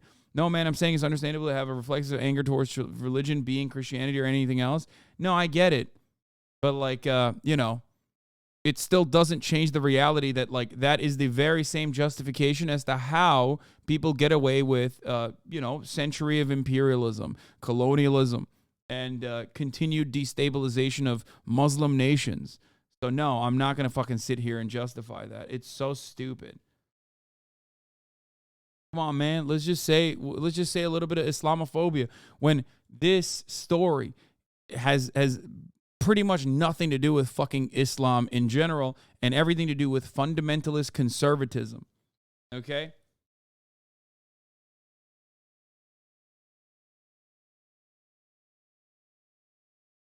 Yeah, her family did this to her because they are conservative, not because they're Muslim. Can y'all stop, please? Exactly. You are so hyper-focusing on a certain aspect of this story that you're literally trying to find justifications for Islamophobia in this situation and others like that, where you are doing the bidding of oppressors without even realizing it because they don't want you to think that this is for some other reason, okay? They want you to think this is because it's Islam. And if I wanted to, you know, be the fashionable, fun, popular commentator, I'd let you get away with that. Or if I wanted to be the fashionable, fun commentator, I wouldn't even talk about this issue at all. I would stay away from it because nobody gives a fuck about trans people, and trans people have no protections in mainstream media even, and certainly no protections in the American state legislature apparatus, as we have seen time and time again. But, you know, it's the very same principle behind why I won't let you get away with saying some dumb shit like that. Conservatism is conservatism across the board. You can have religious conservatism, you can have fundamentalism, but ultimately it's still conservatism. Why do Twitch streamers have so much drama? People actually spend time supporting and donating these people. Some of the most immature people I've ever had the displeasure of watching. Well, there's a lot of good that comes out of this community as well. And it's entertainment. But it's like super parasocial entertainment. So that's how it works. Anyway, we're going to move on from this story to, I guess, like a little bit of a more fun story, as you know, this is literally 8 hours of commentary nonstop. I'm going to segue into not the Oscars, but instead Lieutenant Governor Randy McNally. Well, it's more fun because of the controversy itself, but it's still not very fun when you think about the implications. Okay. Obviously, you know, you guys know that Tennessee is one of the worst states, if not the very worst state for LGBT laws in this country. But it turns out being anti-LGBT and pushing for oppressive anti-gay, anti-trans bills will not stop you from appreciating what many have called Femboy Friday. Now, this interview in and of itself is a treasured moment for me. Okay? It's treasured because I've seen only bits and pieces. I'm going to watch it for the first time ever today in front of all of you. Okay? Femboy is a politically correct term? Yes, it is. Anyway. The reason why I'm saying that is because here you have a truly relentless, unrepentant, anti-LGBT government official, Lieutenant Governor Randy McNally, basically saying some incredibly unhinged shit about why he kept liking and commenting under a gay twink Tennessean's Instagram posts. And even a trans performer, as a matter of fact. Let's take a look. What do you hope comes out of this? Well, I think I'll be a lot more careful about using social media. Amid a sudden uproar over his provocative social media interactions, Tennessee Lieutenant Governor Randy McNally sits down this afternoon to answer Phil Williams' questions about the controversy. Good evening, everyone. I'm Rory Johnston. Carrie's off tonight. Now, those social media interactions with a young gay model brought accusations of hypocrisy against the East Tennessee Republican and countercharges that he's become the victim of a left-wing attack. Well, our chief investigative reporter Phil Williams has covered McNally for more than 30 years, and he has the exclusive details with the man who says his posts reflect his evolving views on the LGBTQ community. Okay, Austin, you have to get in here right now. This is actually huge for you. You and Lieutenant Governor of Tennessee Randy McNally have a lot of similar interests. Oh, is he like Twinks? Austin asked, does he like Twinks? The answer is abso-fucking-lutely, baby. Yeah, you can pee. I have a new zit on my forehead, and I'm freaking. I can't even see it. Well, you can't see it. No one can see your zit. Everybody can see it. It's over. Life is devastated. Let me. Do you have a place I can spit out? Yeah, throw it in this. You fucking asshole. He said, do we have a place where I can spit out my gum? Wish you asked that while the podcast was going on because you disposed of your fucking gum by literally just leaving it. Who does that? You're such a freak, dude. Okay, but hold on. Here. Oh, fuck. I gotta pee. Okay, well, fucking go pee then. Oh, dude, you're gonna be unbearable with this microphone. I can tell already. Okay. First of all, let me defend myself. During the podcast, I did place my gum on top of a box that I thought looked like trash, but it wasn't trash. It was a beautiful side table or something like that. It wasn't a side table. It was just fucking. It was a box, it was a box with one of my PCs. My defense was he should have a garbage can that's a little bit more accessible than what it was. I do need. That's the worst defense I've ever heard in my entire fucking life, dude. Incredible. Keep the wrappers, Austin, or use a napkin, Jesus. Yeah, no, it's so crazy. It's so crazy that he did that. Anyway, let's get back to the story. We're lost in peas and Can I take over for a second and get some of that nicotine gum of yours? Yeah. Here you go. Take this one. How much is in these? 4 milligrams. Okay, I'll take 2. No. Take 1. 1? Yeah, no. 4 is the max. Hello, everybody. Thank you, Hasan. No problem, Lord Kirk. I thought that was Austin for a second. I was shook he was bald. Yeah, it is Austin. He actually wears a hair cap. He wears a rug on his head. He's actually bald IRL in real life. That's true. No, I don't have a zit patch, man. Just get in here. No one can see the fucking zit. Okay. So I've heard about McNally. Randy McNally, Lieutenant. Because him and I liked the same photo. So I was like, holy shit, what are you doing here, Lieutenant? You know what I mean?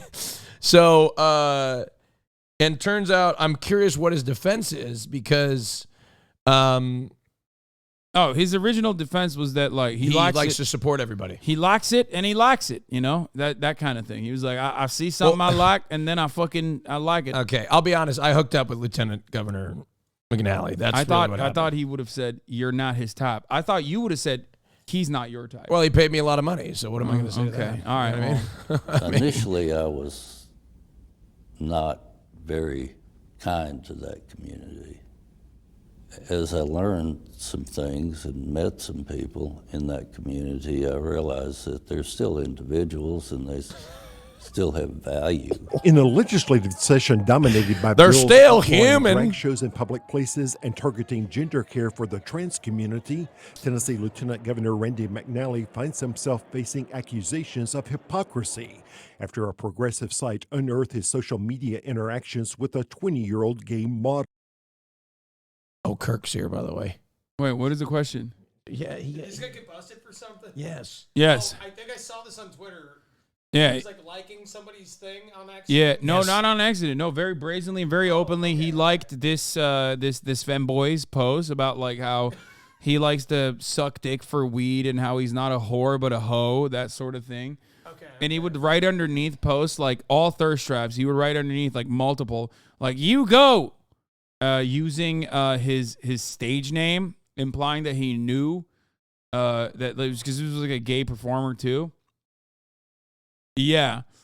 He even went so far as to like and show support for a trans performer who was, I believe, doing burlesque. Yeah. So that kind of thing. Let's continue. Yeah. Among them, provocative posts that were liked by the 79-year-old Republican, including one where the young man doesn't appear to be wearing clothes. When people see these posts, what should they take away from them? Well, I don't know that they should. Bro, he is so red. It's like heart disease has become him. He has become heart disease. Like, it's absolutely insane what he looks like. Like, he is so red. He's melting. That shirt is like 8 sizes too small. Notice how there's a rise in gay Republicans after Mother George Santos joined Congress. I mean, I think this guy was gay way before George Santos, but yeah, maybe he found a way to be true to himself now. That is What? His blood pressure's through the roof. Yeah. He looks like he's got a suntan. In an exclusive interview, McNally described how he befriended the young man first on Facebook, then on Instagram. Among the posts, this close-up of the young man's backside, McNally responded with 3 red hearts and 3 on-fire emojis. Said, Finn, you can turn a rainy day into rainbows and sunshine. Into rainbows and sunshine. Which is like the gayest thing you can write underneath an account like this. Like, dude, just... It's in some respects gayer than just being like, I want to suck your dick hoe. Yeah, I mean, I want to suck the skin off your dick. I mean, he's simping in the comment section. You know what I Yeah. mean? Like he's not even playing it cool. Like he's too available. You know what I mean? Yeah, like exactly. he's way too He's available. like you. He's like Are you too kidding horny. me? I'm not that do horny. you play it cool? I play it totally cool. I may play it horny online, like right here, but like, yo, I'm playing it cool. I'm a selfish top, okay? You know, which I learned is working to my advantage. Okay, after this is said and done, I want you to come up with numerous ways for Randy McNally to improve his riz in gay riz. Yeah, gay riz. Just think about that right Okay. now. Write All it down in your right. mind, Okay. and then I'm going to ask you. Well, I okay? need okay, I got it. I'm thinking. All right. If you send me the anti-gay Nazi story one more fucking time while I'm covering like literally like just a little bit of funniness in this world of cruelty, I'm going to put you on a fucking spaceship to Gay Island, okay? And it's going to be population you on the gay planet. It's unsustainable for anyone else. Shut the fuck up, Apollo Noir. I know you're an Ohio chatter. It's like every time there's an Ohio mention, you got to be like, please look at the Nazis in Ohio that are protesting the gay pride, or not the gay pride, the fucking, the drag power hour. Stop. Knock it off. You hear me? Enough. Austin's here. Uncle Austin is here. It's enough. Okay. You God listen damn. to Daddy, okay? Okay, let's continue. Look at this. Anti-gay open Nazis in Ohio is another not-so-funny side of this conversation and why I'm okay with shaming these malicious people out of existing. Yeah, I know. I'm familiar with the story, okay? Calm down. You've been spamming the link nonstop. You know, I try to encourage people with posts and try to, help them if I can. Were you trying to help this young man in some sort of way? Just basically. Yeah, he wanted to help him. He's either crying or sweating. What is it? He looks like he wants to help him, dude. He's both. He's crying tears of joy thinking about how much he's helped this gay man with his what's his take? Is he trying to say that he's like trying to help a gay man, a gay twink? I think like his PR team which is non-existent. Like, this is a PR team run by nephews. You know what I mean? Yeah, of course. Like, because, what the fuck do they know about PR in Tennessee? He just like hired a bunch of his nephews and they're like, yeah, just say that like, I don't fucking know that you were trying to help this guy. I think it was something along the lines of we Governor McNally doesn't see like sexuality or whatever, and he loves all people, but then simultaneously passing anti-gay laws, right? Is that Yeah, what's I going think on? like at Is first that he the was issue just here? horny, and he like very openly said, literally the first PR thing that they sent out literally said, "I will never stop my social media activity." Like he just said he's going to continue on his. That's why he needs advice from me. Yeah. To improve his riz. Yeah, I think so. I think he's laying it on a little too thick. Nobody wants a pick-me girl. Nobody wants someone who's like so available. Is he got money? He's going to need it. I'm going to tell you that much. Yeah. So we're gonna continue with this. Just keep That's part of. That's a little teaser. Looking to pick up his twink riz. Oh, yes, that's it. Yeah. Basically trying to encourage him. There was also this post where the man said he was, quote, not a whore, but a hoe. One is a slut, the other is a prostitute, adding, I'm the one that gets free weed for giving, then a reference to a sexual act. And it was liked by Lieutenant Governor McNally. Yeah. I don't know that, a lot of times on people's posts, you see the name and you see what they've written and you just press the button that says like. So you didn't read that post? I don't recall reading the part about the weed. I know that. Oh, that was. Wait, that's the part? That's the part he had an issue with? That's the part he had issue with. Oh, yes. Oh, my God. This is awesome. This is so awesome. fucking awesome. That is awesome. I love that shit. He's going to have to improve that. Twinks love weed, right? Not the marijuana. No, it's just like that's the.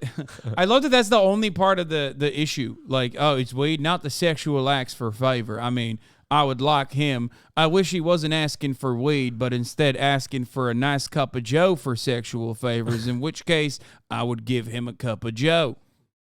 You know. This man looks like he is full of metabolized homophobia. Yeah.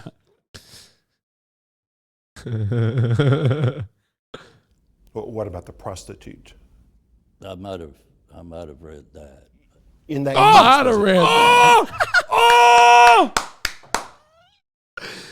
Wow, he's admitting it.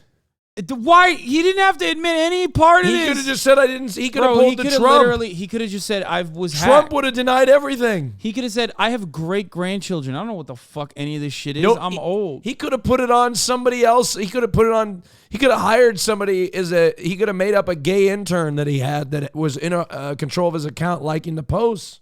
That's what I would have done if I were homophobic and 79 years old. Yeah, it's fucking crazy. I would have lied out my ass. You're 79. You're on your way out. You've had a good streak of being homophobic. Why stop now? You know I gotta what I mean? run You're on this your back. way. I gotta run this back. I love him just not even fucking flinching on that. Yeah, I saw the prostitution thing. It was literally the weed that he had an issue with. What about the prostitute? I might have read that. In that case, was it appropriate to like the comment? Probably not. Probably not. Then we came to a moment in our interview that could not be avoided. I need to ask the question that people are suggesting. Are you gay? That's the question. I don't. It's got to be the question. No, like look, they're gonna listen, ask him. They can't. I mean, he can't say yes, right? I haven't seen this interview yet, but like as far as avoidance goes, the top of the hour comes to mind. And I'm gonna put a 3-minute ad break here, and if you want to know what Randy McNally's answer is, sorry, you're gonna have to subscribe for $5 or for free, or be from one of the territories where Twitch doesn't serve you fucking ads. You know what I mean? Because at the top of the hour, there is a 3-minute ad break. You can also get gifted a sub if you're lucky. And that way you will get to see this part and all other parts, as a matter of fact, in an uninterrupted capacity. Gauge against the machine. Thank you for the 5 get the subs. Spreading the love, allowing people to no longer see the ads. I have your jewelry, by the way. I'm returning. Oh, yeah. Thank you for returning my jewelry. Oh, and I have your ring too, by the way. Yeah, thank you. No, I see. I see that. You are, sir. Thank you for bringing my jewelry back. Here's the 3-minute ad break now. Naruto AMV from 2007. Thank you for the 5 gifted. Akabidi. Thank you for the 20 gifted subs. Vias, thank you for the 5 gifted subs. And Big Boy Gamerman, thank you for the 5 gifted subs. I already ran the ad break. You respond to it. Have you ever had any Will to personal X. relationship with this young man? No, You've never met him in person? no, never have. In fact, He's just, I'm an admirer. Oh my God, what a photo. I'm an admirer from afar. I don't know why they you found other LGBTQ-related posts liked by Tennessee's lieutenant governor, who says he's gotten to know members of that community, including some from his own family, and that he's tried to be more affirming of their. This is literally a trans drag performer, if I'm not mistaken. I think it's like a trans performer. And this photo sequence that he liked, as a matter of fact, and commented under, saying he was like, "You are so beautiful," something like that. Literally features her, features like a video of like someone doing burlesque. I remember seeing it. Top of the hour bot gave that an 8.04. Let's go. Identities. He also notes that he has spoken out against some legislation pushed by his Republican colleagues. Does this affect your ability to lead? I hope not. And is this like a I've Tennessee had some of my news colleagues station? Yeah. Say that they're supportive. God damn. Of Republican. Reminds me of the Key and Peele skit. Bro, this guy literally went from he is like one femboy at a time. He has like changed his entire attitude. It seems like it's like at the age of like 79 or however old he is, he's like turning into a convert who will defend fucking LGBT rights. Democrat. And I mean, put your pen to paper, McNally. Does this affect your ability to lead? I hope not. And I've had some of my colleagues say that they're supportive, both Republican and Democrat, and I'm really, really sorry if I've sorry for what? Embarrassed my family, embarrassed my friends, embarrassed any of the members of the legislature with the post. It was not my intent to, and not my intent to hurt. Why are them. you apologizing to your family? Apologize for the. In the end, the Tennessee Senate Apologize to your chooses the homophobic lieutenant party. governor, How about that? A title that senators That's you can apologize. also take. You know what I mean? Like, why is he apologizing to his family for like, you know what I mean? For doing something, you know, that he's clearly got something. Apologize to the gay community. Exactly. The LGBTQ. Apologize to Austin. You apologize to not me. not because you're homophobic, but because you've been stealing all the Tennessee That's femboys away from him. Literally, I have not. He has taken over the entire state of Tennessee, and I have not had any. There's been zero twinks from Tennessee, and now I know why. Governor Randy McNally has been using his leverage as a famous politician in the state of Tennessee. In the state of Tennessee. To you know, go after all the twinks. He's locked down all the twinks. I mean, in he's got state. the look. I've got Austin Show, whatever, and he's got the Koch brothers. How am I supposed to fucking compete with that? You know what I mean? I can't compete. He's got lobbyists. I can't compete with that shit.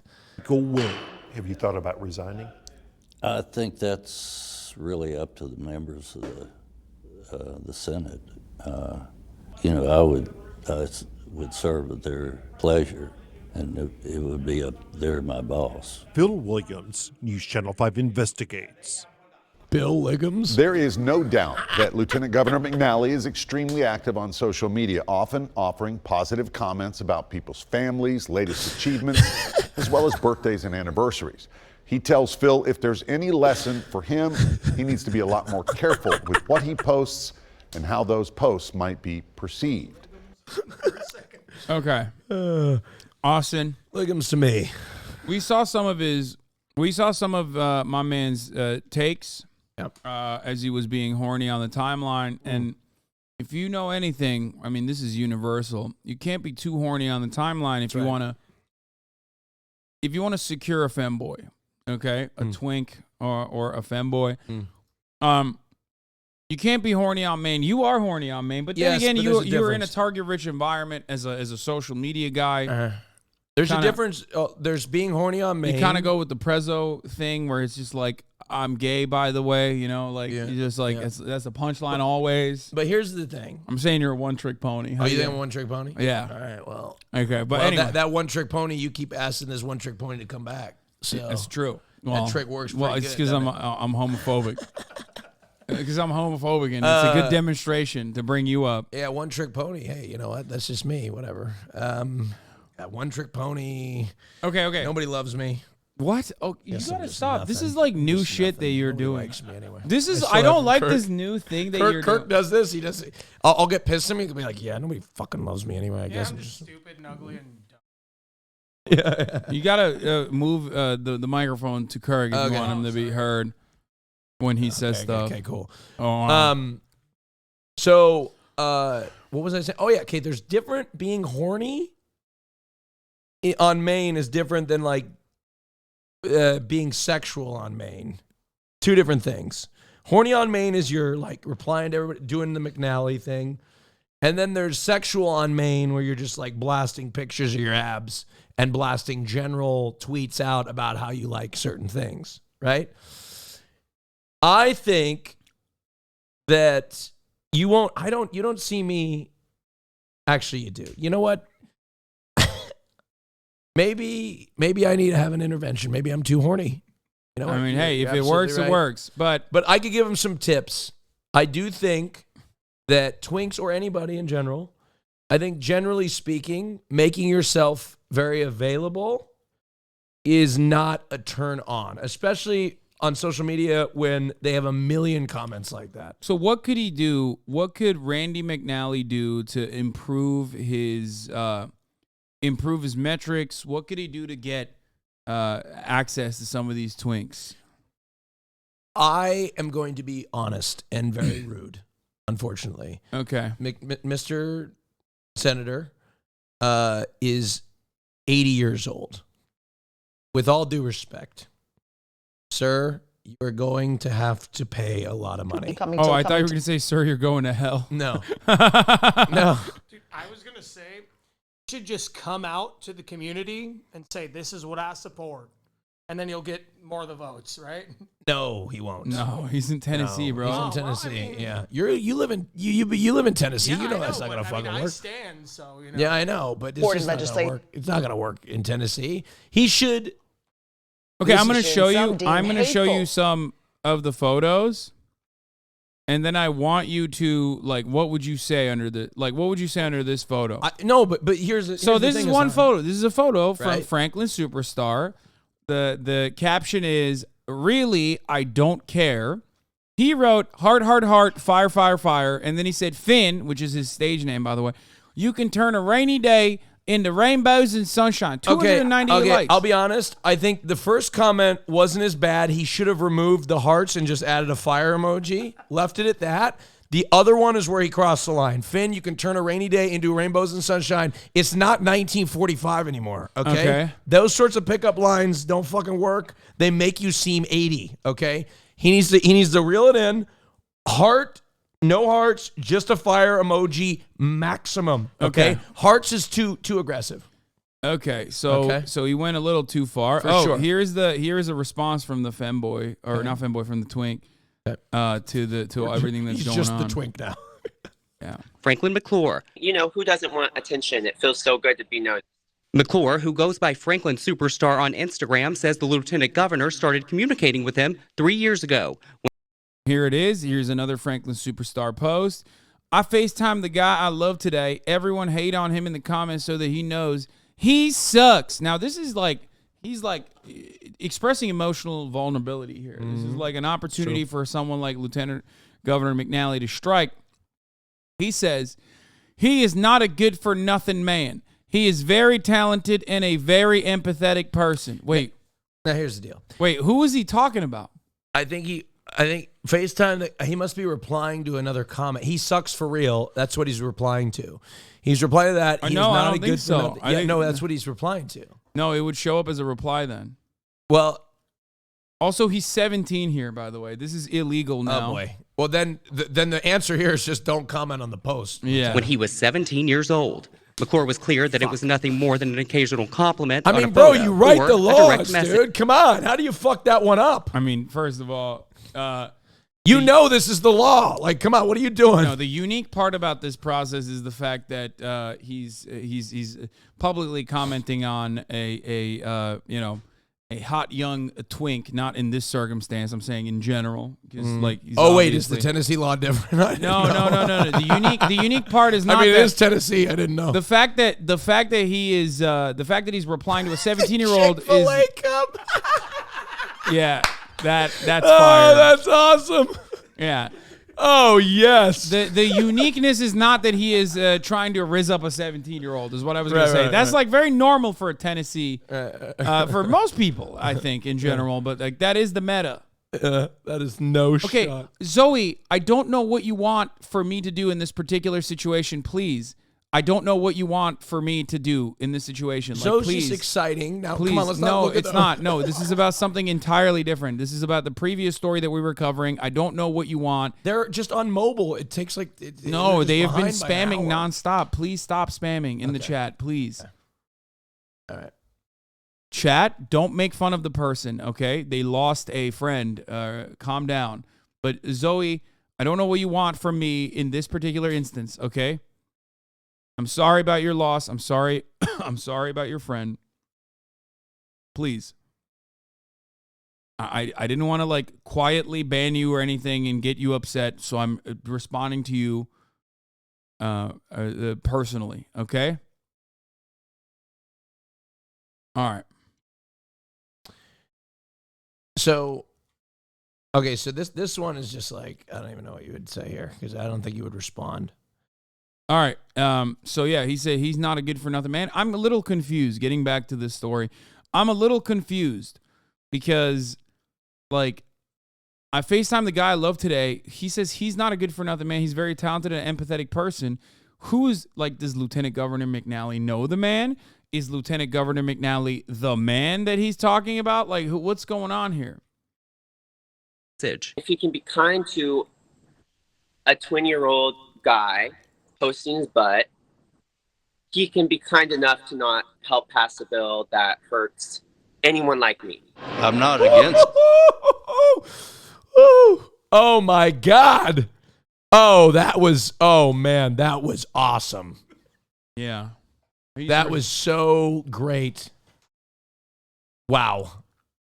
I'm gonna go follow him after that. That was those individuals, and I just try to encourage and support individuals that I know. Yeah. This photo, he said, super look, Finn, and then clapping emoji. In a separate comment. It seems like Finn might be a Grey Wolf, by the way, Turkish Ultra Nationalist Party of Grey Wolves. He's throwing up the wolf hand signal. That's interesting. Maybe he's a Chapo fan. Who knows? But anyway, he says, super look, Finn, and then clapping emoji in December 13th, 2022. What would you say to this? I would say, first of all, super look. He's not wearing any clothes, Lieutenant. Like that, like he's wearing like. What would you say? What would I say? What would you say in this? Would you even write a comment? No, I wouldn't. I wouldn't write a comment on most of these photos. I don't comment on photos. The true thing here is you don't comment on the photos. You like the photos. Okay, you like the photos. You don't comment on the photos. You like the photos.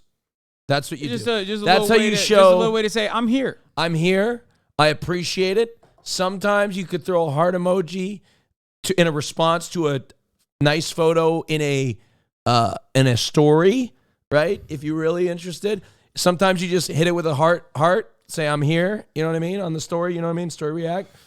But I really don't think you should even comment on hot pictures if your intention is news channel. You know what I mean? That's okay. Bussy Angel says, I saw Austin comment, mashallah, on a thirst trap before. Yeah, I did. What's wrong with that? What? So you do actually? Every once in a while I do. Uh-huh. Whose thirst trap was it? I forget. They're going to find it.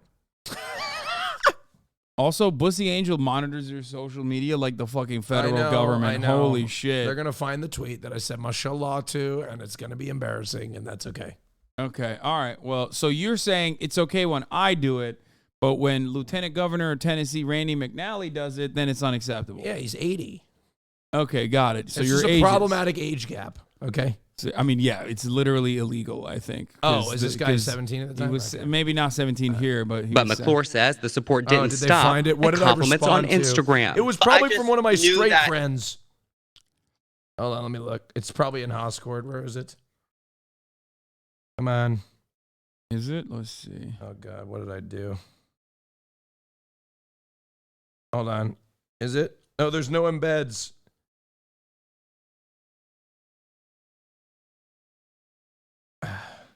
Look, there's nothing wrong with fucking following twinks on OnlyFans, all right? Embeds are off. That's the problem. Okay, so where is it? Someone link it in here. One sec. Hold on. Oh, it was Foolish Gamers. Oh, that's... Yeah, come on. That's not even the same fucking thing. Foolish Gamers is a twink That's as well. not fucking any... That's... Come on. You saw this and you said, mashallah. Yeah, okay. what's wrong with that? That's different. That's completely different. And then he literally said, I don't know how to respond to this.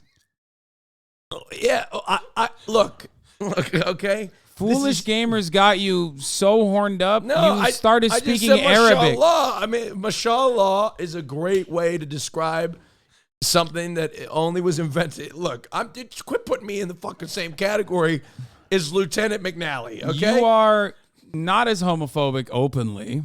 You should hear the things that he says behind closed doors. Yeah. But you are in the same age group. As fucking McNally? I mean, what do you mean? Brother, you're come a gay, on now. You're a gay man who's, how old are you now? 31? No, I'm 28. Oh my, okay. You're fucking 35. Yeah, exactly. Okay? But I am not chasing twinks on the timeline. Yeah, I know. You're just fucking chasing fucking models. Okay, Twinks are chasing me. Yeah, twinks are chasing you. That's and the difference. Me, by the way, okay, don't flatter yourself. And I'll just say it like this: 28 in gay years. I mean, okay, look, Hasan, you can't even talk shit. I will get a fucking alert on my fucking Twitter said Hasan liked, and it's some fucking model on like a beach in Mexico with her boobies and everything out. Yeah. The difference is I'm not being horny. No, I'm supporting friends. Mashallah is me supporting Foolish. Oh, okay. Everybody knows Foolish isn't my type. Okay, everybody knows that. Even Foolish knows. Oh, Foolish isn't your type. Who is your type if Foolish is not your type? Look, Foolish is a great-looking guy. We had this discussion, and look, it's not going to happen. He really wants it, but he does not. He really wants it, but I can't let it happen. What about Blau? Oh, now that I can let happen. Okay. All right, let's see. It was That a needs to cool happen, is what I'm opportunity that I had that the lieutenant governor was commenting on my stuff. So I was just asking if I like that he just is almost always naked, by the way. Yeah, like he's doing an interview with Action 5 News, and he just like straight posted up with the most amount of jewelry, which took a lot more effort than putting a fucking shirt on. I really respect that. Like how hot is Tennessee right now, chat? This is just happening this week. Is it that hot? Isn't it like fucking 40 degrees? It's been pretty cold in Tennessee. Yeah, I was going to say it's like 40 to 50 degrees, no? I mean, this is great promotion for whatever he's got going on. It's 50 in Nashville. That's wild that it's 50 degrees in Nashville and he's just like, you know, straight up posted in the same like underwear and that's it. if there was like any open positions to help him in the office of any kind. A job in Tennessee state government that McCord says he knew he wasn't qualified for, but one McNally seemed excited about. He was very willing to help me out, which, you know, that was a nice, I was like, okay, thank you. We reached out to Lieutenant. He's great. He's funny as fuck. Governor McNally's office for a comment, and they didn't immediately get back to us. In Memphis, I'm Walter Murphy, Action News 5. Now, McNally's office did respond to Walter when he initially reached out last night, saying of McNally's comments, quote, does he always use the proper emoji at the proper time? Maybe not. But he enjoys interacting with constituents and Tennesseans of all religions, backgrounds, and orientations on social media. He has no intention of stopping. That's my favorite part. He's like, oh, you'll never stop me. He's like, Lieutenant Governor McNally loves to frequently interact on a lot of the applications like Twitter, Instagram, and Grindr. Yeah, he said, he likes to get to know his constituents, even those that may not display their head and just the bottom part of their torso. I love that he stood by. He's a principled man. He's He really is. I do appreciate that. I won't stop the anti-LGBT legislation, but I also won't stop horny posting. It's so good. Yeah, he loves getting to know his constituents in and out. Exactly. Yep. Yeah, grassroots support's more like ass roots supports. Absolutely. All right. He's not going to stop because neither is the posting. That's right. All Okay, right. I gotta go to a lunch. Oh wow. Okay. Or actually, it's dinner time. Well, it is. Well, But that was a good segue. Right? You are a geriatric man who eats dinner at 5. Yes. No, wait, hold on. Wait, what time are you? That's like early bird special. Would you quit? It's a cultural thing. Are you hitting the early bird special? No, it's a cultural thing. We're going to a pre-drink. We're going to drink. I'm going to the Abbey. I'm going to get fucked up. Okay? Wait, really? No, I'm not. You have a problem, bro. No, I'm not. I'm not going to the Abbey. You're like Lieutenant Governor Randy McNally. Yeah. McNally and I are going to the Abbey. He's going to go hit on some twinks, folks. Gotta stop it, folks.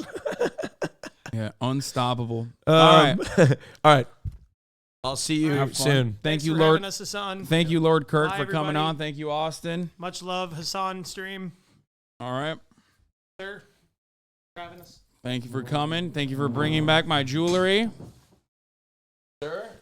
And see you soon on the next podcast.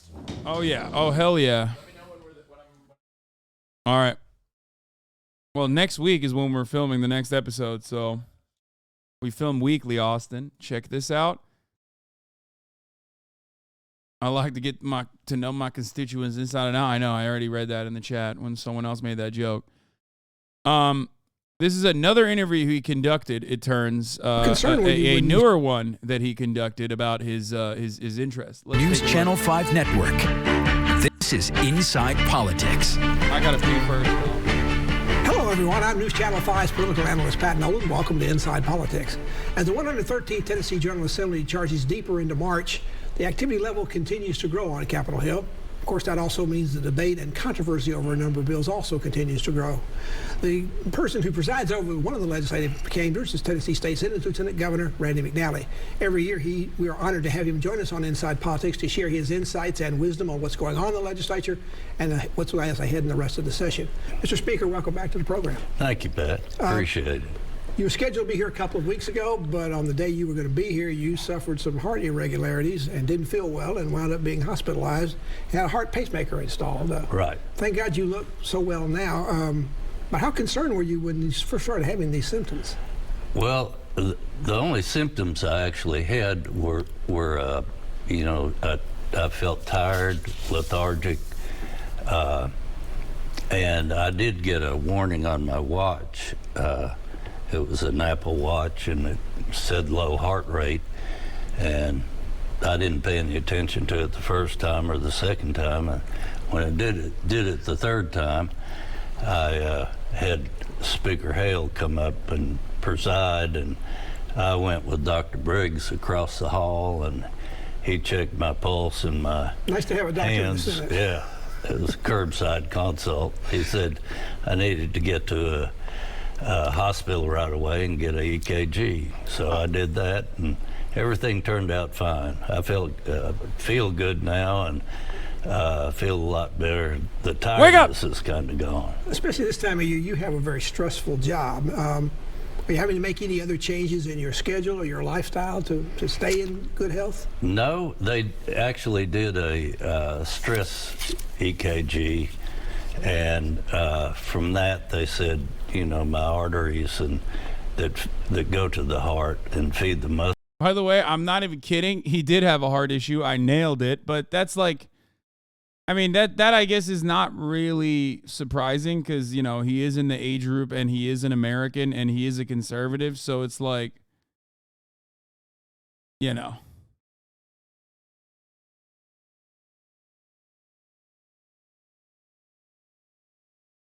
all beef, baby. Yeah, he had a heart issue, a raging heart on. Got him. Muscle of the heart, we're in good shape. One thing that may be giving you a little bit more stress in the last 48 hours is there's a growing controversy over some of the comments and emojis you put up on some rather racy photos. I think mostly on Instagram, maybe some on Facebook as well. Someone posted, someone posted on Instagram, friend of yours, all these others were friends of yours as well. There are people who now think, in light of your support for votes for several new laws that seem to be targeted, they think, to hurt the LGBTQ community, that your online comments and emojis are rather hypocritical because you've been such a strong supporter of those two bills. Well, I'm not anti-gay, and I have supported some bills, and I have opposed some. I love LGQ is like no bi visibility.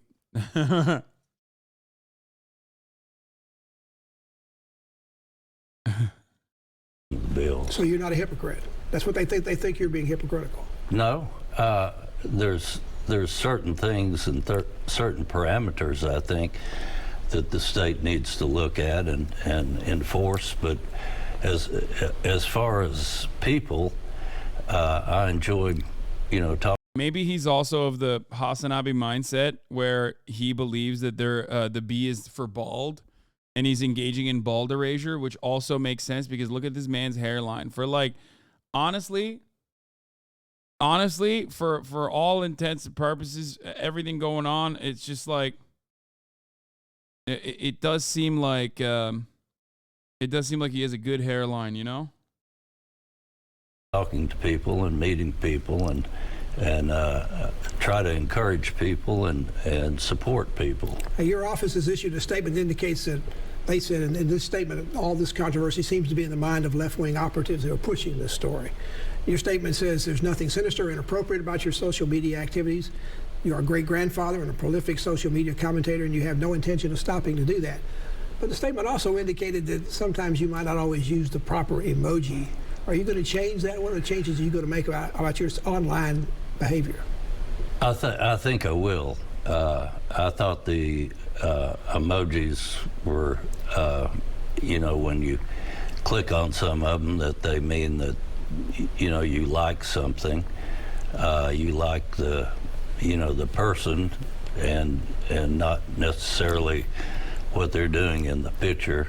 And I'll probably not use them. And I was clicking on a lot of things real fast without paying a lot of attention to what was.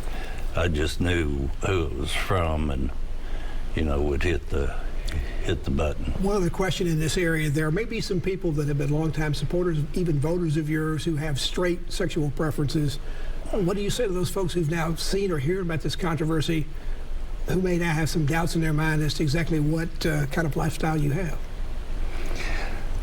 Well, first of all, my lifestyle hasn't changed. I'm married, happily married, and have 2 children and 3 grandchildren, and I've enjoyed that type of lifestyle.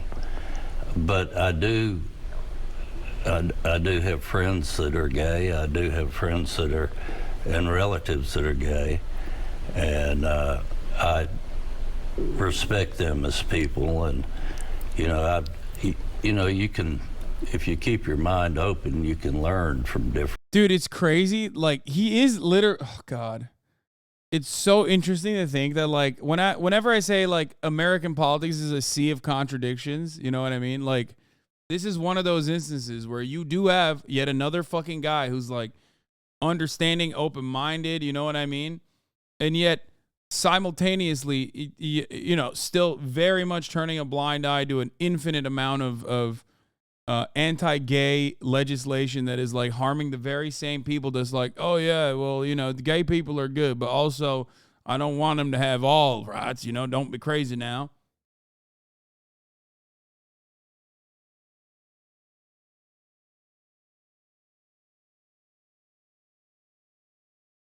From people, and you can understand a little bit about their why they are,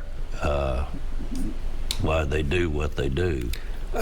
This controversy came into spotlight in the wake of the passage of the House of 2 bills. One that basically bans gender-affirming surgery or health care for anyone under 18. Another bill that had a lot to do with banning, in some circumstances, drag shows, particularly those that are held in public or those held in, also held for those under 18 years old. at least in terms of the gender affirming legislation, that seems to impact so few people. And this, by the way, the ban is even with parental consent. Why does the legislature feel it's so important to pass this as almost the first major piece of legislation that's been sent to the governor for his signature, and he has signed it? He has. And the one bill about surgery, I was not there. That was the day I had to leave. And was not there for the vote on it. Is there a chance you might not have signed? You might not have voted for it? I would have looked at it, have paid a little bit more attention to it. And the second one, I had some concerns, but the way it was actually amended, the way it came through the Senate, it only affected the drag person, I guess you'd call them, or a person in drag, when there were minors present and they were appealing to the pure interests of individuals, and that's the way we have it set. Lol, I'm only 85% anti-gay. Set up. Is he R-worded? Yes, he is. He's a Republican. That's what you're referencing, right? Like Republican worded? Yeah. Clubs and other things. This new drag bill legislation, now law, it will take effect on April 1st. That's about the time that the gay pride parades and other activities like that begin during the spring. Is that one of the reasons this is being done, to either stop or curtail a lot of these gay pride activities? I don't know if it was done in conjunction for that. I know that there were some activities in which there was some touching going on, and that was by minors, and I think that's what spurred the... Dude, all of this literally happens in the minds of conservatives. I know that, like, it's a bit of a meme, but it literally is, like, it's just crazy that, like, conservatives are the only people that just, like, straight up fantasize about, like, trans people doing stuff all the fucking time because they got trans on the mind nonstop, okay? They're literally constantly thinking about what trans people are doing and what they're not even doing. You know what I mean? Half the time it's just shit that they are not even doing. And then they're writing, like, legislation. They're writing legislation surrounding things that trans people aren't even doing, with real life implications about what trans people could do, like exist in public. Because the anti-drag, the anti-drag bans, where you can't be like doing drag around a minor, is not about like actual drag performance. He said there was an incident where there was touching between a minor and a trans person. There's no fantasy that we're making up. What are you talking about? Brother, if a trans person touched a minor, that is illegal, not because the person is trans. That's just illegal. I know you're probably a conservative and have a hard time recognizing this, but like there are age of consent laws. And that's where, if you are talking about it in the way that like a trans person, let's say, like sexually assaulted a minor or something, that's illegal, not because they're trans, you fucking idiot. I don't know why Republicans literally are more upset about the trans part than the statutory part. You know? It's so weird. Specifically when you think about this guy literally writing horny posting underneath a minor's like Instagram posts. Like he himself was horny posting under a 17-year-old twink's like Instagram post. The fuck do you mean? No, the person wasn't 20 at the time. It was 3 years ago. They were 17 when he first started writing comments underneath his profile. Stop saying 20. He was 17 when he first started reaching out and like liking the dude's posts.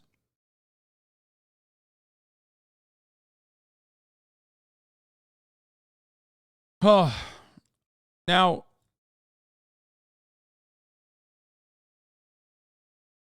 city restricts borough pride org from hosting future events on public property.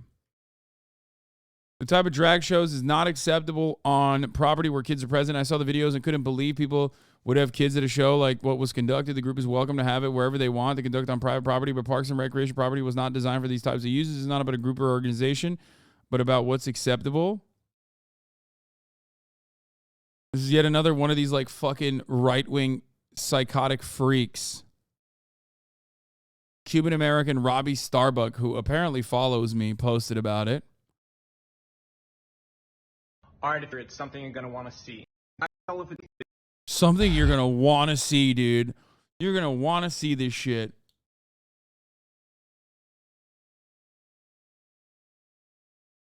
I'm saying it's an occurrence that actually happened, not that that's why it's wrong. You have no train of thought. I was responding to you saying they're imagining that happening, not that that is why this law should be passed.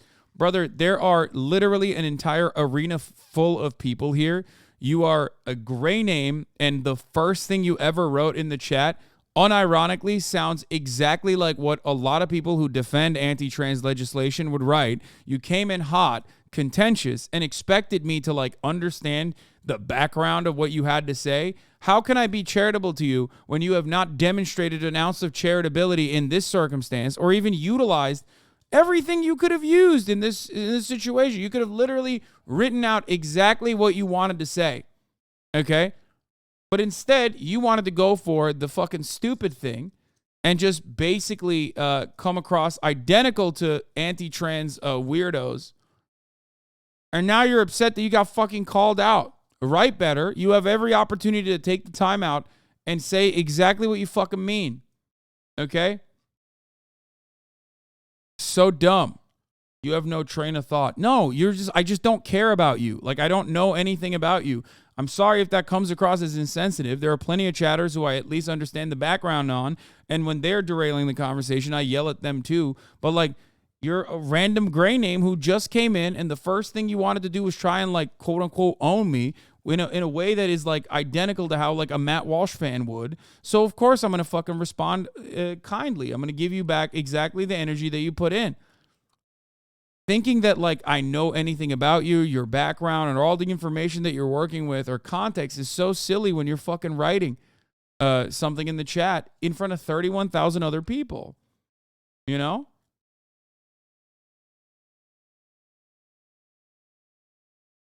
Please.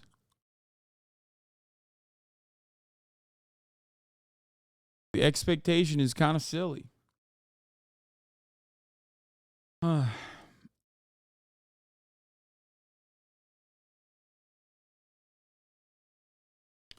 gray name is a newbie in the chat. Usually, Chatterino automatically assigns like gray as a color when someone is new in the chat. So that's where that comes from. That's why we say gray names. It just means you haven't chosen a Twitch color. Because you are often biased in what sources you use, to be honest. Watch the USA response to Saudi-Iran deal. This guy's been spamming this all day. You are often biased in what sources you use, to be honest. Yeah, I do, actually. I am incredibly biased in the sources I use because I often use right-wing sources. Like, I don't know if you're new here. I don't know if you're unfamiliar, but like the overwhelming majority of sources that I actually use is right-wing news sources. So, yeah, they are very biased. I mean, there is no such thing as an unbiased news source anyway. So, yeah, I do mention the biases behind CNN, as a matter of fact, when I cover CNN. You responded to one gray name and now they're all coming out? Yes, because here's the reality. It's not necessarily about having a good faith conversation. It's not about someone who is like genuinely confused or interested in learning or changing their mind about something. It's mostly just about this desperation that people feel in their hearts. They want to be recognized. They like this as a they want to use the democratic process that we have here for chatting. They want to use the democratic process we have for chatting, which I have, an open line of communication. They want to use it for their own narcissistic desires. That's it. Not everyone does this. A lot of people utilize it for good. They fucking shoot the shit. They come up with like funny links or anything like that, or you know, clever jokes, things of that nature. But then some people don't want to do that. They want to fucking come in with a just curious ass take just to fucking derail the conversation and have everyone have themselves be the center of attention. And that also comes along with like some fucking baggage too. And then they get really mad. They're like, oh, everyone's yelling at me, which I don't like when people do that either. But, you know, you're begging for that attention. So don't get so mad when you get it. They're being like, oh, well, I want a virgin. Why? Like, why do you want to? Because men are attracted to sexual purity. Isn't that kind of like sickening if you think about it? How is that sickening? Because it's romanticizing pedophilia. What? But they're not kids. They're not kids. They're not children. We're talking about adult women. You can be sexually pure, and that can mean either not being promiscuous or when it could be you think of like the most pure thing is you think of children. We're talking about adult relationships. So this is one of those very unique instances where like the whatever guy is not like entirely and objectively wrong, because in most circumstances he is, right? He always is wrong. The whatever, this is the name of the show.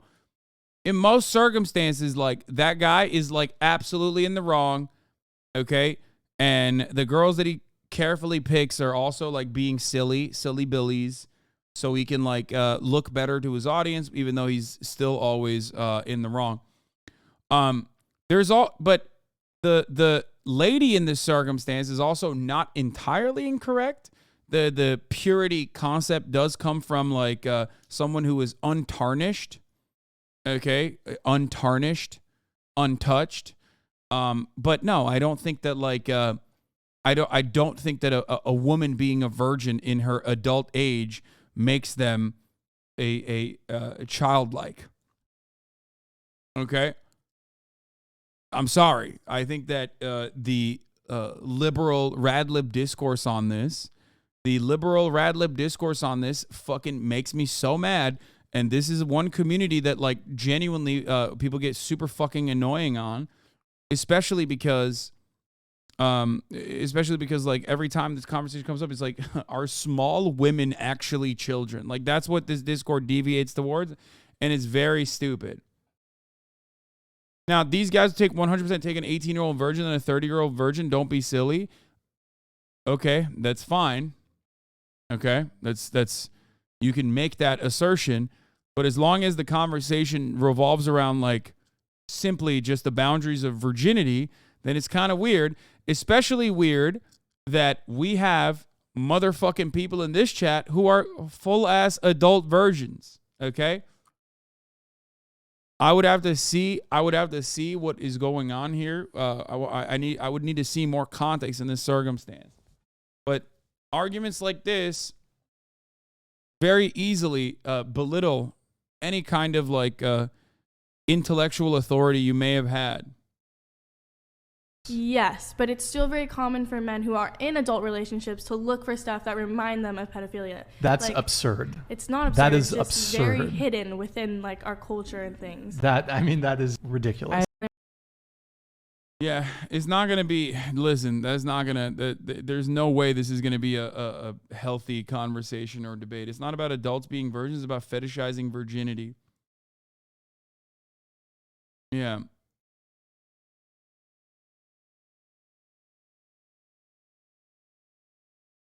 We exist. It's about control. Yeah, well, almost every pedophilia argument is never about actual children or defending them. It's about painting the other person as a bad guy, whether they have pedophilic tendencies or not. I mean, but when these types of dudes talk about purity, they mean young women. I think so, but you can't jump to that assertion. She's not wrong. Schoolgirl outfits. Again, we have moved away, just as is the case with every fucking conversation. We move away from the boundaries of the particular conversation to whatever it means to us. Okay? Whatever that individually and personally means to us. This is a tendency that liberals have. It's a tendency that right-wingers have. Okay? It's just like it's so weird. It's weird. I think that specifically looking for someone who is inexperienced is weird. Okay? It's weird. You're like, oh man, I'm an experienced adult and I'm specifically looking for someone who is a virgin. It's weird. It's odd. Okay? It's odd. And it comes from a place of insecurity, as I talked about with Andrew Tate regularly. Okay? That idea comes from insecurity. You are not confident in your own sexual prowess, and you personally are worried that the person that you have, the person that you are talking to, okay, might have more experience and therefore know that, like, you ain't shit. Okay? That insecurity is the main reason. Immediately hitting the pedo button on that is odd, because this is a very strong take, and this is coming from someone who does not give a shit about the sexual status of an individual. You guys know this already. I have dated sex workers. I have dated people that have not a lot of sexual experience. It literally does not matter. Okay.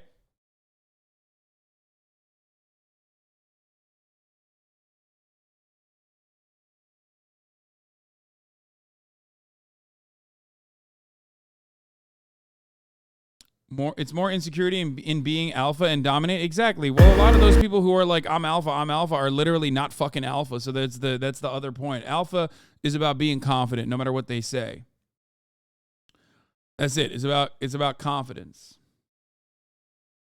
But again, we will never be able to have this conversation in this medium specifically, because anytime this conversation gets brought up, it deviates into 700,000 different ways.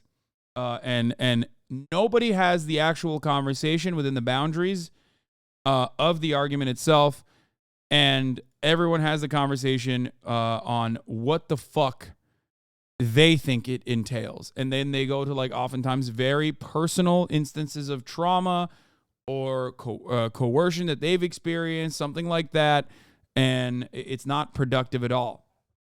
Dr. Spooky 1424. Thank you for the 5 gifted subs. This is just a different version of the age gap discourse. Please, no, exactly. Interpersonal relationships, like, see, and then, of course, you have literally schizophrenic takes. Oh, I thought you were saying I have porn categories or something. Hasan, porn is filled with 18-year-old categories and schoolgirl roleplay, and so many virgin videos is definitely pedophilic to some degree. I thought you were saying I do that or something. It feels very weird to only seek virgins as adults.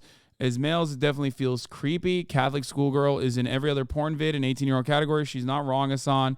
Yes, that is because I think people are reliving their sexual experiences that they wanted to most likely have when they were at that age group.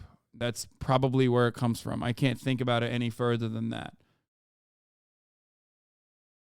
I think you have a huge blind spot around misogyny, dude. If women might have a little bit more insight than you, we get catcalled the most when we're at 11 to 15 years old. This is something I talk about all the fucking time, as a matter of fact. Sexualization of female minors is a regular occurrence and a gigantic issue. This is not something that I avoid talking about. I talk about it regularly. But what you have failed to recognize in that circumstance is 11 to 15-year-olds are getting catcalled. That is entirely different than adults. You're, again, having a conversation about exactly what I said. Personal experiences and personal trauma that you withstood, that you experienced, that has nothing to do with the conversation at hand. Okay? Again.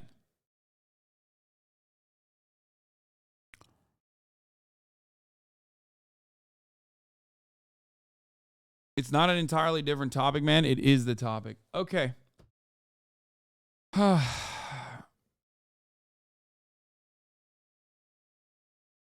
is it completely different? What is the point you are making? Men are creepy. Men are perverted. Men can be pedophiles. Okay? That is a very, and the 11 to 15-year-old thing that you're talking about is absolutely a commonplace thing. Okay?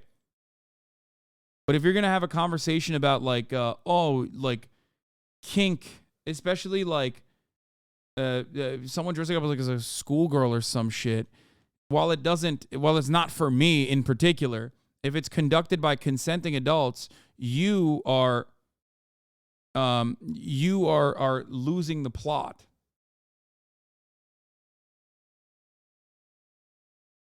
You're comparing men predating children to someone trying to like reimagine their own personal experience from their own personal lived experience in a different way.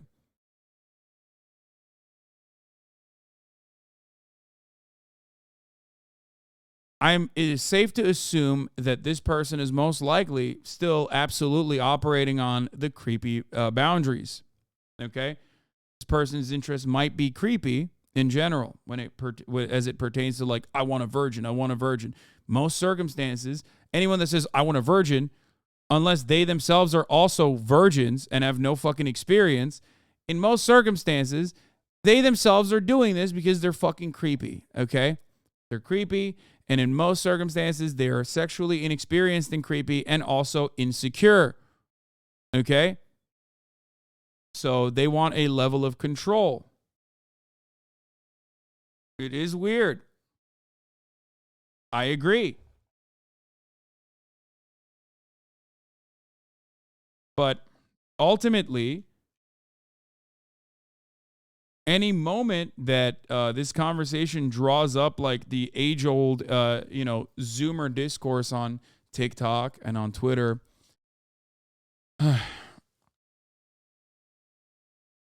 it creates a weird space where it doesn't turn into, it just like moves away from productive discourse.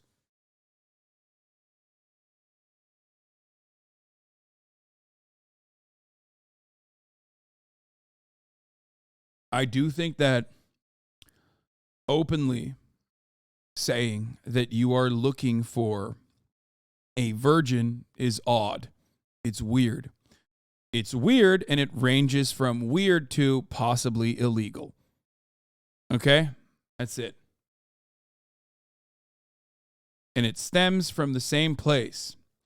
But having that conversation by hitting the pedophilia line, in my opinion, also reinforces the exact same purity spiral that was created by puritanical, misogynistic, patriarchal constructs. Okay?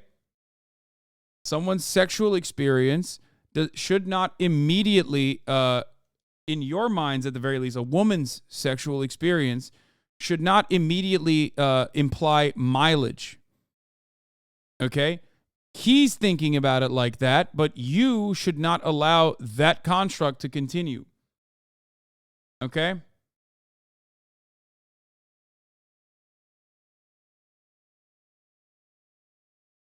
This is why I don't talk about it. Because then people will refuse to understand what I'm saying and jump to, why are you dying on this hill? Because you're not hearing me out. You're only fucking hearing what you want to hear, and it is associated with most likely some trauma that you might have experienced. Okay? And in this circumstance, it's probably warranted because he is a fucking creepy weirdo. But considering the delicate nature of this subject matter, because of how important this assertion is, it's just like, in my opinion, hitting it with a black and white, like, and being like, oh, you're just you're a pedophile like this. And I'm just creating so many opportunities for people to clip chimp here and like misunderstand the point I'm making. It's a case by case circumstance.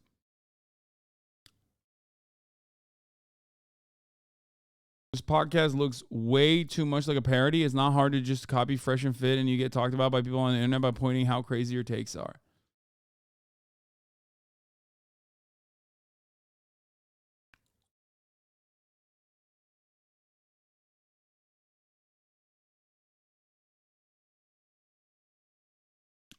Isn't she saying that the concept of mileage itself is one that systematically shapes a social dynamic that is pedophilic? Unless she takes a left turn, there's no disagreement.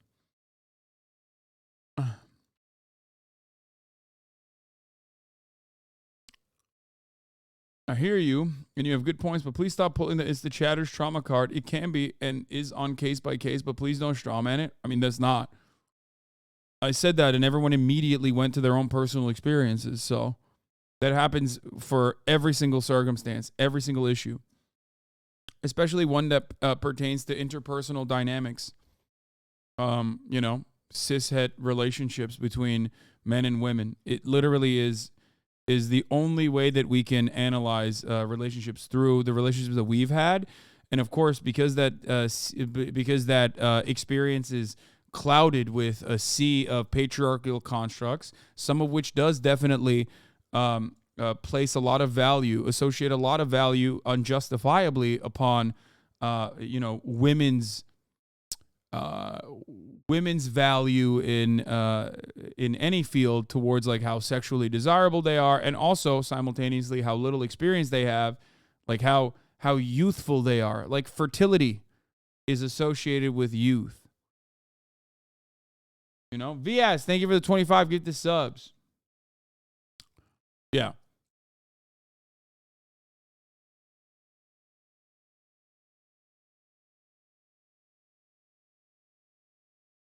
But ultimately, it's just so dumb to have this conversation over and over again. It's unproductive, and people probably clip chimp and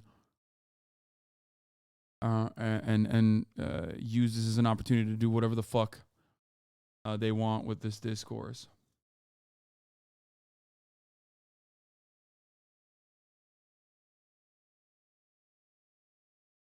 Okay. It is too nuanced for live streaming. All right, we're gonna move to like one element of personal discourse here before I get to what I think a significant chunk of men would be pedophiles, as in they'd have sex with a 14 and 15-year-old if the law allowed it, and men need to start admitting a lot of their peers are fucked up. What the fuck?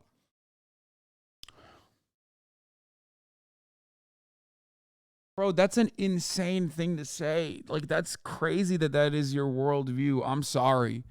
And I know so many people believe that. It's like, fuck.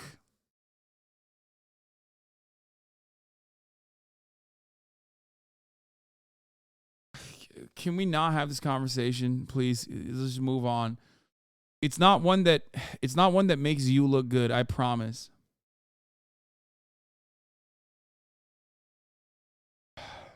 That's insane. And I knew that this is where it was inevitably going to go to, and now it went there. It's like saying people would kill each other if murder was legal. Yeah, exactly.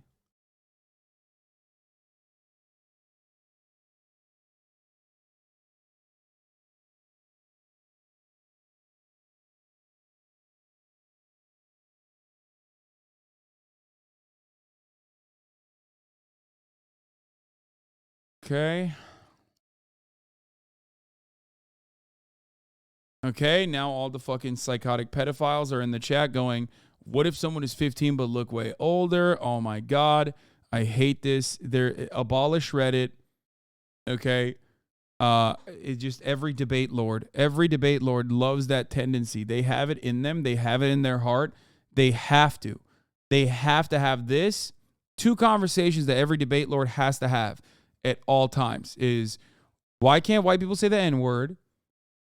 Or the newer version of that, which is, cracker needs to be designated as an anti-white slur akin to the N-word.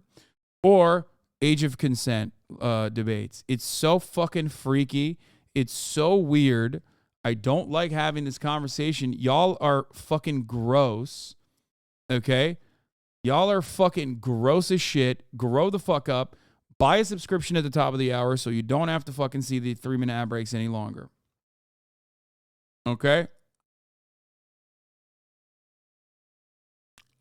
Anyway. Minx tweeted out, that was 100% the worst seizure I've had since I was 15. I still am struggling with regaining memory from even yesterday. I hope you're still okay, but you still get drunk after you promised people you wouldn't, and that could have helped. Mink says, I assume getting drunk at the after party will be fine. Clearly it was not. Cutie said, go fuck yourself. Cutie talked about this extensively on the podcast, the Fear and podcast, if you guys are unfamiliar, where she talked about the after party that she had set up and like how much money she put down for the after party that she had set up, and basically gave a recap. Okay. Here it is. Basically gave a recap of everything that happened, what her low light highlights were. And then we just basically talked about, Kaide's response and what happened to Kaide.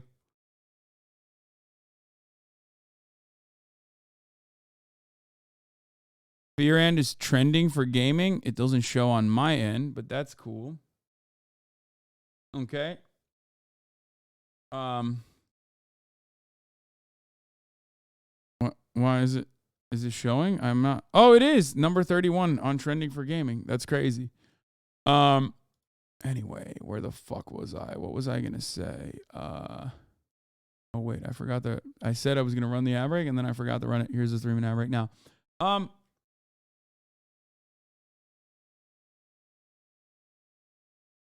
The power of LSF clip chimpers, is that where that came from?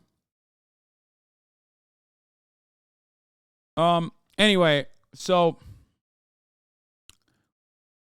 basically what ended up happening is, I'll just give you the short and sweet of it. Cutie, Minx gets the after party drunk already. Gets progressively more drunk at the after party after she promised Cutie that she wouldn't get drunk. Starts trying to throw the heaters and also some people into the pool.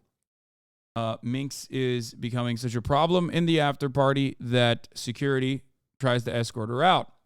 She then tries to go limp to make herself, harder to carry out. And then she's laying outside. It becomes a commotion, a scene. There were plenty of other problems with the house too. Ultimately, first responders are called onto the scene.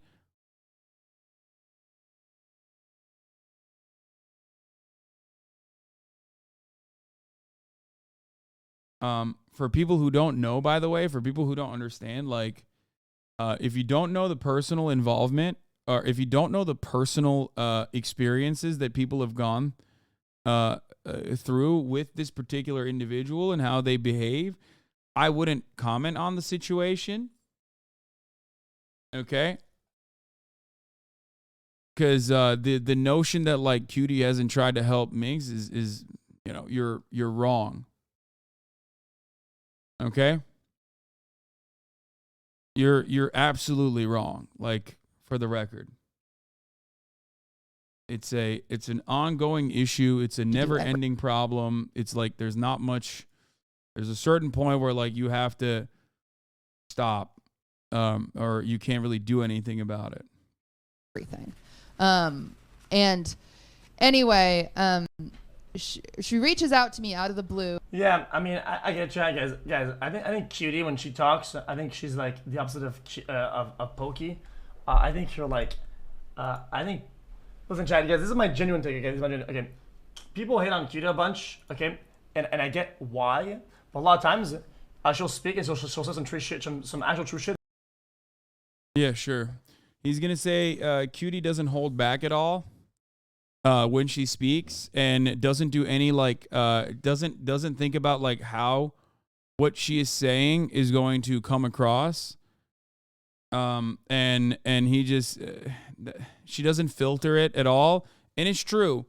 But deep down inside, or not even deep down inside, but in her personal, in her personal experience, in the real world, the way that she operates with people is actually she's real. She's very real, and she's a decent human being who's always trying to do what's right. And people are gonna get mauled. Okay. You say she's being an asshole. Okay. This is my perspective, and I said this yesterday a little bit. Okay. out of everybody that pretend that they care, that they'll go around and then they'll be like, oh yeah, I care about this. Okay, she's in a very small pool of people. I guess one of three that genuinely cared and tried for minks. Okay, I will fucking listen. I will go on a limb if I say it. Okay, and if to do everything.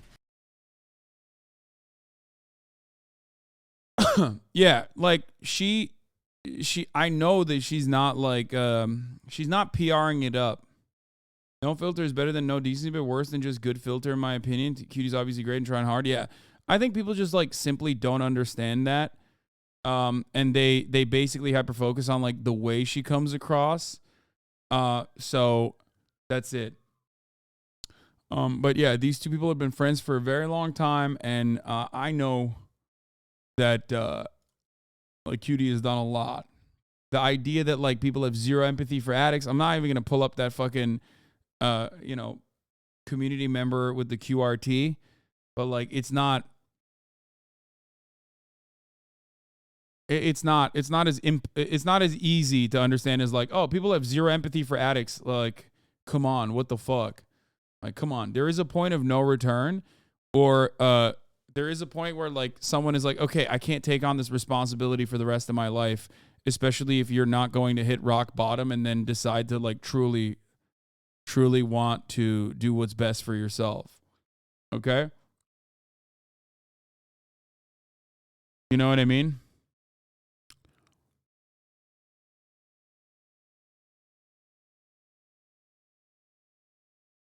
I know XCC called me old. He's right.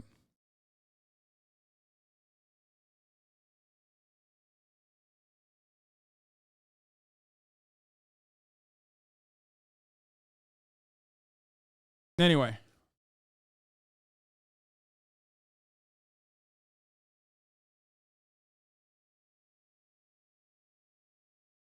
Yeah, allowing empathy for addicts does not mean allowing yourself to be continuously taken advantage of by someone close to you. Yeah, exactly. For a lot of problems, a huge part of the only kinds of therapy is what a lot of people would think sounds very mean. It's being called out on your bullshit, and it's called tough love for layman's terms. I mean, that's like the concept of an intervention, right? Is when you're a support system coming together and like shocking you and telling you that, you know, what you've done is unacceptable. Like there needs to be some accountability in this circumstance.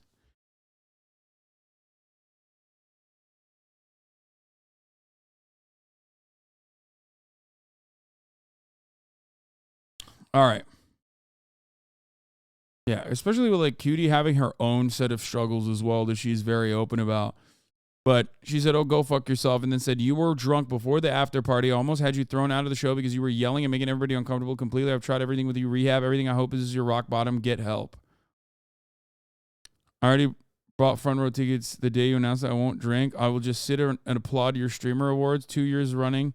My girl in a man's world. You can come sit on the floor if you promise me you won't drink. You are nonstop at the top, and I mean promise, pinky swear, nothing completely sober. But I bought my tickets. You could raffle them off if you let me sit on the floor.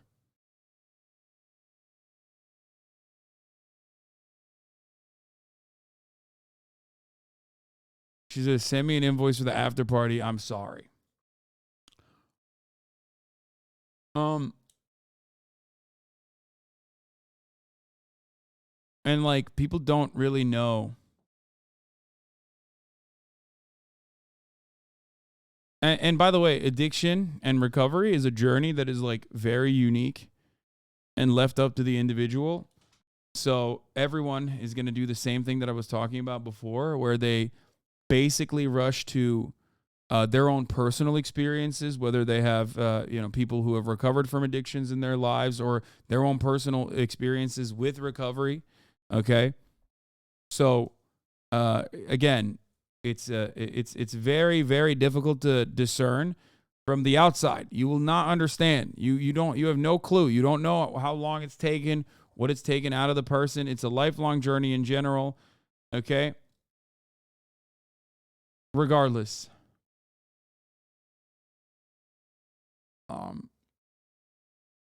not up to every individual to shoulder that burden all the fucking time. Okay?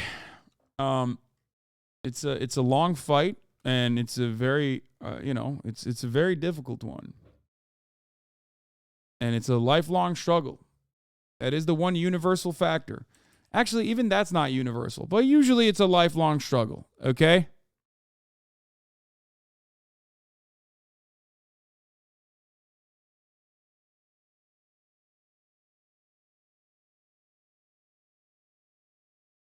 But it works in the end, usually.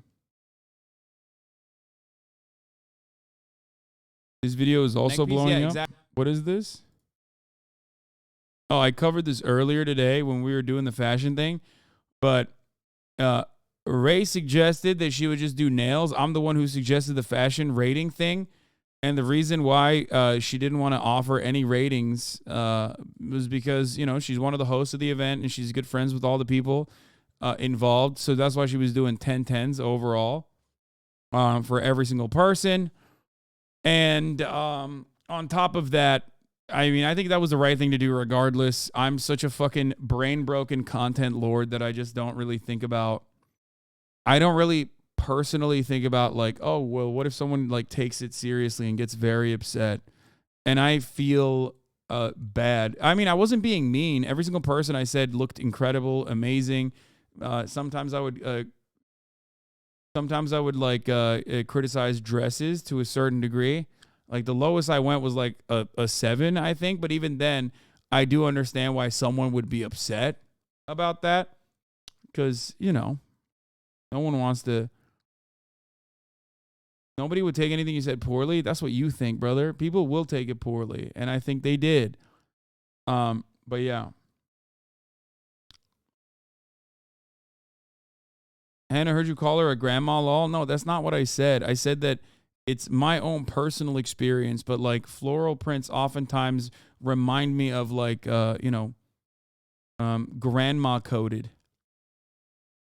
And that I still said that, you know, she still looks great. It's not like I wasn't like ripping into people. I would definitely rip into people if I didn't know them though. Like, for example, didn't you react badly to XC ranking you? Oh my God, dude. We still got motherfuckers in my community with 33 months in the fucking docket running with like, what are you for 33 months you've been in here, but you like only understood this from TikTok? Is that what you saw? One, I'm already stating that like, feelings can get hurt in like rankings and shit like that. But two, that wasn't about fucking XC's ranking. I had talked about this a week or even a month prior about like how much XC was letting Hasan style fucking anti-Hasan sentiment fly in his chat without checking it in any meaningful way. And you've been in here for 33 months. You should have fucking recognized that at that point. Better than other people, I expect. And, you know, that shit still continues.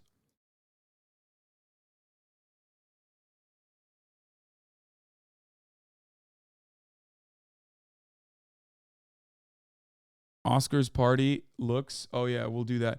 Hunter Schafer, 1010, the GOAT, incredible. I don't even know how to describe it. Like, just holy fuck.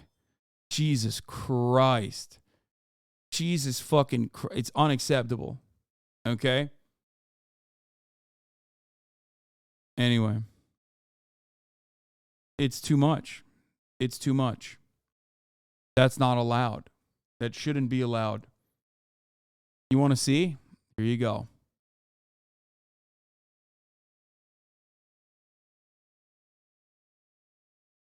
I've never seen anything like this.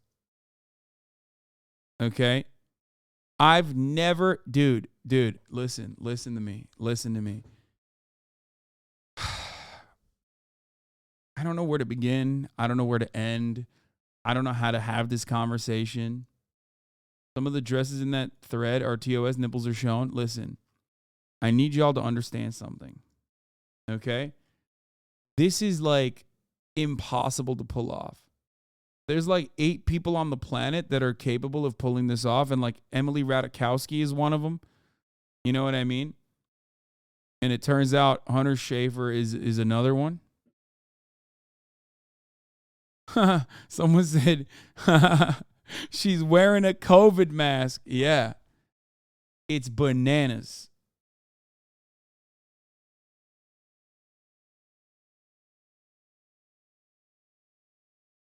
I mean, this is a circumstance where, like, you're wearing this dress, right? Like, you put in 24/7 work, okay?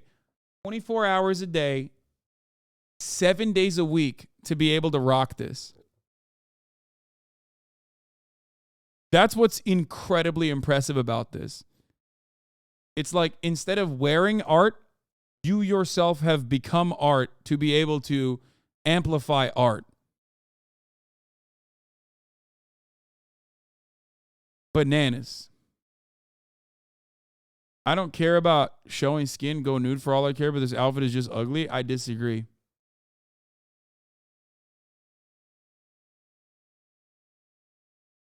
Oh yeah, but anyway, getting back to this video has 318,000 views. There's too much real estate here that could have made it. So what do you rate my fit? Because I didn't have jewelry on. Because I. Mr. Booba Lover, most women with nice boobs and curves would look good in this. You idiot, lmao, implying Hasan knows anything about fashion. Lmao, yeah. Guys, going forward, this is the Mr. Booba Lover broadcast. I've decided Mr. Booba Lover is the actual knowledgeable party here. I want to apologize for the direction that I took when I tried to have an opinion about fashion. Mr. Booba Lover is actually the foremost authority on fashion. And surprisingly, all things booba, actually.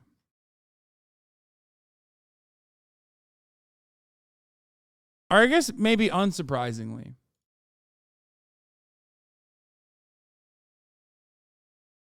Yeah. Thank you, Mr. Booba Lover. It was crazy when Kid Super actually also brought up Mr. Booba Lover as the foremost authority on fashion in Paris Fashion Week. It was wild. It was like Stavros and then Mr. Booba Lover. There is no authority on fashion, though. It's all subjective, Haas. I mean, it's the same as art, because fashion is a form of that, right? Anyway. Forgot. 10 And out of 10. also, I had a lot of real estate. 10 out of 10. No. 10 out of 10. Let's take a look at my fit. 10 out of 10.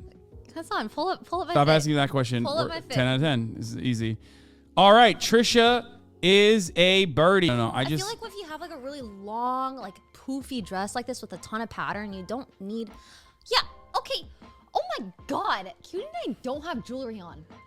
Damn. 10 out of 10.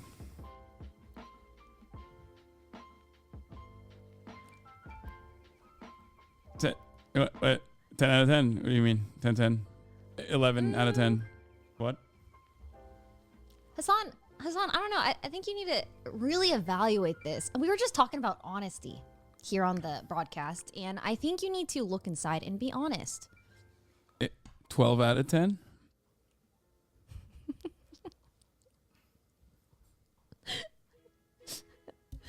Oh wait, this is Cutie's fit. Yeah. I'm sure mine's in here somewhere. We will come back to that. Yeah. I think both of you guys were rocking it, like straight up. Do you think I needed jewelry? Yes.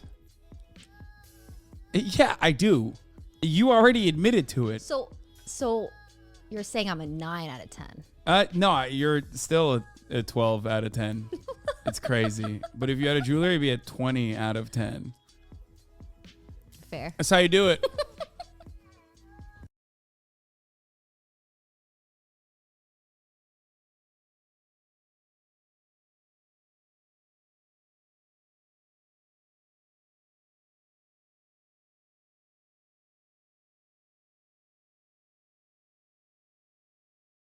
I was Neo in the Matrix, baby, dodging bullets left and right. You kidding me? Okay. Minx ruined the Streamer Wars after party by getting drunk and smashing up the house. More information in the comments. Miss gives message to new juicers and Miss kids.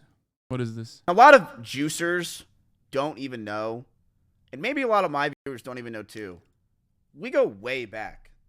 Like me and XQC go back 5 years almost.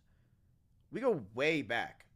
And I think a lot of people think that, like, oh, me and him never were friends. We don't like each other. We never do it. It's just completely false. He used to live right next to me. We used to hang out. In my opinion, we had one of the best IRL streams ever, which is when he was stuck downtown and me and Poke went and saved him. You know?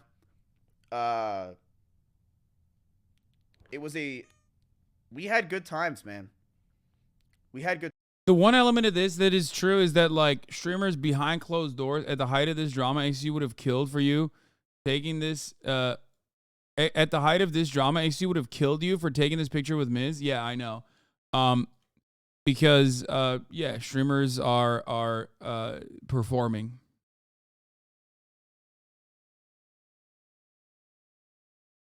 Streamers are performing. Streamers are performing. Streamers are always doing a performance, okay? And oftentimes, I think it's careless because people take it very seriously. Oftentimes, people take it super seriously, and it takes on an additional role. As far as, like, in most circumstances, obviously there's, like, exceptions to this, but in most circumstances, it doesn't fucking matter. Like, nobody actually fucking despises one another. You know what I mean? That's it. Which is why it's always crazy when parasocial feelings are brought up in chats and people hate one another aggressively. It's something that what do you mean, here we go? No. I talked about this yesterday as well. I literally said the exact same thing. Communities take shit and fandoms take shit seriously and literally hold on to it. I, as a matter of fact, talked about this on the podcast too. I don't know if XQC watched that part of the podcast, but I talked about that as well on the podcast, where I said there are a lot of people, like back in the day, I think I enjoyed a larger audience of like Twitch watchers. A larger audience of like Twitch watchers that would come in here to hear my takes on, you know, Charlie or even Ludwig style commentary that did not directly pertain to news. Okay?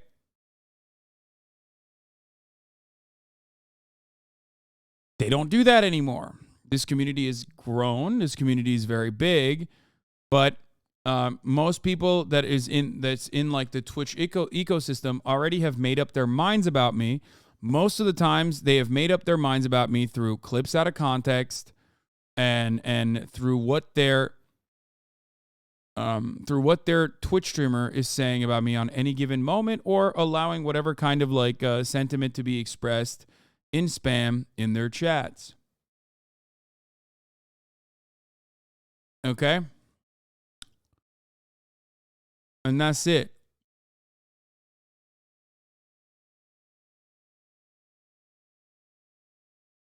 The comment section on TikTok is about you is wild. Yes.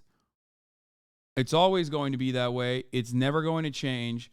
Unfortunately, there's nothing I can do about that. Okay? Unfortunately, there is nothing I can do about that. It already happened. It's never going to change. It's just going to keep happening forever. Okay? Is that why you make Ludwig right-wing? Nobody in my community thinks Ludwig is right-wing. Ludwig is a good friend of mine who I have on the stream all the fucking time. We're talking about like genuine disagreements that get elevated into, a completely different degree. Okay? The relationship that I have with XCC is a great example. By the way, your comment about you getting a lot of hate online way more than Charlie and Lud is valid. I saw the 100 Thieves post about Timmy getting interviewed by you and Lud, and there were a lot of hate posts under the comments about you. Yeah. Yeah.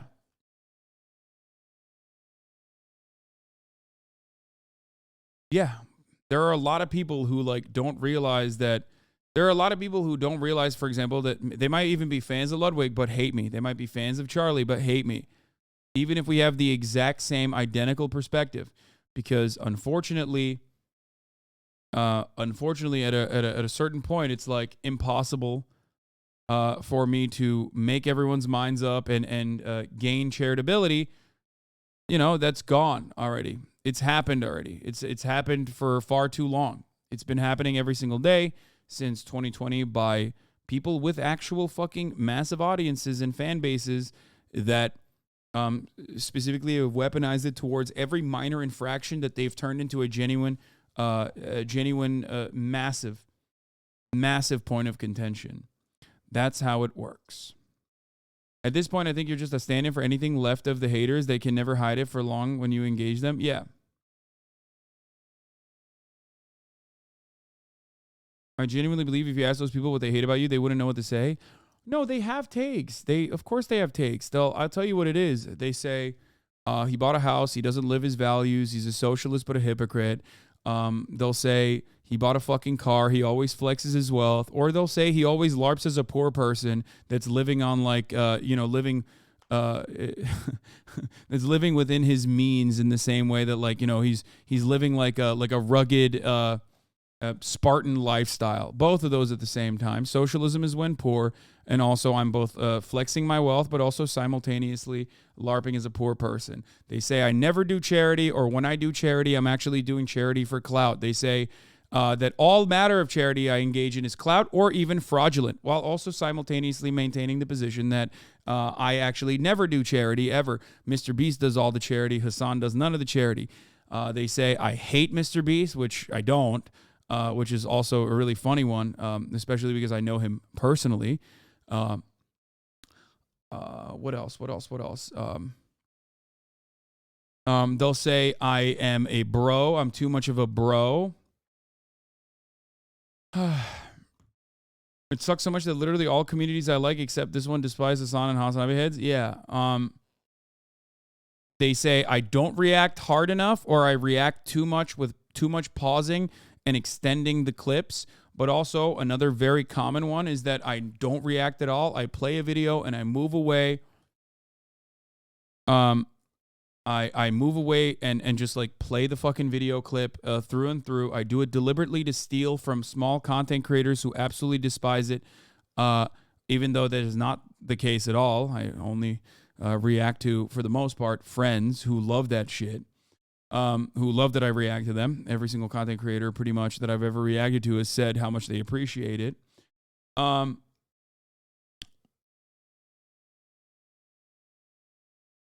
else?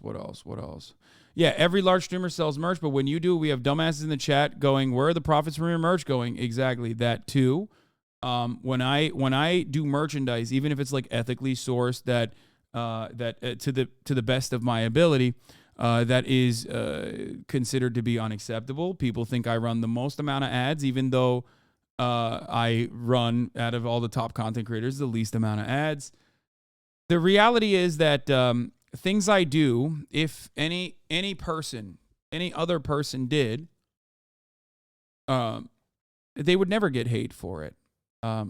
There's no world in which people will be like, oh, another like rich influencer bought like a car. You know what I mean? But not everyone has to like you. No, I understand that. And by the way, Hasan, always Hasan. And Twitter turf shit on me for going to a brothel one time 10 years ago who got raided for tax evasion, and then they lie and say that brothel was raided for like sex trafficking or even child sex trafficking, which immediately gives the game away that they do not care about these serious matters. People will always, depending on where they're coming from, they'll always say, I deny the Armenian genocide. I have never denied the Armenian genocide.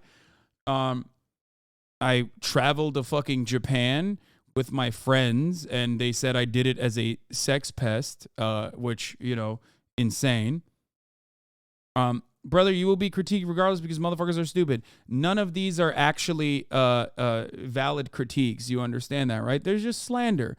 There's nothing else I can do other than that. The brothel, by the way, that I attended was still in operation, was not only cleared of tax evasion and the fraud that they suspected, but the brothel also successfully sued the state of Berlin for, I believe, $100,000. And that lawsuit just came down, I think, like a couple months ago, and yet TERF still use that. Swerve still use that. People say I'm transphobic. That's another one. When I have probably the largest community of trans folks online, you know, I don't mind people not liking me. I mean, I don't like it. I wish people were, you know, more charitable to what I have to say, because it really does undercut a lot of what I try to do, which demands charitability. I'm explaining the world from a perspective that a lot of people are unfamiliar with. So of course I need some level of charitability, but of course that charitability has been erased from the minds of many people who have only heard about me through these clips. So unfortunately, that is really, really hard. It's not going to happen. And that's why I'm upset about it. But you know, people not liking me is not necessarily my main problem. I'm human. I wish everyone would like me. Obviously, that's a very human thing, I think. But the real problem is when people just lie. Another thing that people lie about is that I am pro-Russia, have always been pro-Russia, even a Russian agent. In a lot of instances, they bring this up. They say that I was like advocating for the invasion of Ukraine or some crazy shit, even though, once again, not only did I immediately apologize and acknowledge that I was wrong, my analysis was sound, and also simultaneously raised a lot of money for Ukrainian relief, but they will never say that. They will never admit that part. But that comes along with being popular. That is the unfortunate circumstance of just being popular in general. Anyone who is like very popular is going to have a lot of people that are engaging in like bad faith criticisms.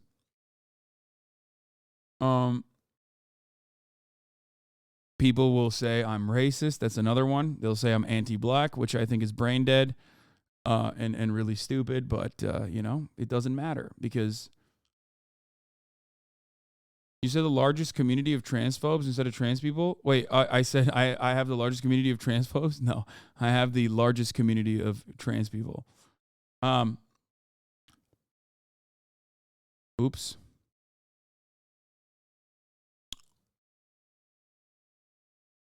It's the Alex Jones shuffle. If he says globalists will attack, and they do, he was right. If they don't, and he and his audience stop them for the moment, but if the fight goes on, it's always something. Yeah. I'm very charitable towards others, especially those in my community. Another thing, that's another one where if I'm charitable to a content creator because I think that they have done something that's not personally indefensible, and I think people are going out of control, I will defend them, and then people will say I'm clout chasing. If I criticize someone for their actions, usually it's very sound and reasonable criticism. It's very balanced criticism with a level of understanding of why someone in their position would behave this way. Then I'm actually doing that because I am a clout chaser and I'm defending all my friends because I love the clout. Notice how there is one pattern here. And that pattern is that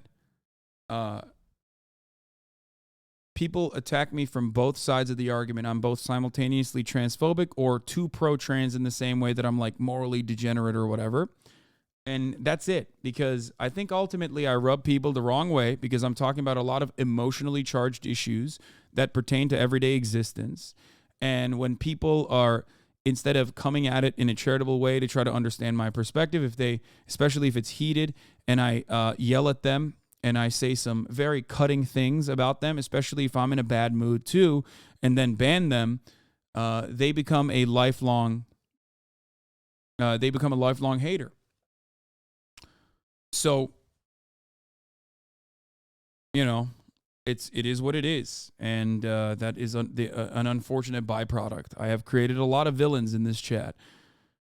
I should probably, you know, conduct myself a little bit less mean-spirited, even when I'm defending marginalized communities. But it is, yes, as Magic's Wizard posted correctly, Dude, I listen to these motherfuckers all the time in other discords when they learn I'm a HasanAbi head. With personal experience with most people, it's just cognitive dissonance to hate on someone they just don't like. Exactly. Ultimately, it is just, I don't like this person, but I need to moralize my content consumption. I can't just say I don't like this person and move on. It's that I have to have a valid reason for it, which is why he's bad. He is ontologically evil. He's not just bad. That's it. I understand them for being angry. It is at the heart of my commentary. You are trying to intellectualize your vibes. Ultimately, you are trying to do everything you can to basically, create a place where like you are right for hating on me, and it's not just like I don't like his vibes. I met a German watcher that doesn't like you for absolutely no reason. Yeah, that's always shocking to me because like German and my politics are very similar. I think one of the worst things I could have ever done.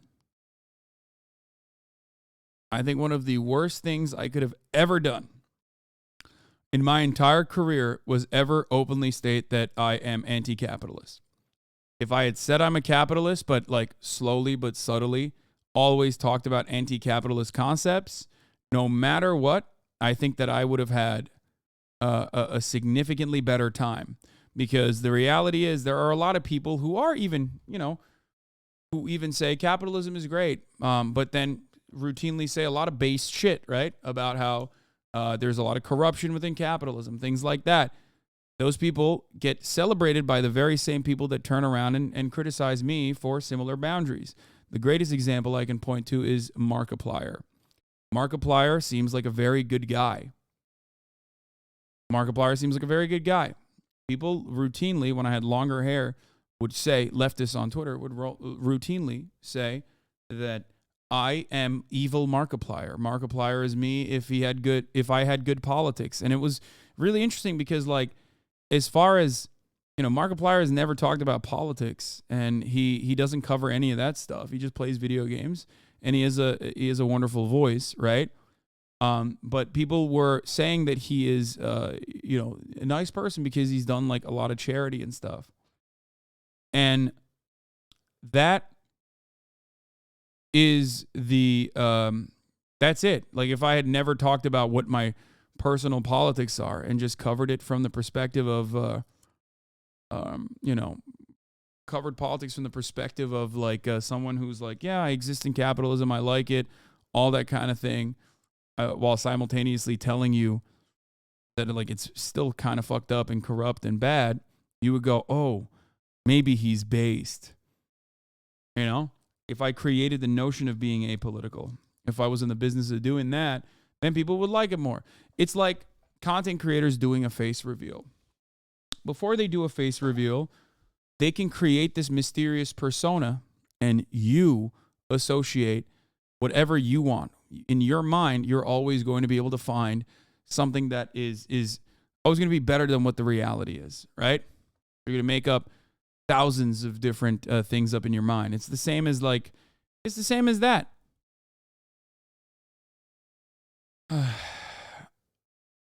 You give too much attention to the haters and gray names. That's why they keep doing this. Every time you have this discussion, you talk about it for 20 to 60 minutes straight. It just fuels fire for these psycho haters. I agree. But sometimes it's important, for me at least, to like correct the record a little bit and have people understand. Every now and then I'm going to do that.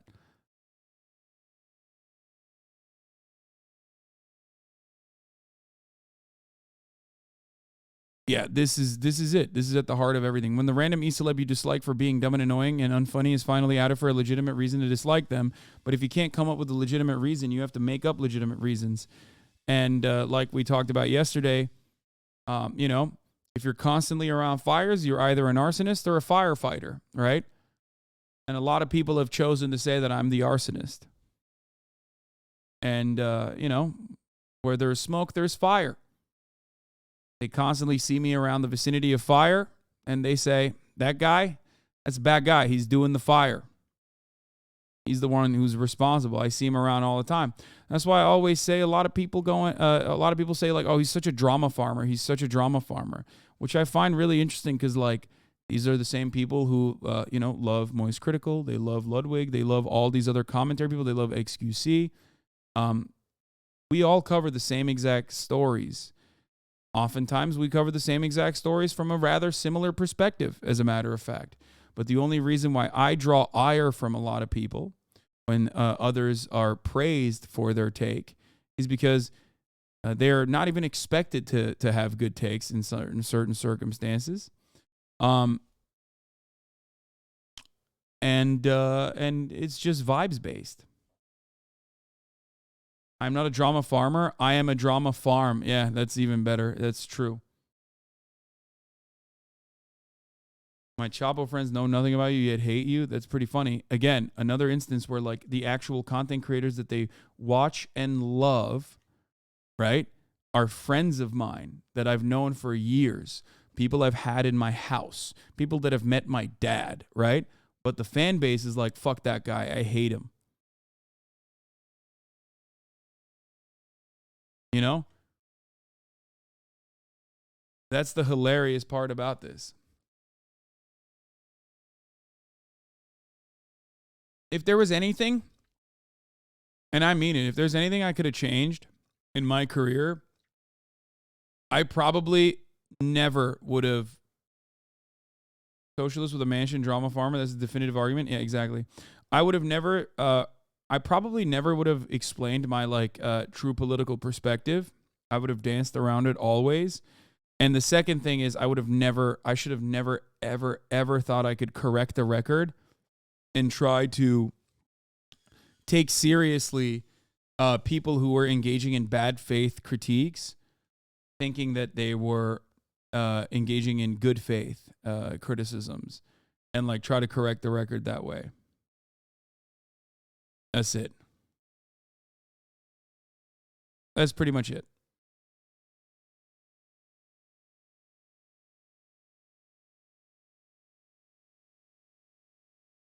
It's so funny when I mention that these people are friends with you, but not good enough for the fan base. They have nothing to say after that. Yeah.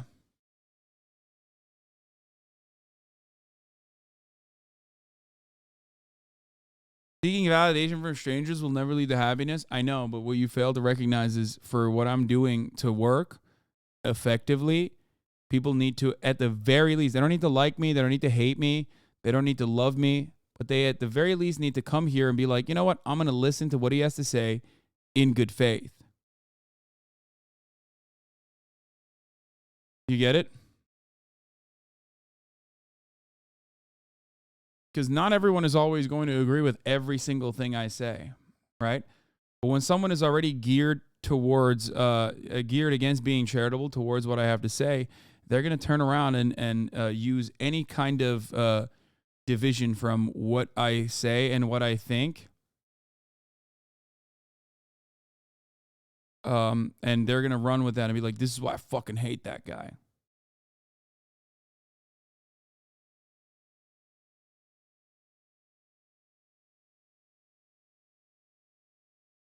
Anyway, let's watch. This is me getting snapped. I'm trying to get this. I am trying to get these photos, man. I'm trying to get these fucking photos. Oh, these photos are going to be fire. I see Cutie posting. Where's my fucking phone? Hold on.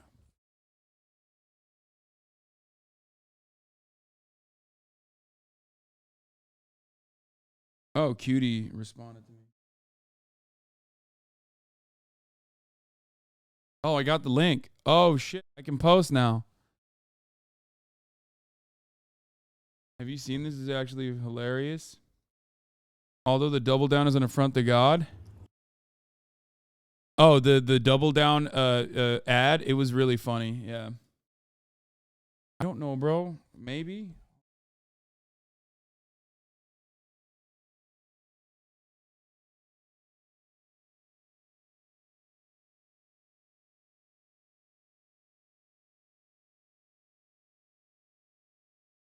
I think it, yeah, it did. It did.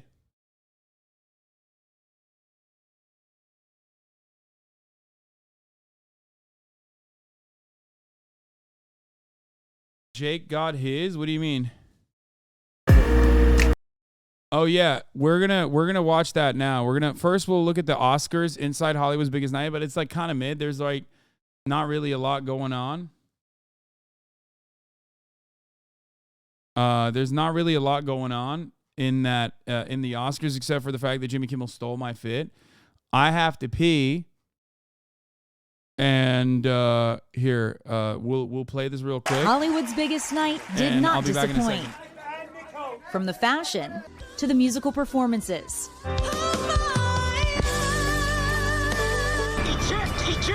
To host Jimmy Kimmel crash landing onto the stage. But the biggest winner of the night, the quirky sci-fi film Everything Everywhere All at Once, which took home 7 Oscars, including Best Picture and Best Director.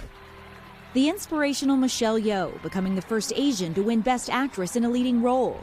For all the little boys and girls who look like me watching tonight, this is a beacon of hope and possibilities. Her co-stars Kiwi Kwan and Jamie Lee Curtis sweeping the Best Supporting Actor category. I spent a year in a refugee camp, and somehow I ended up here on Hollywood's biggest stage. This is the American dream. I know it looks like I'm standing up here by myself, but I am not. I am hundreds of people. We just won an Oscar together. My mother and my father were both nominated for Oscars in different categories. I just won an Oscar. Who would want me to be a part of their life? An emotional Brendan Fraser hooking the Best Actor Oscar for his role in The Whale. I started in this business 30 years ago, and things, they didn't come easily to me. I just want to say thank you for this acknowledgement. Dude, this is the GOAT, okay? RRR, I can't believe that they didn't get like the recognition that they deserve, but at least Natu got it because I mean, this shit bangs so fucking hard, dude.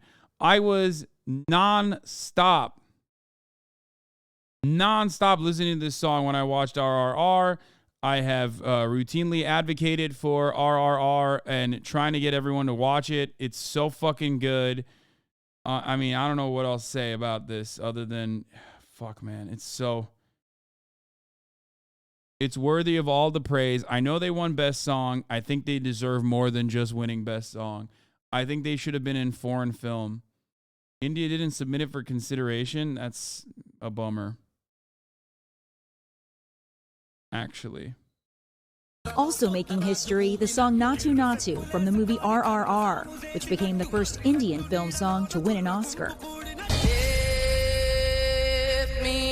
It beat out Super Bowl halftime star Rihanna, who was nominated for her first Oscar for the hit Lift Me Up from the Black Panther Wakanda Forever soundtrack. John Travolta also getting emotional as he paid tribute to his friend and late Grease co-star Olivia Newton-John while honoring those who died in the past year. They've touched our hearts, they've made us smile, and became dear friends, who we will always remain hopelessly devoted to. Oh, wow! As for last year's shocking Oscar slap involving Will Smith and Chris Rock, Oscar host Jimmy Kimmel made sure to put out a fair warning. We have strict policies in place. If anyone in this theater commits an act of violence at any point during the show, you will be awarded the Oscar for Best Actor and permitted to give a 19-minute long speech. Oh, Jimmy Kimmel. And guys, another beautifully emotional. Jimmy Kimmel was wearing my fit, is what I heard. So where's that? What? So a bat chest assault? I mean, I bat chest assault, dude. Where was oh my God, these photos are insane. It's gonna fucking break. It was Tom Ford. Wait, no, there's no way this was Tom Ford. It's the same fit that we're wearing. Jimmy Kimmel was wearing Tom Ford? Bro, this is the Dolce & Gabbana Martini tux. It's not different at all. I saw it. No, there's a. Wait, no, the lapels are the same. The only difference maybe is the shine on the lapel. Wait, really? No, the lapels are the same. Oh, I guess it was Tom Ford, huh? God damn. Okay. You got a top breast pocket on yours? He does not? Yes, he does. You can't see it because it's white.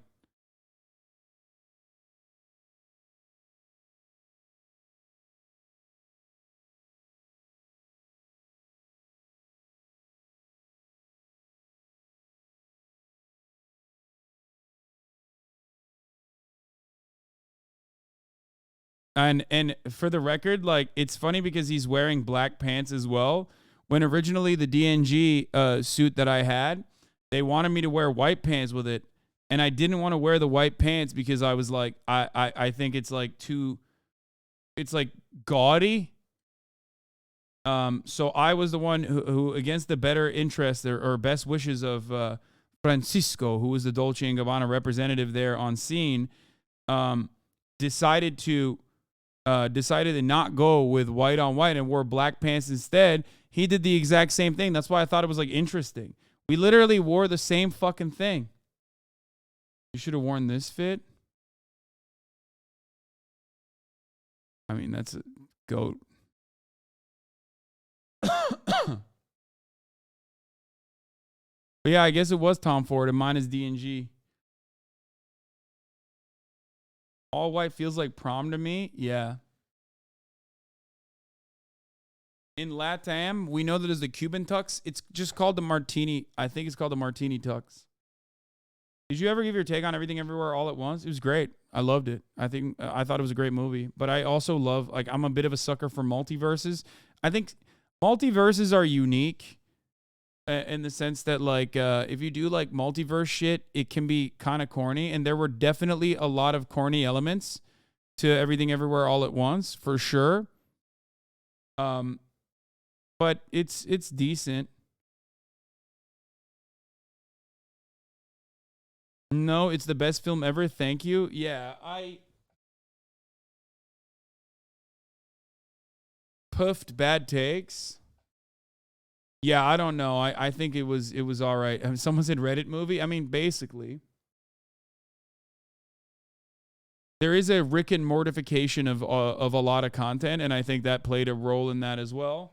This is the best red carpet fit though, from the goat, my juicer.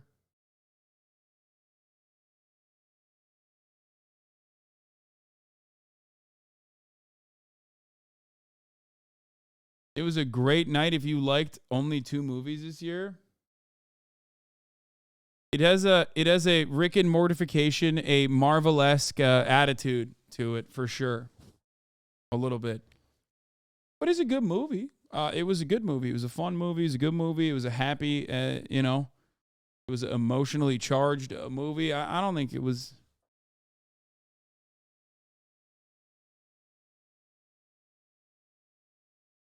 It was done well.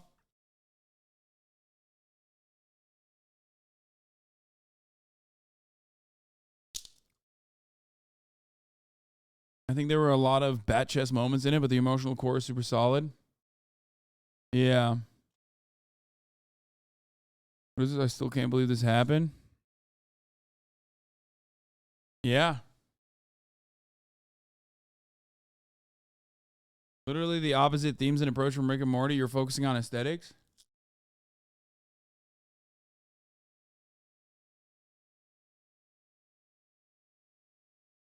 When we wear the owns in a pic and say, Aldous Rick got him mortified in the caption. I love that.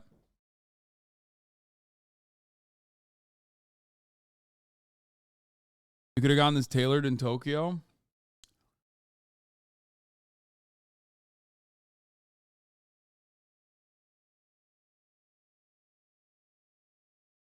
You know, Rick and Morty didn't invent multiverse shit. I do know that.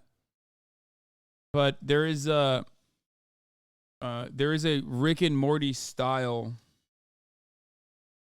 There's a Rick and Morty aspect to the way that Everything Everywhere All at Once handled the multiverse. You know what I mean? Yeah, the hot dog fingers was very Rick and Morty core. I agree.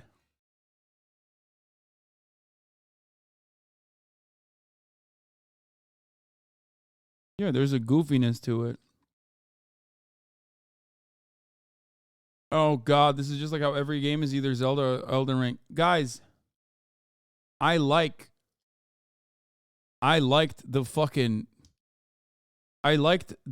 movie. I am so annoyed with people just being like upset at me. Yeah, your rage had a fire fit on. He had a great fit. I also liked Rick and Morty. Like, this is a big no-no to admit, especially now. But I liked Rick and Morty.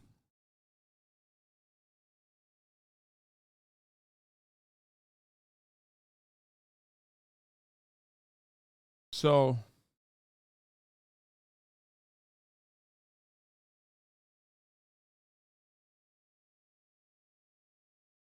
I don't know. What is this? Brian Tree Henry looks excellent and elegant as usual. Dude, I'm seeing a lot of this, a lot of like, what is this called? Paisley. I love this jewelry. I'm seeing a lot of what's going on with this stuff. I don't know if I like it. Like, it's not for me. You know what I mean?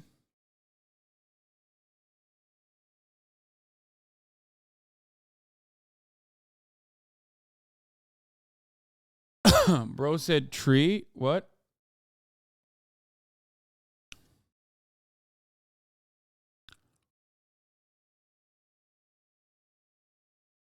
L take. I mean, I guess. I don't know why people are getting so mad. But yeah. Oh, but let's see what Pedro Pascal went with. Ooh, love the high collar. Very sleek. Didn't go fucking overboard. Very conservative. Didn't go with any like, I mean, I'd have to see the pants, but I'm surprised that he didn't actually go with like anything. I'm surprised he didn't go with anything like wild, at least on the pants side. But Pedro Pascal is my GOAT. Vanessa Hudgens was keeping it class with a simple black and white gown serving absolute face. Again, a more reserved fit. Love the hair. Definitely great. Tasteful jewelry. There's nothing. I mean, it's not like it's not overboard. It's not breaking any records or anything. Not exactly the biggest fan of this color scheme. I will say that much about Laverne Cox's fit. I think it's great. I think she looks incredible, but the color scheme I'm not too fond of. It's like what is this, like greenish turquoise with black, and also on top of that with like brown. You know, I don't know. Even though she does go crazy with the nails too. Fawn Bing Bing looks absolutely beautiful in this ode to emerald green. I mean, this is wow. This is crazy. God damn. I mean, I don't even know what to say about this. It's incredible. It's dashing. It's bold. It's I mean, the whatever this is called, it's regal. The arms on this thing is wild. Again, not the biggest fan of the green and silver, but even then, I mean, the dress itself is sick. The color scheme, someone said Shamrock Shake for McDonald's. I do think that there is an element to that for sure. Not the best. Ashley Graham came in hot, giving ethereal dominatrix. It was pretty good. I think this is This is an interesting fit. It is bold. I like it. I don't have any notes on it, really. I saw the Ashley Grant, Hugh Grant interview. I think that, like, I don't even want to get into that. Look up Hunter Schafer on the second monitor. I looked up on the first monitor. Kala Bairava and Raul Sipligunj, who are performing their hit Natu Natu from RR tonight, appropriately opulent. I don't know enough about like Indian fashion at all. I mean, it looks sick. Hot pants on the runway are a miss for me. Yeah, RRR not getting nominated for Best Foreign Film is kind of a major miss, in my opinion, for the Oscars. Straight up.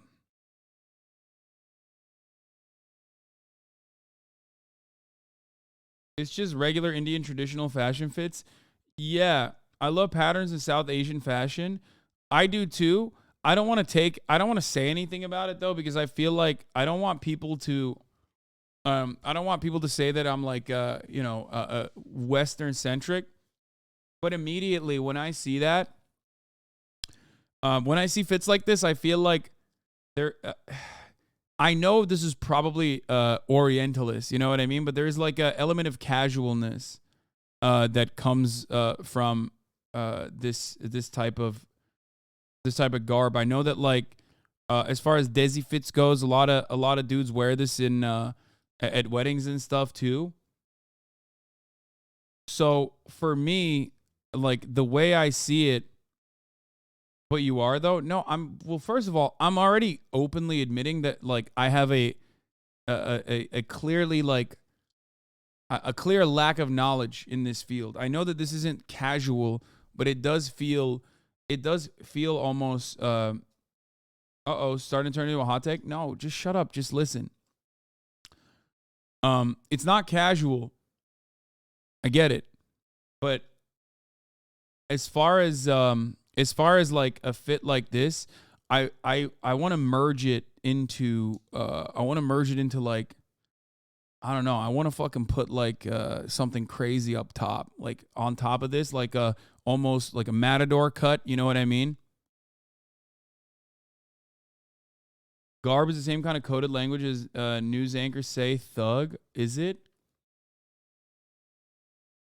I don't know if you know this, but like I'm closer to their fits, culturally speaking, than you are. I'm Indian. This is not very formal. It's like wearing a modern cut suit with no tie and top 3 buttons unbuttoned. Through a Western view, it's not red carpet formal. No, I wanna put on like a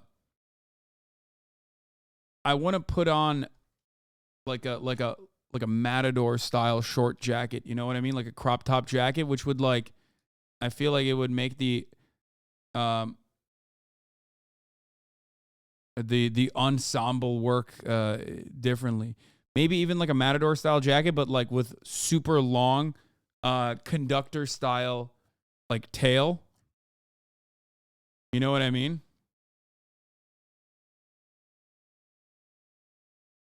What you mean is that it lacks layers? Yes, that for sure.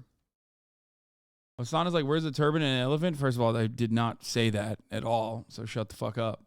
Chat, no wonder no one likes us. Exactly, because everyone, the only way to like, for chat to feel recognized in this community is by like coming across as the most like annoying fucking woke scold. You know what I mean?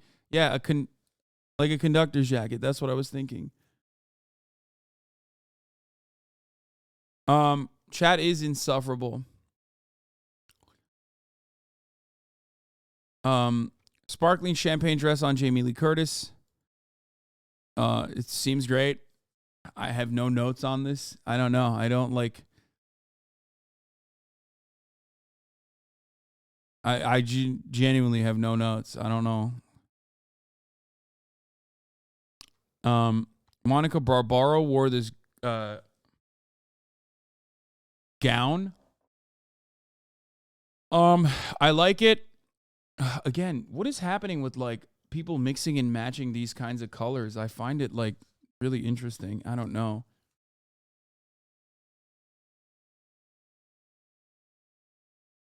What is this? Harvey Guillen. The suit is actually kind of fire. I wish, oh fuck. I wish it didn't have this pattern on it. I like this suit. I love the fucking silhouette. I think it's absolute fire. I like the pants. I wish that it's too big. I think that's on purpose. I just wish that it didn't have this pattern on it. I don't know where I would go with the pattern itself, but I think it's fire. Elizabeth Olsen, slinky back fabulousness. I mean, this is pretty basic. It's as basic as it gets. Super reserved, classic, conservative, a little bit of skin. You know, you're really not trying to go out there and have people go, wow, that's an incredible fit. Reese Feldman, silky suit. Whoa, what the fuck is this? What is happening with the lapels? I kind of like it. And he's got like a layered pants. I like it. Oh, velvet gloves. I'm a fan of this. I like this. You are at your gayest when talking about fashion? Sure. Marley Matlin's look is such a great balance of sharp formality and fluffy fun. I don't know if at first glance, I like what I'm seeing, but also simultaneously, like the top does say formality and the bottoms say something entirely different in a way that I think it would be better if she didn't have any fluffy shit. Ran out of content again, huh? Clothing politics? Yeah, this is...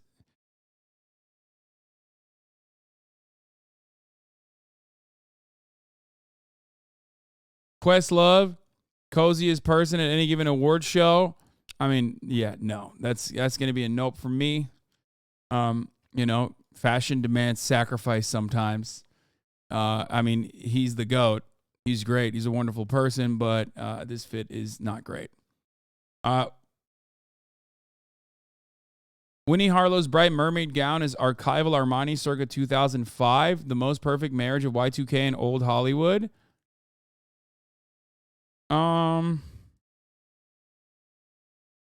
Yeah, I don't know. I don't know how I feel about this. I feel like neon highlighter color is like, I know it's like supposed to be Y2K fashion and that's like in, but I don't know if it works in this formal event. This is the most boring part of the Oscars. Why is it everything for you? I'm just looking at like what people are trying. James Hong. I mean, yeah, no. Look at these pants. Yeah, no. This is not, no. I'm saying no to that. Hong Chao added a Mandarin collar to a custom Prada dress. That's fire. As a shout out to her roots. And shout out to Prada's 1997 show. This pink is perfect on her. We love it thoughtfully. Consider slay. This is a perfect example of something that would otherwise... This is a perfect example of something that would otherwise, like, I mean, it lacks a silhouette, but it doesn't matter. It would be like pretty basic and not even good. It would be like maybe even too sophisticated. It's clean. However, you put that in there and all of a sudden, bam. Whoa. What the fuck? Oh, dude. Okay, that's sick. That's sick. I take it back. That's sick as fuck. No, I love that. What do you mean? What are you talking about? It's like, at first, you're like, okay, this is like relatively reserved. And then all of a sudden, you're like, nope, not even. It's fire. Jay Rillis. Embroidered custom Fendi suit. Embroidery in suits, I feel like, again, not a big fan. Personally, it's not for me. I don't like it, but it's, you know, it's a well-tailored black suit. You know what I mean? It's always going to look fucking fire. It's clean. Malala brought a red carpet look. It's actually pretty good. Don't know what Malala's doing at the Oscars. Was there Was there a documentary or something?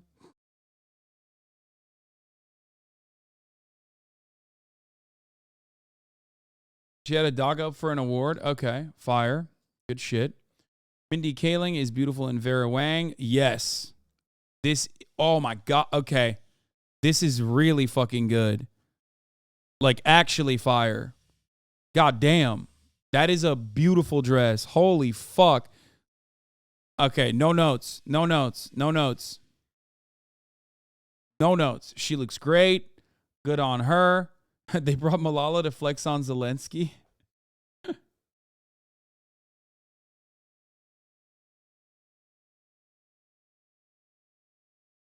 Yeah, this is gorgeous, actually. Straight fire. Ooh. Harry Shum Jr.'s bespoke tuxedo, which he describes as East meets West. Dude, listen, people might consider this to be a faux pas. I'm not one of those motherfuckers. I think this shit is cool, okay? This is why I was saying people think this is corny. People think it's like a faux pas. I like this kind of fusion. I hate it when it's food, but in this circumstance, I think it fits. I like it. I like it a lot. And the reason why I like it is because you will like it too eventually, okay? It's the type of shit that you would look at first and go, "Oh, that's kind of weird." And then like some fucking designer comes out with fits like this. Okay? It is very this is the wave, absolutely. It looks like a cartoon with the outline piping. Wait, what do you mean?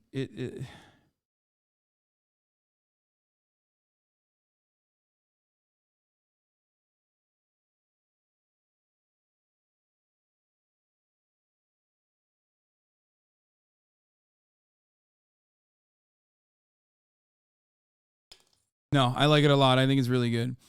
Ariana DeBois kind of did the thing here. This is a cool fit. It's like Balmain, but actually not ass. You know what I mean? I like it. Sigourney Weaver is glowing both literally and metaphorically in Givenchy. I don't know. I don't know what to say about this kind of dress. I just like, I don't know. Allison Williams, when's the last time you got pussy? I fucked your mom last night, so you know. But hey, don't worry. She said you can use your credit card to subscribe to me so that you skip the top of the hour ad breaks.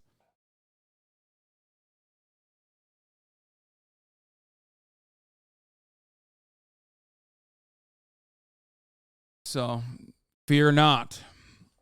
You can use your credit card to avoid the top of the hour ad break that's coming right now.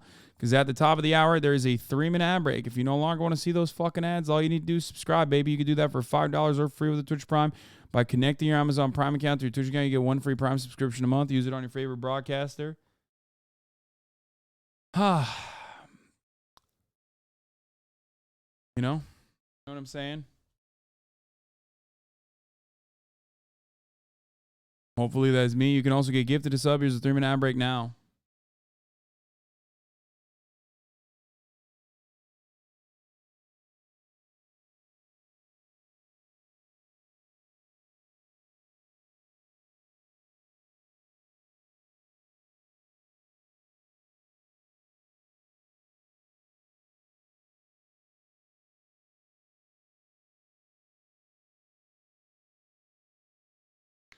Dude, what the fuck? Yo, these fits are crazy. Should I post them now? Everyone's posting their fits from the streamer awards, and I feel like I don't know if I should wait or just post them.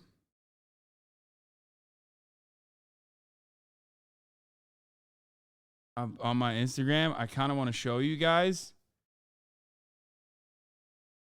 Or should I wait for tomorrow?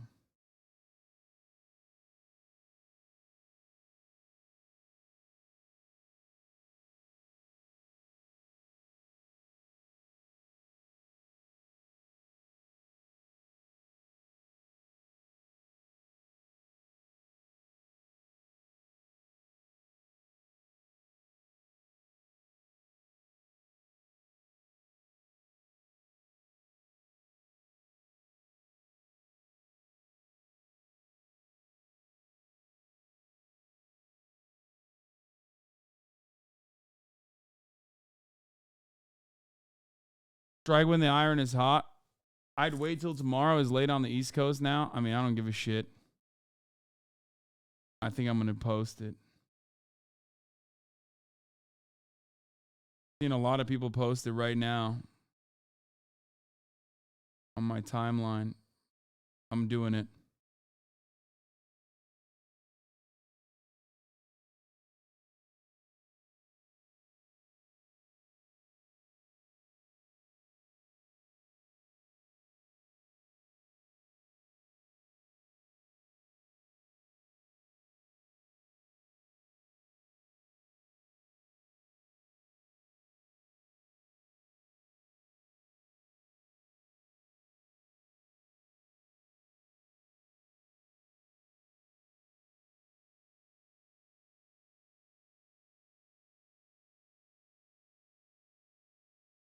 I'm doing it. I'm doing it. Can you have fun so I can watch the podcast? I don't want to miss anything, but this episode looks fire. Fucking content machine. Yeah, I haven't stopped making content, brother. It never stops. YouTube is translating British to English.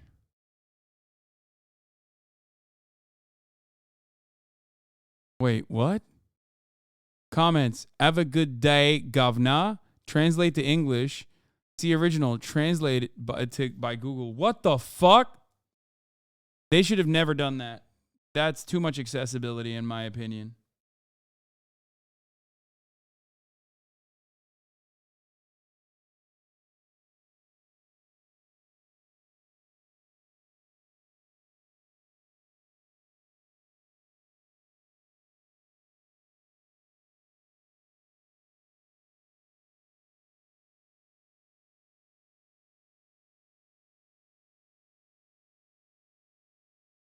Google making it easier to talk to British people is a big L. Yeah, I know. Who cares? Rate the suit. Clean up at the streamer awards. I mean, it's all right. But like hard. It's like a big change of pace to go from it's a big change of pace to go from like Oscars to E-Rob. You know what I mean?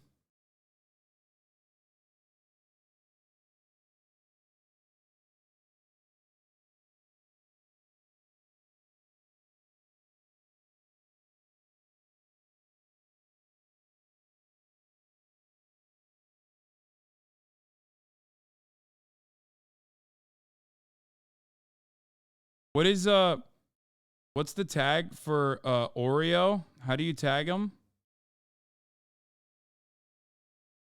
Permission to swag out. Oh, I got it.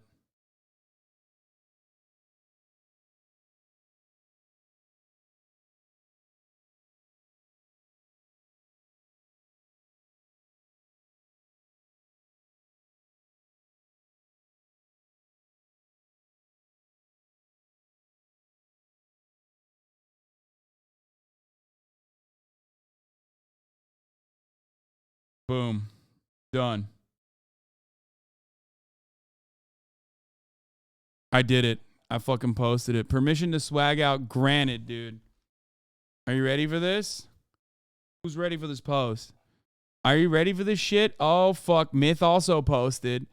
Oh, my Lord, dude. Oh, my Lord. Look at this.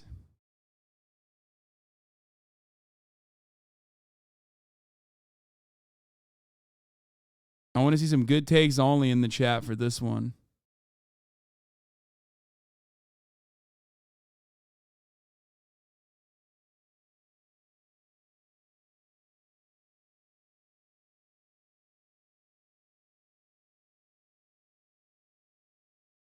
I'm going to put it on Twitter too. Don't worry. My mom is so lucky to have you.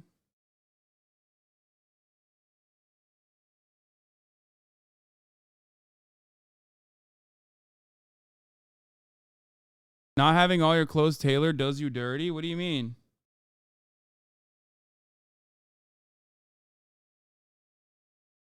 We are both shaken and stirred. You always ruin the order of photos. You should have the second photo first. Wait, really? You think this photo should have gone first? I think this photo is better. Did I fuck that up?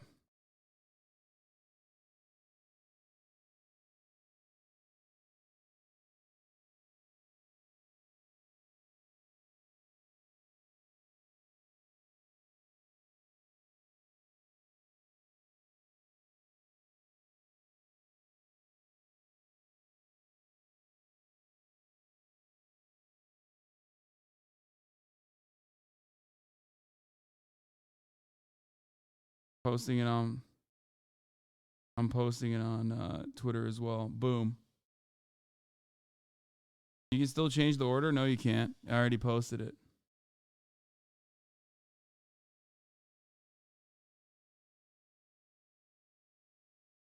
Should have worn short pants.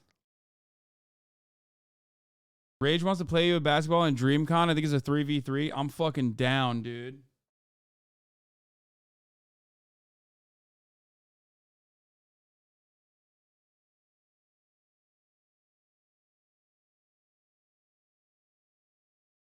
HasanAbi posted the heart, fire.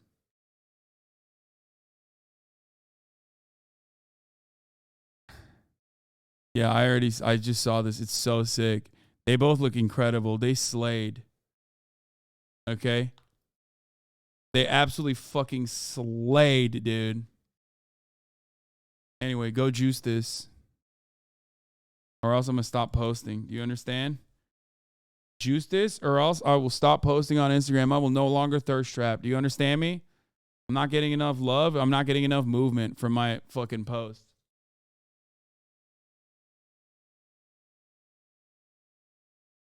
I've only got 135K, dude. What the fuck's going on? I've dropped off.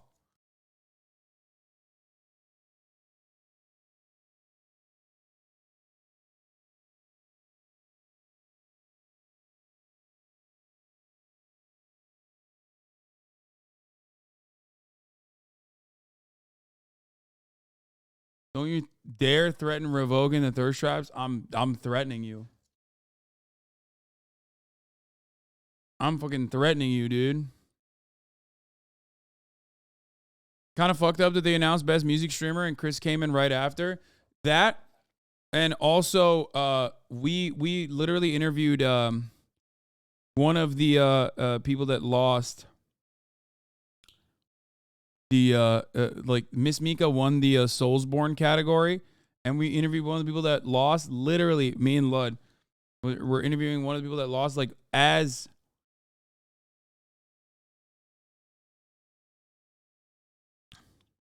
the shit was happening.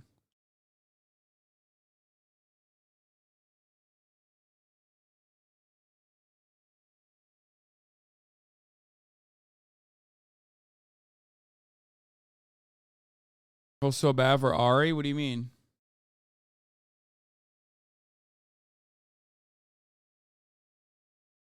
Oh, the technical issues? Yeah. You interviewed Lil Aggie right after? Yeah, exactly.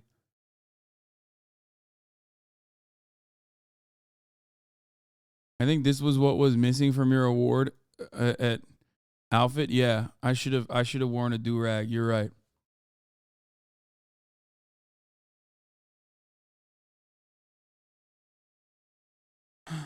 Son, if you were to go to the Oscars, would your fit be different than other event fits? Like, would you feel more comfortable doing a more experimental fit like the Japanese fit you planned, or would you stay in a classic suit? I mean, it'd be more experimental, but in many respects, it would be like even more designer.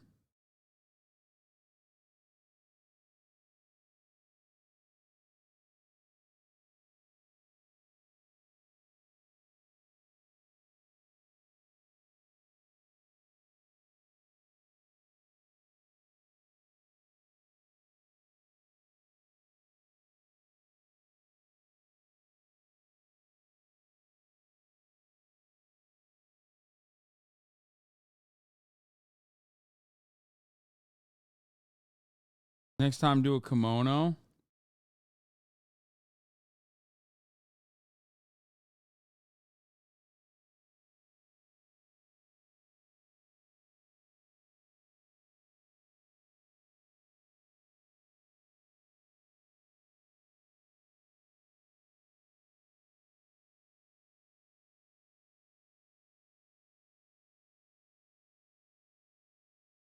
How was the dinner after you heard Cutie's explanation? What do you mean? Did Dolce & Gabbana let you keep the suit? There was some confusion on whether or not we were allowed to keep the suit or not, but I'll tell you this much. I don't give a fuck. I kept it. There was no fucking way. There was no way that I was letting Dolce & Gabbana get that suit back, bro. Come on, I wore it. Like, what are you, crazy? Yeah, I yoinked it.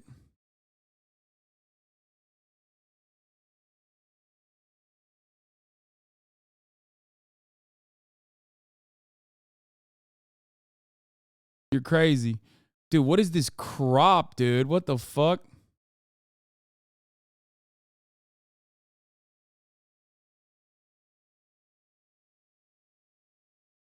Was it confusion that you didn't want to give it back? Yeah, the confusion revolved around, you know, it wasn't tailored. But I love that you thought it was tailored. The confusion was revolving around the fact that they thought that they were going to get it back, and I did not want to do that. That was where the confusion came from. What is this? What the fuck, dude? Come on, chat. Stop linking me anti-tweets. Don't ever do that while I'm streaming, okay? Stop. Stop. Anti is a fucking menace, dude.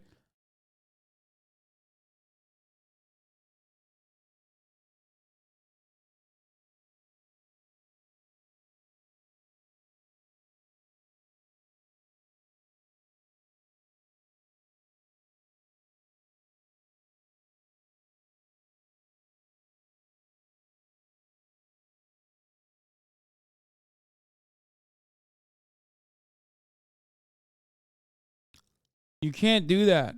That's like, you know, that is like, you know, slated to cause problems, dude. Y'all are wrong for that. For real.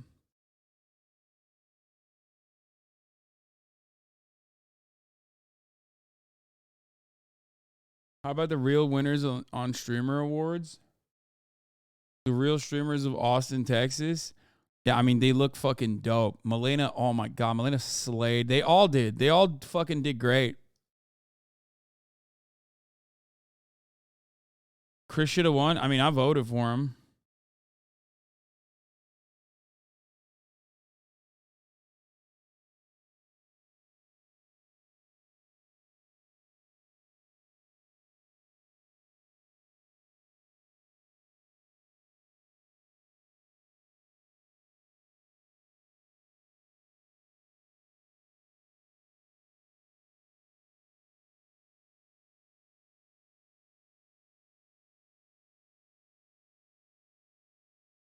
Yeah. You vote for Doug? He's great. Bro, come on. You're in this community. Of course I didn't vote for Doug. I voted for my best friend. What do you mean? Did you write down Nesuo for streamer, seeing as he's your #1 streamer? No, I did not. I probably should have. You're right, though. Okay. Fuck the Oscars award show, except for this. I mean, this is incredible. Let's watch this vlog. Let's watch Ray's new vlog. I'm heavily featured in it, from what I understand. So I'm excited to relive the glory days. Let's take a look. March loves this shit. But I guess this is a different editor, but still.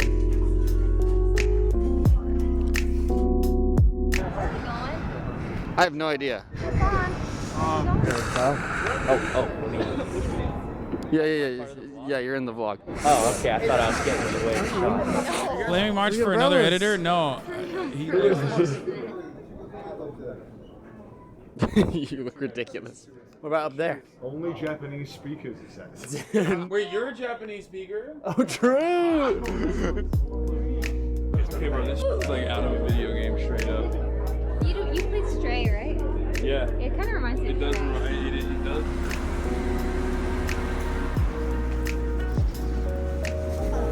And the award goes to SpongeBob.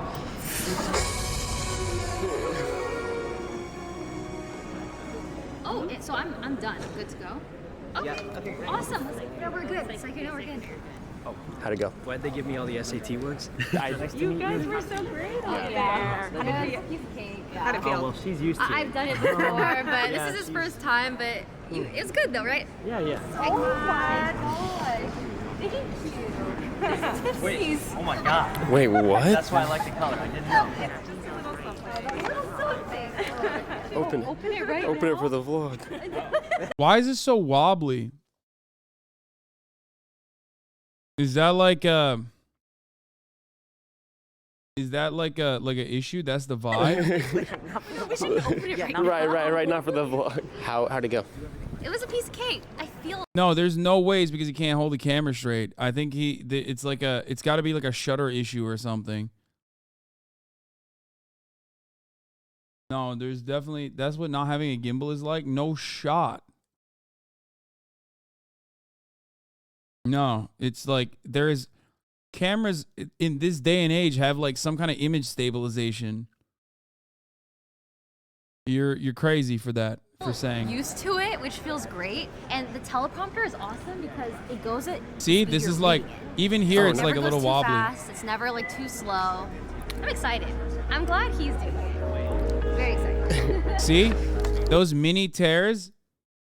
Those mini tears are I don't think it's supposed to be that way. I think there's an issue. It's called a rolling shutter. You need a dual sensor to avoid it.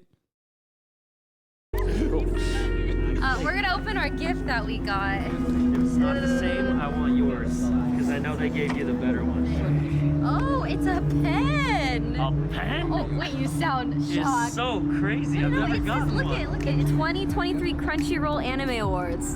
That's sick though. It's a Tiffany pen? Supposed to go for eBay. Oh, okay, that's expensive shit. Oh, keep that in the vlog. I'm joking. It's actually Expose this cool. man. This is awesome. Like one of those things where it's, you'll remember it. Yeah. Yeah.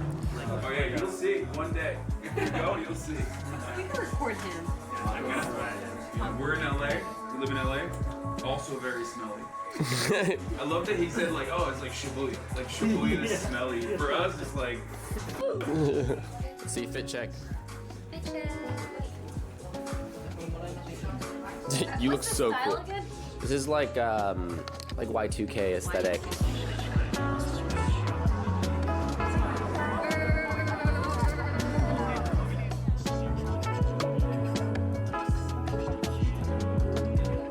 There's nothing funnier than a salaryman trying to go home and then seeing her taking a photo right there on the intersection. Just another day in Tokyo, you know what I mean? God, I fucking love those caps so much. The crown! Okay, we're gonna do outfit 2 and then The we're Toyota done. crown! Cold. But not nearly as cold as the MGK music video. That's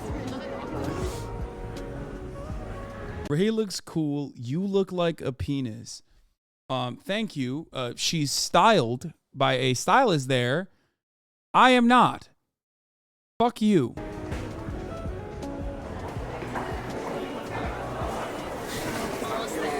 Oh, white boy swag. Look it There's up. no way I'm going out tonight.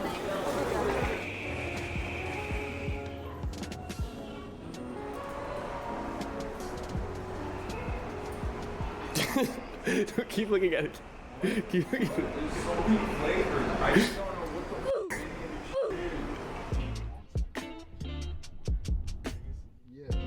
I was so cold.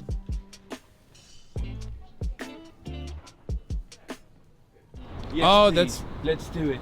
Very nice. Hasan's so excited for today. Are you getting stuff for the vlog? Yeah. Hold on, let's vlog each other. This is March. He's vlogging too. Are we getting good vlog stuff here? This is great. This is great. This will all be you. Just So right, you're in Japan randomly. Sykkuno, oh yeah, Sykkuno has to I gotta vlog. expose them. God, this was the first day, and immediately I'm thinking about like how good I felt. It's just like bringing me back. First day, so much excitement. You know what I mean? So much excitement. You're just like, oh, this is a totally new territory, unexplored. Why are you kind of penis coded in this vid? Shut up. Sykkuno's doing his first ever vlog, where we're both presenting an award at the Anime Crunchyroll Awards, which is really cool. I didn't think he'd say yes. Me neither. And he said yes because I said yes. How do we get to the train? How did we get here? This guy is the definition of a workaholic. He got a whole PC set up to stream every day at 6 a.m. Japan time, and then to do IRL streams after. He's crazy. You like leave bikes out unlocked. Yeah, unlocked. Yeah, it's pretty crazy. I find that very odd. I think they care about morals here.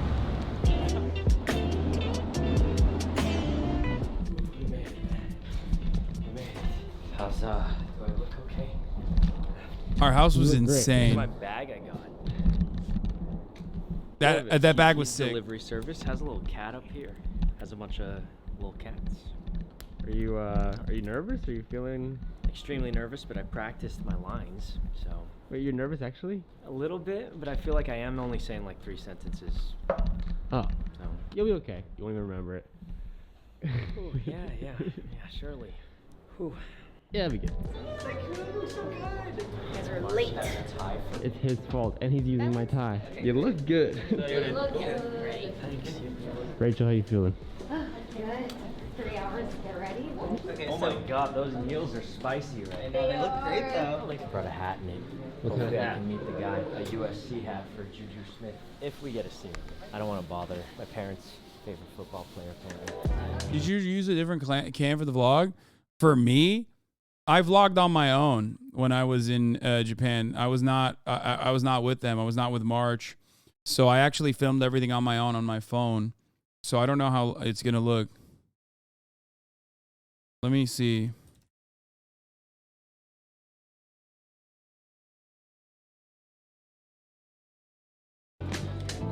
No, they're not.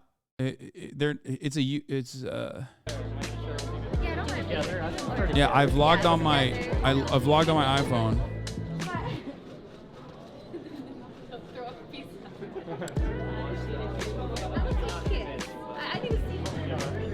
Oh, I'm sorry. I would have to say go through. He was like my first flight. I am incredibly excited for tonight. I'm happy to be here with my roommate, Saikuno, so. Oh. Yeah.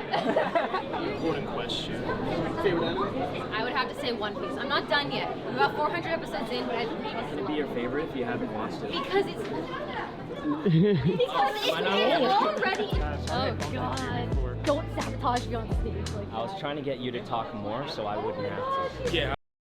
Delete your tweet? What tweet?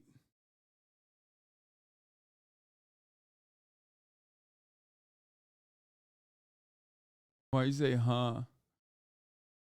We gotta stop with the SpongeBob, dude. We have to stop. Everybody needs to stop with the SpongeBobs. All right, I just asked Austin Ox what the updates are on the Shinkansen. I love anime. Like, this is actually my favorite anime, Naruto. Wait, me too. For real. I've been watching it since I was a kid. Seriously? My dad gave me his old USC hat. And he said, if you can get it signed, it'd be cool, but you don't have to. He's asking. He's a big fan. Oh yeah. We'll do that for you, man. Sure. Yeah, I hope not bothering. Could you sign a hat for me? Okay, so I don't actually watch much football. My dad is a huge fan of yours. Oh, I don't think he even knew I was in this awards show because I don't keep up with my stream or anything. Oh, really? And he's like one of my favorite football players there. He used to go to USC, so he's a Thank you so much. Oh yeah. No, yeah, that's I know awesome, you don't play for them anymore. No. So it's so wholesome. Yeah, no, he does not play college football any longer. He. That's funny. I'm in LA too. Oh yeah. You did it. He asked for my phone number. That's crazy. How big are his hands? Please don't put that in the vlog. Use the actual word of the thing when you go up. What does he get? A very strict family. You got this. It's gonna be sick. You're gonna get out of here. It's great.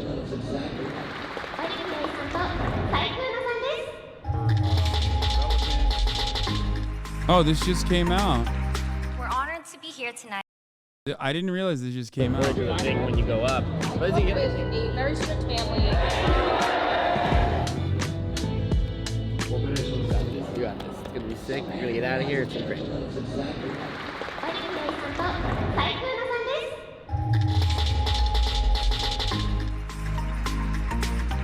We're honored to be here tonight. Did you go to the anime awards with them or not? No, I did not. I was on my own little journey that you guys actually probably watched. I was on my own little journey with Connor in Kobe. To present the award for Anime of the Year. And the Anime Award goes to... Cyberpunk Edge Runners.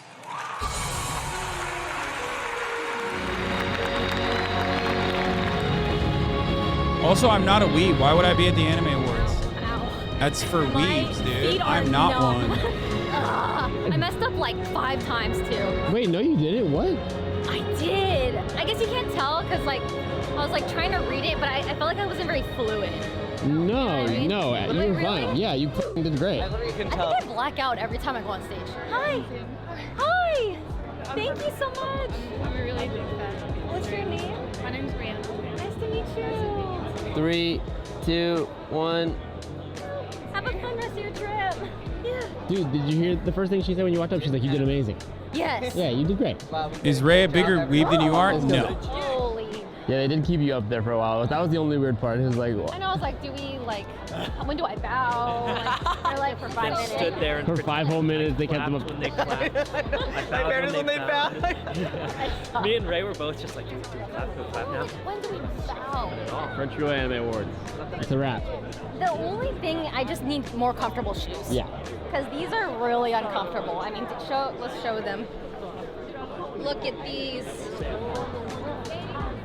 I read one sentence, and for some reason I thought it was his turn, and I still had like 2 more sentences, so I like smiled, and I was like, oh, I got to read more. I noticed that a little too, but I remember us saying they go at your pace, and I was like, wow, she's really taking her pace. Wait, really? That did not come across at all. No. Okay, something happens to me when I'm on. If you're asked to present at the anime awards next year, would you? Depends. Is it in Japan? Because it wasn't super bad. No. I'm curious of what they had for dinner on the awards. Yeah, I don't know. I couldn't tell you. I was not there. Let's pick for best co-host. I would do a best co-host award and put Maya in dead last, that rat bitch. This is probably going to get to her. Cut it off when I'm laughing.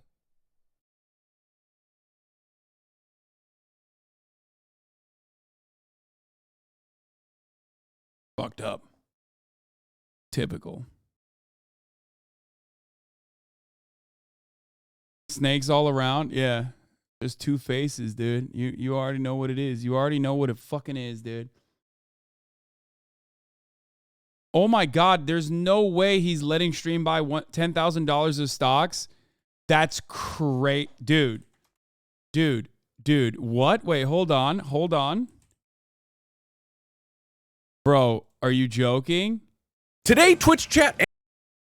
I made Twitch chat invest $10,000 in the stock market. I thought Lud said he just he doesn't yoink completely. He just like changes it a little bit. That's crazy to me.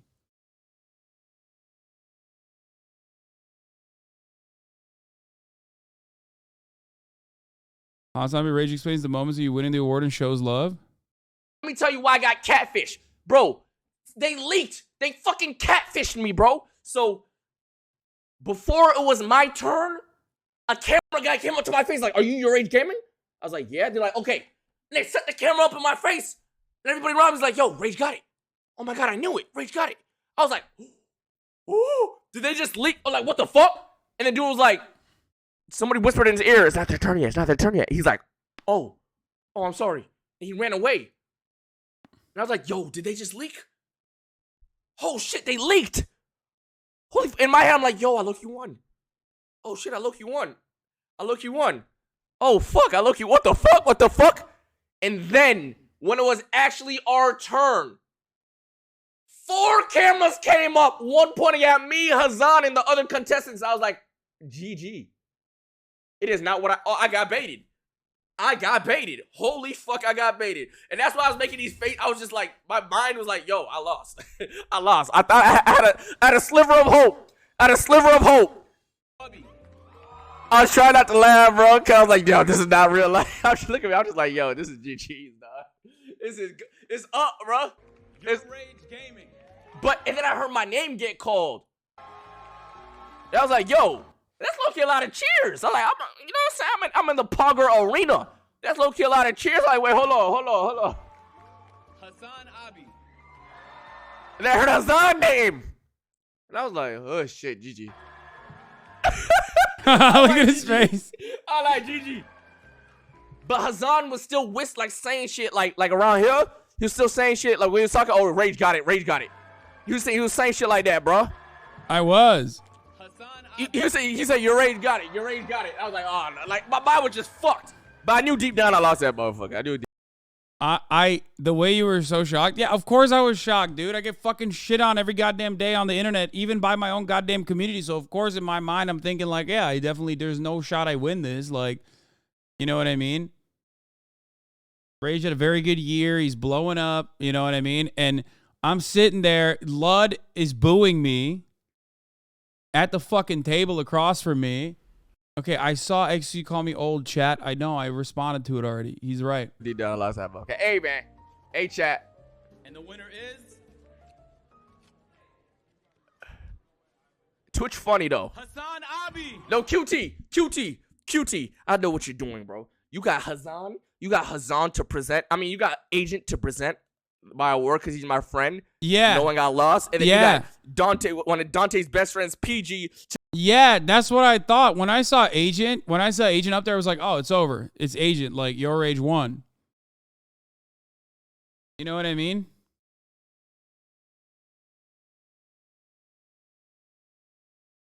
XUC outed himself as having dry DMs. What does that mean?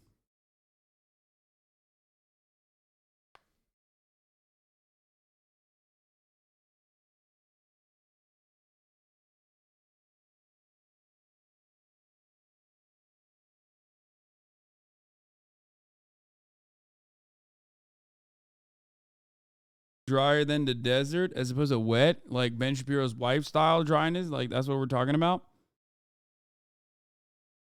To present his award knowing he lost and XQC won that motherfucker. PG and Agent. Yo, Agent even told me, I'm not gonna lie, the fact that they picked me for your category, I thought you won. Bro. I thought you won. Yo, QT is a demon. Nah, she went crazy. HasanAbi. Look at bro, I was like, you wasn't that surprised, my nigga. Come on, bro. I literally get the fuck out of here. You was not that surprised, nigga. Fuck out of here. Stop playing with me. I can't be like, I'm not that good of an actor. Maybe I don't know. Cause even Charlie, even Moist, hey Moist, Charlie, I fuck with you, my boy. I see you in them trenches going at it with Sneeko. That's tough. That was bad chat. Did y'all see that? That was crazy. Even Charlie thought I was gonna win. I didn't know we had motion like that. I didn't know we were motioned up in these streets like that. Like, come on now. You know what I'm saying? So hold on, chat. We got 2 minutes to conclude all this. I still want to talk about a bunch of stuff. We got a bunch of reactions. My boy over here. Yeah. That's that's part of the reason why I just didn't think, like, look, even Charlie said I was going to I was not going to win. So that's why, like, I was legit shocked. Moist versus Sneekos, that was crazy. I don't even want to talk about it because he fucking sucks. We got a fucking clip out, a vlog out. Japan IRL day one. Oh my god. That's good. Bro, white boy orders in perfect Japanese, shocks everyone. Oh god. What did we be disrespectful? Bro, this is fried chicken that we just got out of 7-Eleven, dude. We were, oh my god, look at this cussy. One man pumping that cussy full of the goodness. You can't see how much I'm soy facing, thankfully, because I'm wearing this mask. Okay, first of all, big man in Japan. This is actually really good editing. So shouts out to fucking Will for actually making a fire edit. and it's absolutely precious. But let's be real, it's 6 hours ago, 37K views. It's fucking cooked. It's fucking cooked. This video is gonna do so poorly. God damn, dude. Because my fucking audience on YouTube is just like straight news and politics. That's why I'm gonna upload the. That's why I'm gonna upload the other Shinkansen video as a standalone on the second channel, the one that Austin Ox is supposed to be making. Don't say recycled content. YouTube watchers don't know anything about my fucking. YouTube watchers don't know anything about my IRL streams. Are you crazy? And my IRL streams was also at a totally separate time too. You have a second channel? I mean, I don't even know how to get to the second channel. Let's be real. It's Austin Ox controls it. He started it. He wanted to make it, but now he works with so many other creators that like he hasn't really put up too much on there. He just puts shorts for the most part. Most people probably didn't even watch the Japan streams. They watched it on YouTube from like clip channels, most likely.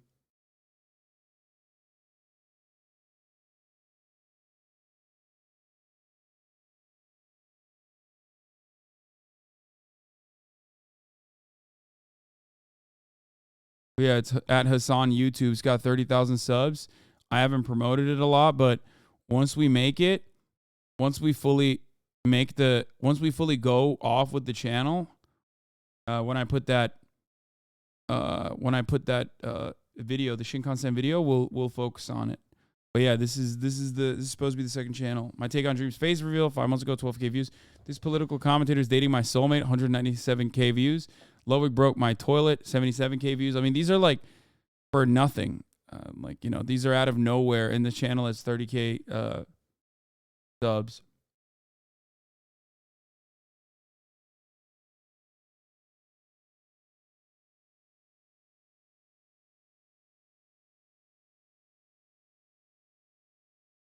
This is way too late for a recap of streaming VOD content. To be honest, clip channels beat you for your Japan clips. Yeah, I know. I'm sure there were plenty. Anyway, new old Mad Orchard video. Yeah, I'm not going to watch it right now. HasanAbi production has 700K on your streamer awards clips. Yeah, I saw, dude. I saw. I mean, he is faster. I can't even hate. He's faster than my editors. He's just like, honestly, clip channels are beating your channel with non-politics content. Yeah, my channel is dog shit at non-political content. Like, it just, people don't want to watch it. There's no habitual viewership for it there.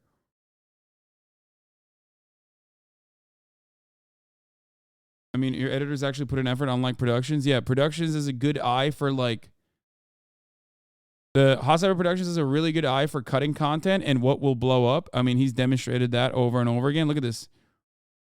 Like, he'll take like a 12-minute snippet from me going shopping. This video wouldn't have done that well on my main channel even.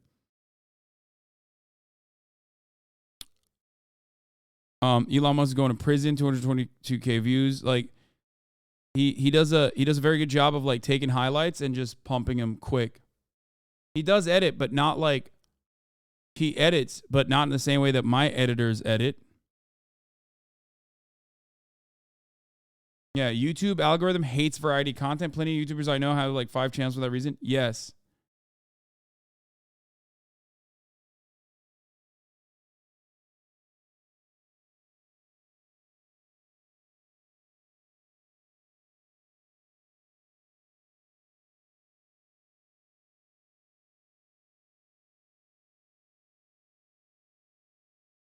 On TikTok, political stuff never pops off on my clips page. It's only IRL and funny stuff. Yeah.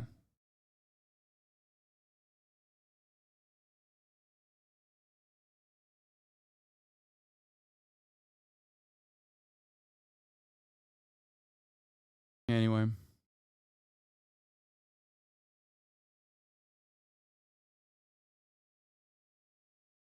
Yeah, his channel used to be all like Hasan talks to girl clickbait. He's done a much better job later. But yeah. For the record, for the record, I mean, even this is like well edited. You know what I mean? There's a lot of impact captions. He's got chat in there. And immediately hits the fucking right wing button. Is that what you want to hear? You want to hear that kind of juicy commentary? You fucking ass. That's the fat, and then this is the spicy one.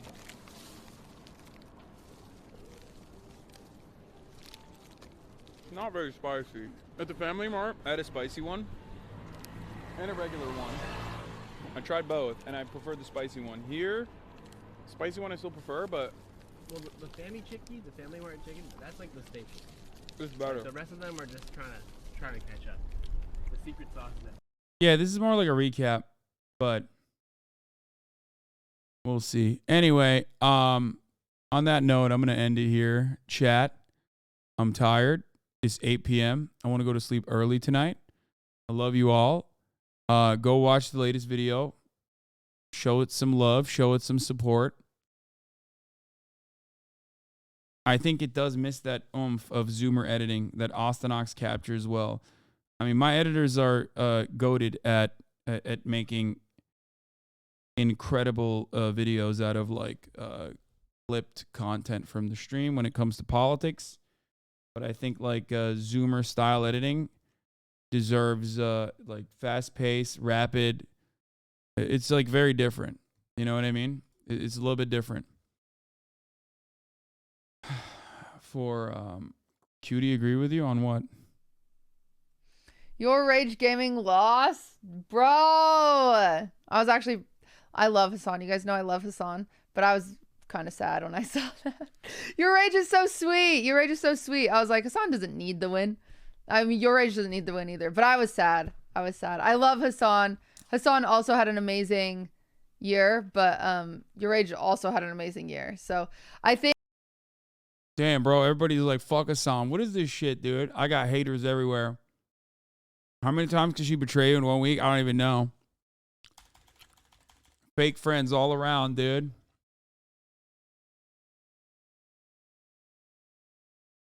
Is that WIP or Normal Carhart? I don't know. I actually don't know.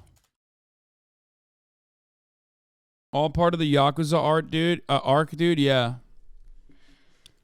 I'm a Yakuza man, all alone, you know, in this world full of villains. Anyway, love you guys. I will see you tomorrow. Same time, same place. Hopefully, I'll be actually live at 11 instead. Okay? And that's it. That's all I got. Peace. See you tomorrow. Starlock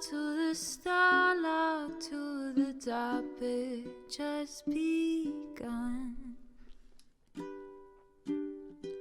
There he is again, Hasan is streaming. Hasan is streaming.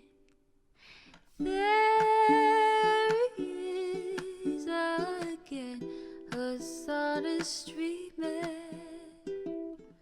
Hasan is streaming. Review in the P.O. box. Uncle Uger's face. Sudden Discord agitprop.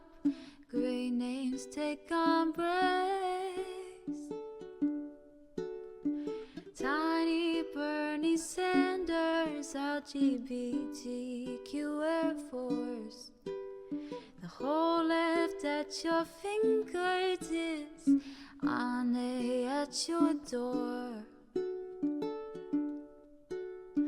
H3 crowded debate, the Young Turks online show. 3 full fucking years of this.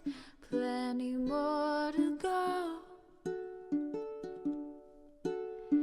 90-day fiance talks of champagne bourgeoisie. A Trump rally live reaction on mass riot at DC. There he Hasan is streaming. Hasan is streaming. There he is again. Hasan is streaming. Hasan is streaming. Reading a live stream, fair comments, Austin show chat advice. And all the ways the right-wing pipeline can suck you in a lie. JCS react, Lord frame gets broken, cover blown.